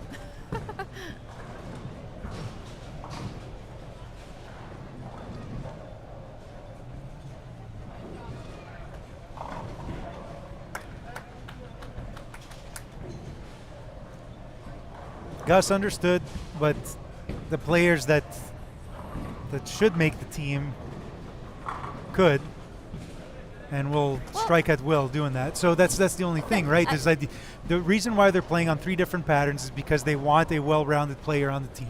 They Right? need to So be able to adapt. There and are adjust to players that different are patterns. stronger on certain patterns, and Yeah. like I said, I prefer the long and the short. I Yeah. never really liked the medium, and I think anybody that you ask is going to pretty much answer you the same thing. But Yeah. everyone has a different skill set. However, at this level, you need to be able to do different things with your hand, with your ball speed, with your rotation That's right. to make it work. We have the A game, the B game, and the C game. I'm not a big No, but you proponent need, of that, but yeah. like you're saying, you need to be able to play different. Not saying you're gonna shoot 230 average all the time, like on a medium pattern. No, Yep. but on the long pattern, you're better if you want to say it that way. But I find you need to be able to play on all these patterns because when you're gonna go travel, you don't know what you're gonna get. Yep. And if you're only good at playing left, then Yep. what good are you at if they're gonna throw you a short pattern? Yep. So and And that's the one thing too, like if you watch the Pro Tour, and a lot of those players are very well rounded, but if you really watch the standings, there's only a select few guys, like 10 or 15 guys that actually make a living out of it, and that's because they have versatility. yeah. You might have somebody win a title, but then you'll watch the next week where they go in a different house where it's a different skill set that's needed, and they won't even cash. Yeah. And like people, like I'm a huge Belmo fan because he's really improved his game a lot. It's like he's making shows on anything, Yeah. Right? Doesn't matter. That's it. don't matter.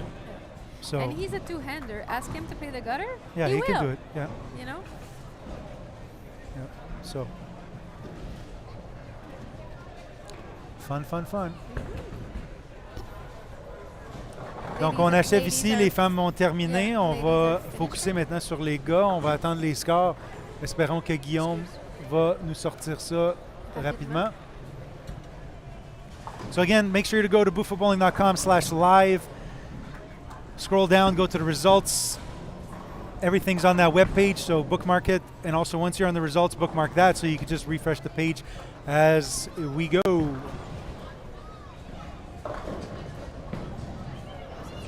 So on the men's side, going into this last game, we have François Lavoie, Austin Ducharme, and Emmanuel Bérubé in third. Wow. Wow. Okay, did not expect that. Jordan Clausen, Jordan Jung, Travis Colley, Jean-François Brassard, Donald Hogue, Mitch Hupe ninth. So Mitch is struggling a little bit. $170, $180, $160, $160 for Mitch.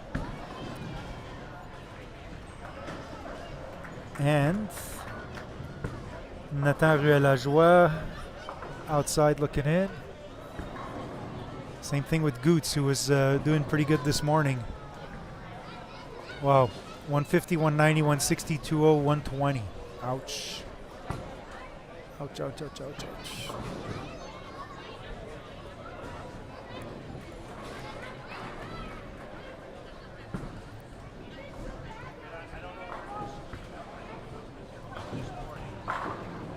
Wow. They are not easy, that's for sure. When David Simard is averaging 150 on the day, they're not easy. So David Simard is averaging 156 this afternoon, 155, 160, 158, 147, 163. And this guy won 3 back-to-back national championships. So to answer your question in the chat earlier, this is the hardest pattern of the week.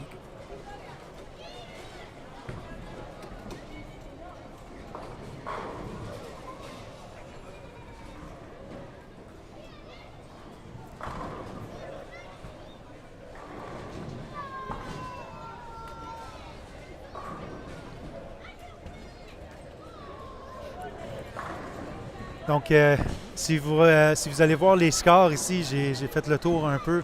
Beaucoup de mouvements, beaucoup de parties super basses. Puis je le sais que nous, les Québécois, on est des gros fans de David Simard, puis je suis content de le voir dans le field, mais en tout cas, disons que c'est sûrement la pire journée de sa carrière de l'équipe Canada. Il est en train de jouer 156 de moyenne aujourd'hui. Pas aujourd'hui, cet après-midi. 155, 160, 158, 147, 163. J'imagine qu'il a hâte que la journée termine. Donc, on se demandait c'est quoi le pattern le plus difficile des 4. On est en train de le vivre en ce moment, à mon avis. Aïe, quelque chose. C'est quelque chose.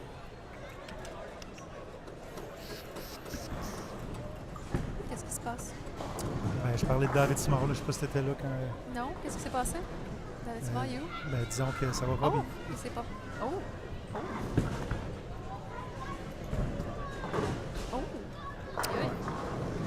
Ouais, aïe. Aïe, Seigneur, pauvre David. Mon Dieu.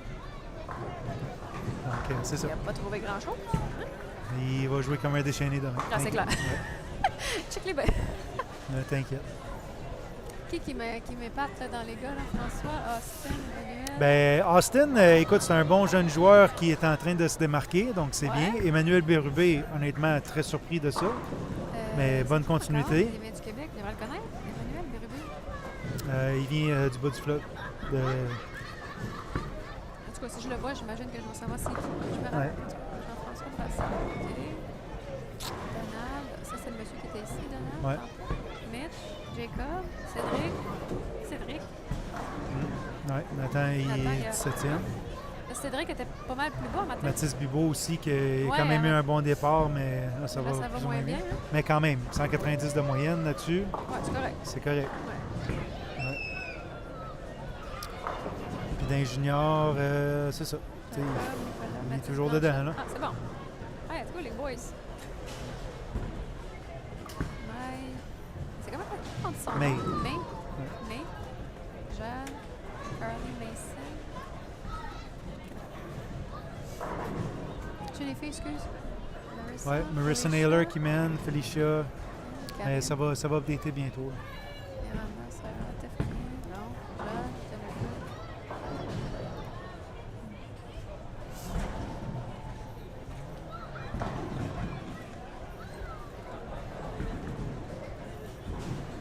Okay, so there you go. Good question. Okay, so field average.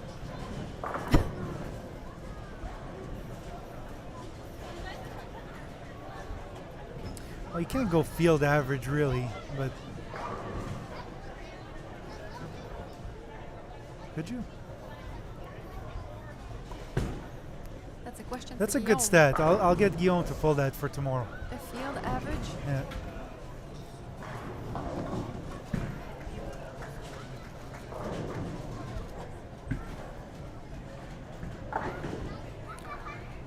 So we have the average of the entire team trials, men and women combined, is 189.12. But to get it by squad, I'd have to figure that out. There's not. It's impossible.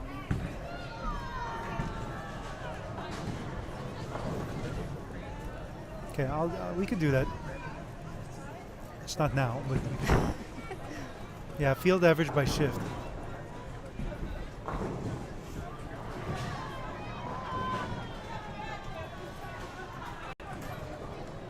On va demander à Guillaume là, pour avoir une statistique de moyenne par bloc. Ouais, ben ouais. On serait capable de le faire, pas trop. Ah, c'est sûr. Avec l'Excel, on fait un peu n'importe quoi. Hein? Ouais. C'est quoi les autres? Il y avait ça, question, problème.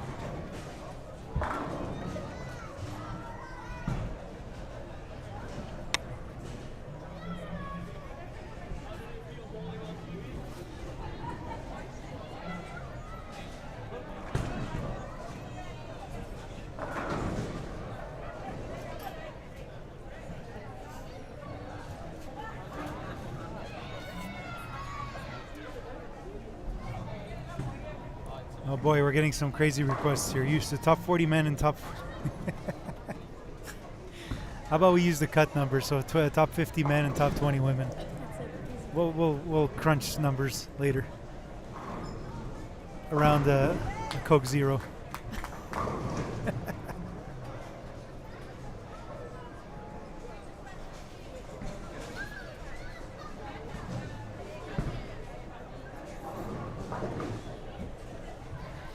This place is hopping, guys. This is a full house. There's Yeah. a lot of people here. And we have to oil? No, No? not tonight. Okay. I just got confirmation, Oh, which is thank good. God. Thank God. Time to feed. So much for trying to see the kids tonight. I'm going straight to bed.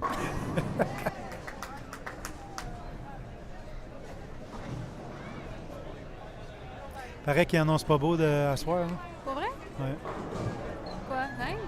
Une pluie verglaçante. Ah, bon. Ouais.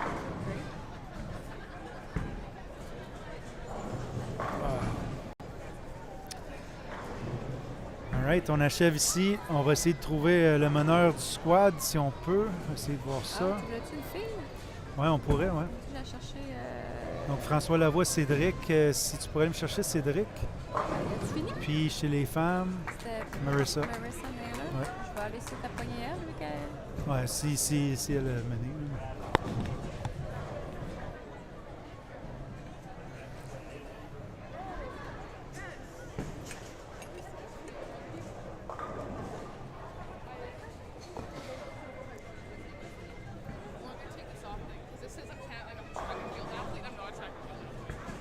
You look like one.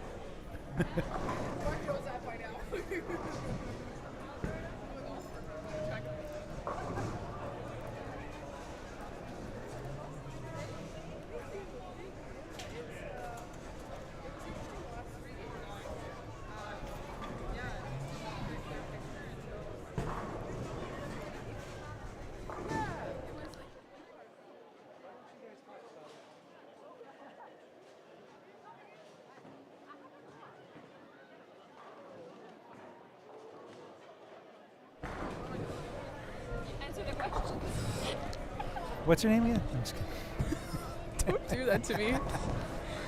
All right, we have the one and only Marissa Naylor. How's it going? Good, how are you? Good. Okay, so I didn't see the updated standings, but you were leading after 5. What'd you shoot the last game? 213. Okay, so I think it's safe to say, unless May shot something bigger than that, but still pretty good day, right? I'm happy with it. Yeah, so the scores were pretty atrocious this second block, right? That's an understatement, but Yeah. it's honestly, like, I was comparing it to Los Angeles a little bit, and I Okay. actually felt Los Angeles was, like, no, I want to say easier because they're never easy. Neither medium is easy, but Right. I felt that was more playable than Athens was. But Yeah. I was saying to a few of my friends that the 270 that I shot in game 2 now feels like a 300. Yeah. So just happy that I had that on the scoreboard. So Yeah, I had a couple of kids come up to me that I work with in the area here, right? And they're like, I'm shooting 190. And I was like, it's good. It's good. That was 230 this morning, right? Yeah, You pretty know, much. So cool. So last year one on the team. So now you're a seasoned veteran, right? So Well, yeah, I guess you can. I wouldn't go that far yet, but I mean, if we're going that far, sure. But I would not go Cool. that far yet. So we did have a question in the chat earlier today, which I'll ask you again. So like, Okay. if someone was new to team trials, what's like one piece of advice or something that people could expect to live maybe for the first time if they come to bowlers? I would say, and I was talking to a junior bowler today about it, is literally just taking it one frame at a time. I think, and I did it myself today when I shot my buck 60. I got way Yeah. ahead of myself, and you just have to play what's in front of you rather than trying to be the hero and trying for all these different things. It's Yeah. just keep it in front of you and just take it one shot at a time, and that it's 2 grinding days. It's not just one day. Yeah. Like one day is nice, and I mean, I'm happy to put myself in good position today, but Yeah. it's 2 long days, and for the women's team, it's 3 long days. So there's a lot of bowling left. Okay, awesome. So best of luck tomorrow. Thank you. Yeah. Any Thank shout you. outs? Just to the family back home. I know they're probably not watching because they're Okay. probably working, but I'm sure Dad will tune in after, and Good. Danny and all of them. So yeah, it's. Any pointers for me next week? Oh yeah, you're coming to Manitoba, hey? Oh, I can't wait to see you out there. No, Chateau Lanes is Yeah. Chateau I Lanes. remember so Chateau Lanes, yeah. Yeah, you'll be fine. I You'll hope- probably I just hope string I- it a couple I times, no hope big so. deal. Yeah. No, we'll have fun. We'll have Yeah. fun. Cool. All right. Okay, thank you. Congrats. All right, good stuff. Marissa Naylor. Really good day today.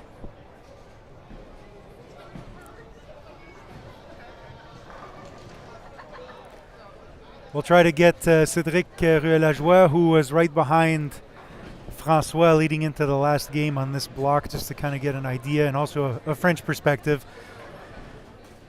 of the guys' side.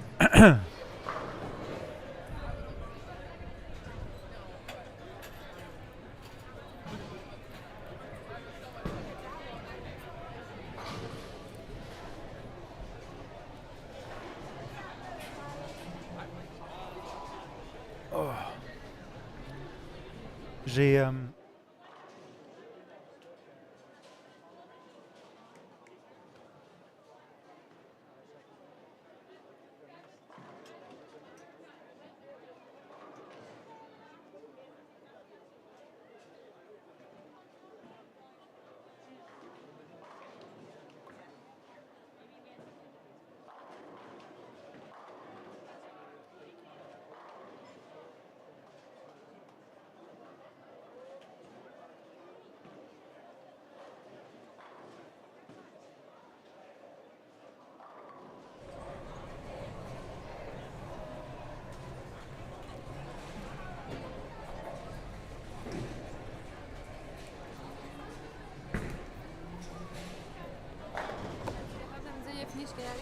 Non. Il était dans le fond avant, là.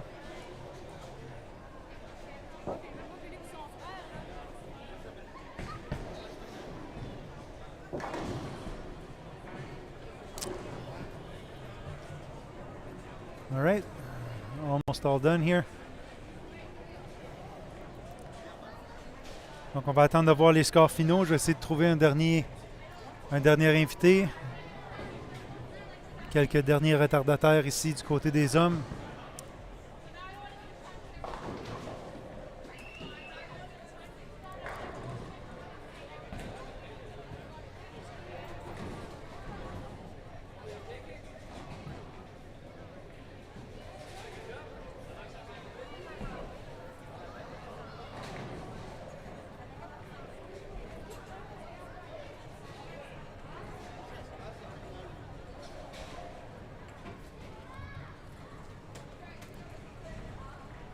Update chez les femmes.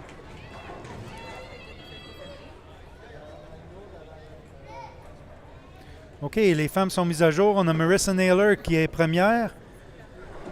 Et la coupure pour la 20e place, Maude Lousignan, 20-27. Okay, so the women's scores are now updated. You could just refresh your scores. We have Marissa Naylor leading the day, 26:04. Yeah, let's do that. Right here. So, as I said, Marissa Naylor leading with 26:04, and the cut right now for top 20, Maude Lousignan, 20-27. 22-27. Yep. Yeah, you need to put the line. Il manque la ligne. Ouais, I need to change that. Yeah. All good. All right, and we're just waiting on the guys, so yeah, should be done here in a couple of minutes. Yep.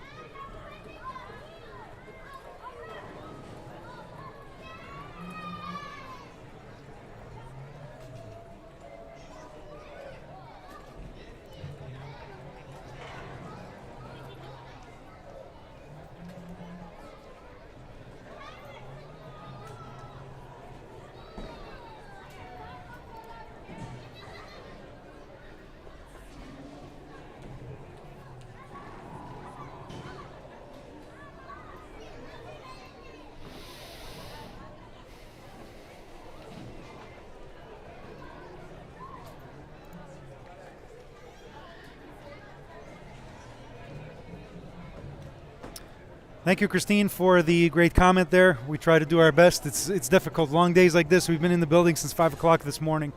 So thank you for that. Really appreciate it. I just want to get one last interview with one of the players.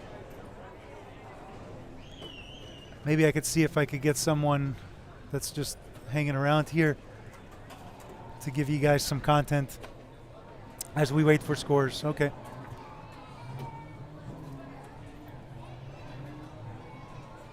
Oh well.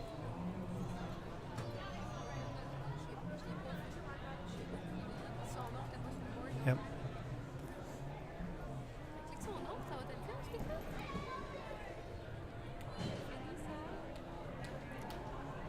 The last game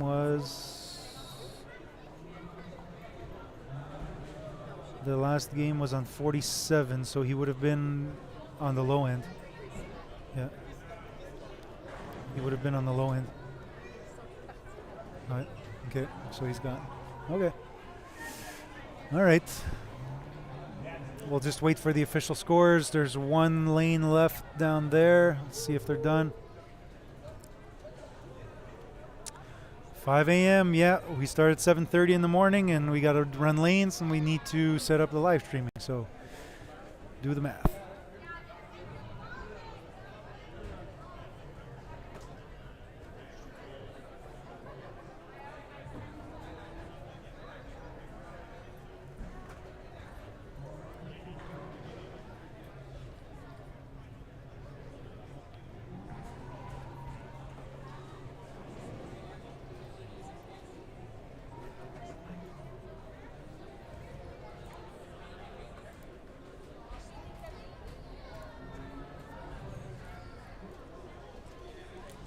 Well, being on the high end and all the action on the low end, it's making it a little bit tough to find people.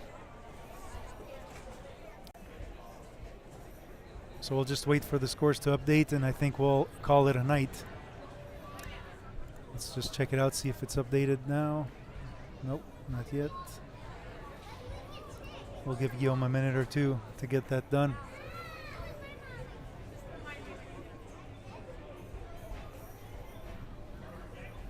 Oh, Guillaume's got it. Good job, Rook. Oh, OK. La coupure est là.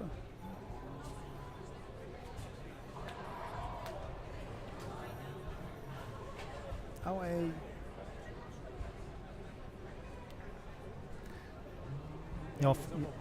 Ah non, ils n'ont pas fini encore. OK. Comme d'habitude, Darren Alexander en dernier.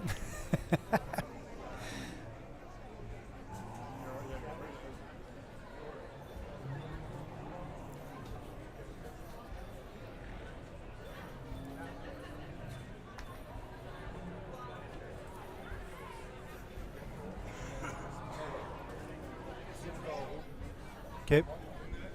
Yes. Veux-tu embarquer? Viens-t'en.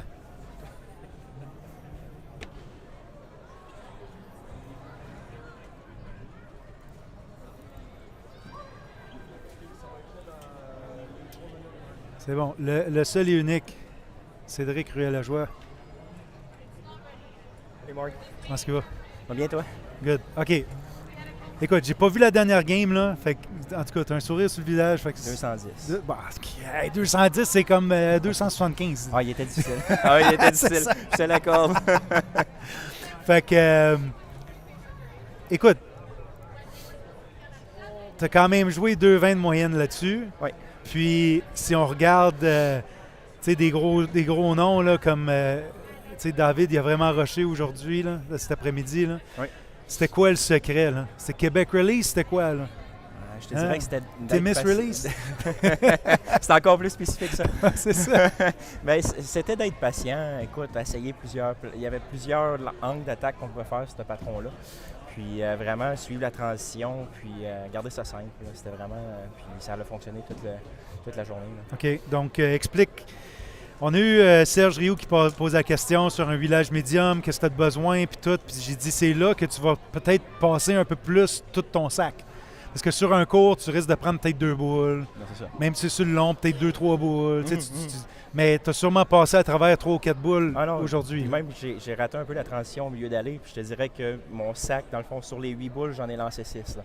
Vraiment pour essayer de trouver la réaction que je voulais. Ça a fonctionné sur le bord du dallo la première partie avec le rétane. Mais quand ça a tourné, ça ne marchait plus pantoute. C'est ça. Là, il y avait un gros move. Puis aussi, dans un gros bowling comme ça, tu pars de là, tu t'en vas à l'autre bout. Tu roules les dés parce que tu n'as aucune idée. C'est ça, c'est différent. Au moins, j'ai eu un bon pairing aujourd'hui. Je descendais, je pense que ça m'a aidé beaucoup. Là. Il y avait moins de jump là, d'un salon d'un côté à l'autre. Mais c'est vraiment de... oui, j'ai tout lancé, mais c'est ça, garder ça simple. Okay. Les réserves, je sais qu'il faut que j'en pratique encore un peu. Ouais. Donc, tu me dois combien de push-ups? Ouais, pas mal. Je vais perdre ma vedette, Mark, si on les compte toutes. Yes, sir, c'est bon. Yes. OK, demain, le long. Qu'est-ce que tu as vu? Ou si tu veux donner un petit shout-out aux boules que tu as utilisées, c'était quoi disons, les top 2? Là, que... Aujourd'hui, ça? Ouais. J'ai lancé une phase 2 pin down. OK. J'ai lancé Purple Hammer, la réactive. Pas le rétane, je trouvais que ça se parquait trop vite. Okay. La réactive, là, avec une pin proche, là, la boule, elle se parquait super bien. Okay. Demain, là, ça va être... normalement, j'adore les longs. Je prends une boule un peu plus faible, perlée, je mets excessivement de surface, puis je garde ça en avant de moi. Là. Ça a toujours fonctionné. Fait que c'est mon planning de demain. Pas pire comme plan de match. Hein? Quelqu'un qui t'a montré ça qu'il me faut. Yes. Hein? Yes, sir. Merci, Marc. Bonne chance demain. Yes, merci. OK, Cédric Ruel-Lajoie. Bonne chance, mon chum. All right, on va voir si les scores sont à jour ici. Eh oui, OK. Bon, Austin Ducharme qui mène le bloc. On va y aller de même. Tac, tac. OK, donc Austin Ducharme qui mène avec 134 over. Puis j'ai dit à matin, 150 over allait mener la squad. Puis j'ai dit à matin que c'était 300 qui allait mener à matin. Fait que c'est 301. Quand même pas si pire. OK? Donc, je suis fier de moi. Donc, good stuff. OK, donc beaucoup de bons jeux ici de la part de plusieurs joueurs, entre autres Travis Colley encore, François Lavoie, c'est François Lavoie. Donc, toujours bien le fun de voir ça. Donc, félicitations à tous les joueurs. On va regarder ici, All Standing. Donc, on voit encore une fois François Lavoie et Marissa Naylor en tête chez les hommes et les femmes. La coupure chez les femmes, Maud Lousignan, 22-27. Chez les hommes, à 48, c'est Michel Lesage, Mike the Bowler, à 22-79. Donc, très, très bien de ce côté-là. Maintenant, si on descend chez les juniors, Israel Potter, qui finit avec 24-76. Et la médaille d'or, pour l'instant, c'est Jacob Imou, à 25-83. Puis chez les filles, Mayen Lachapelle, Jade Côté, Carly Mason, puis Kristen Jolly. Et chez les seniors, Donald Hogue, Michael Snow, Murdoch Little, Luc Noël.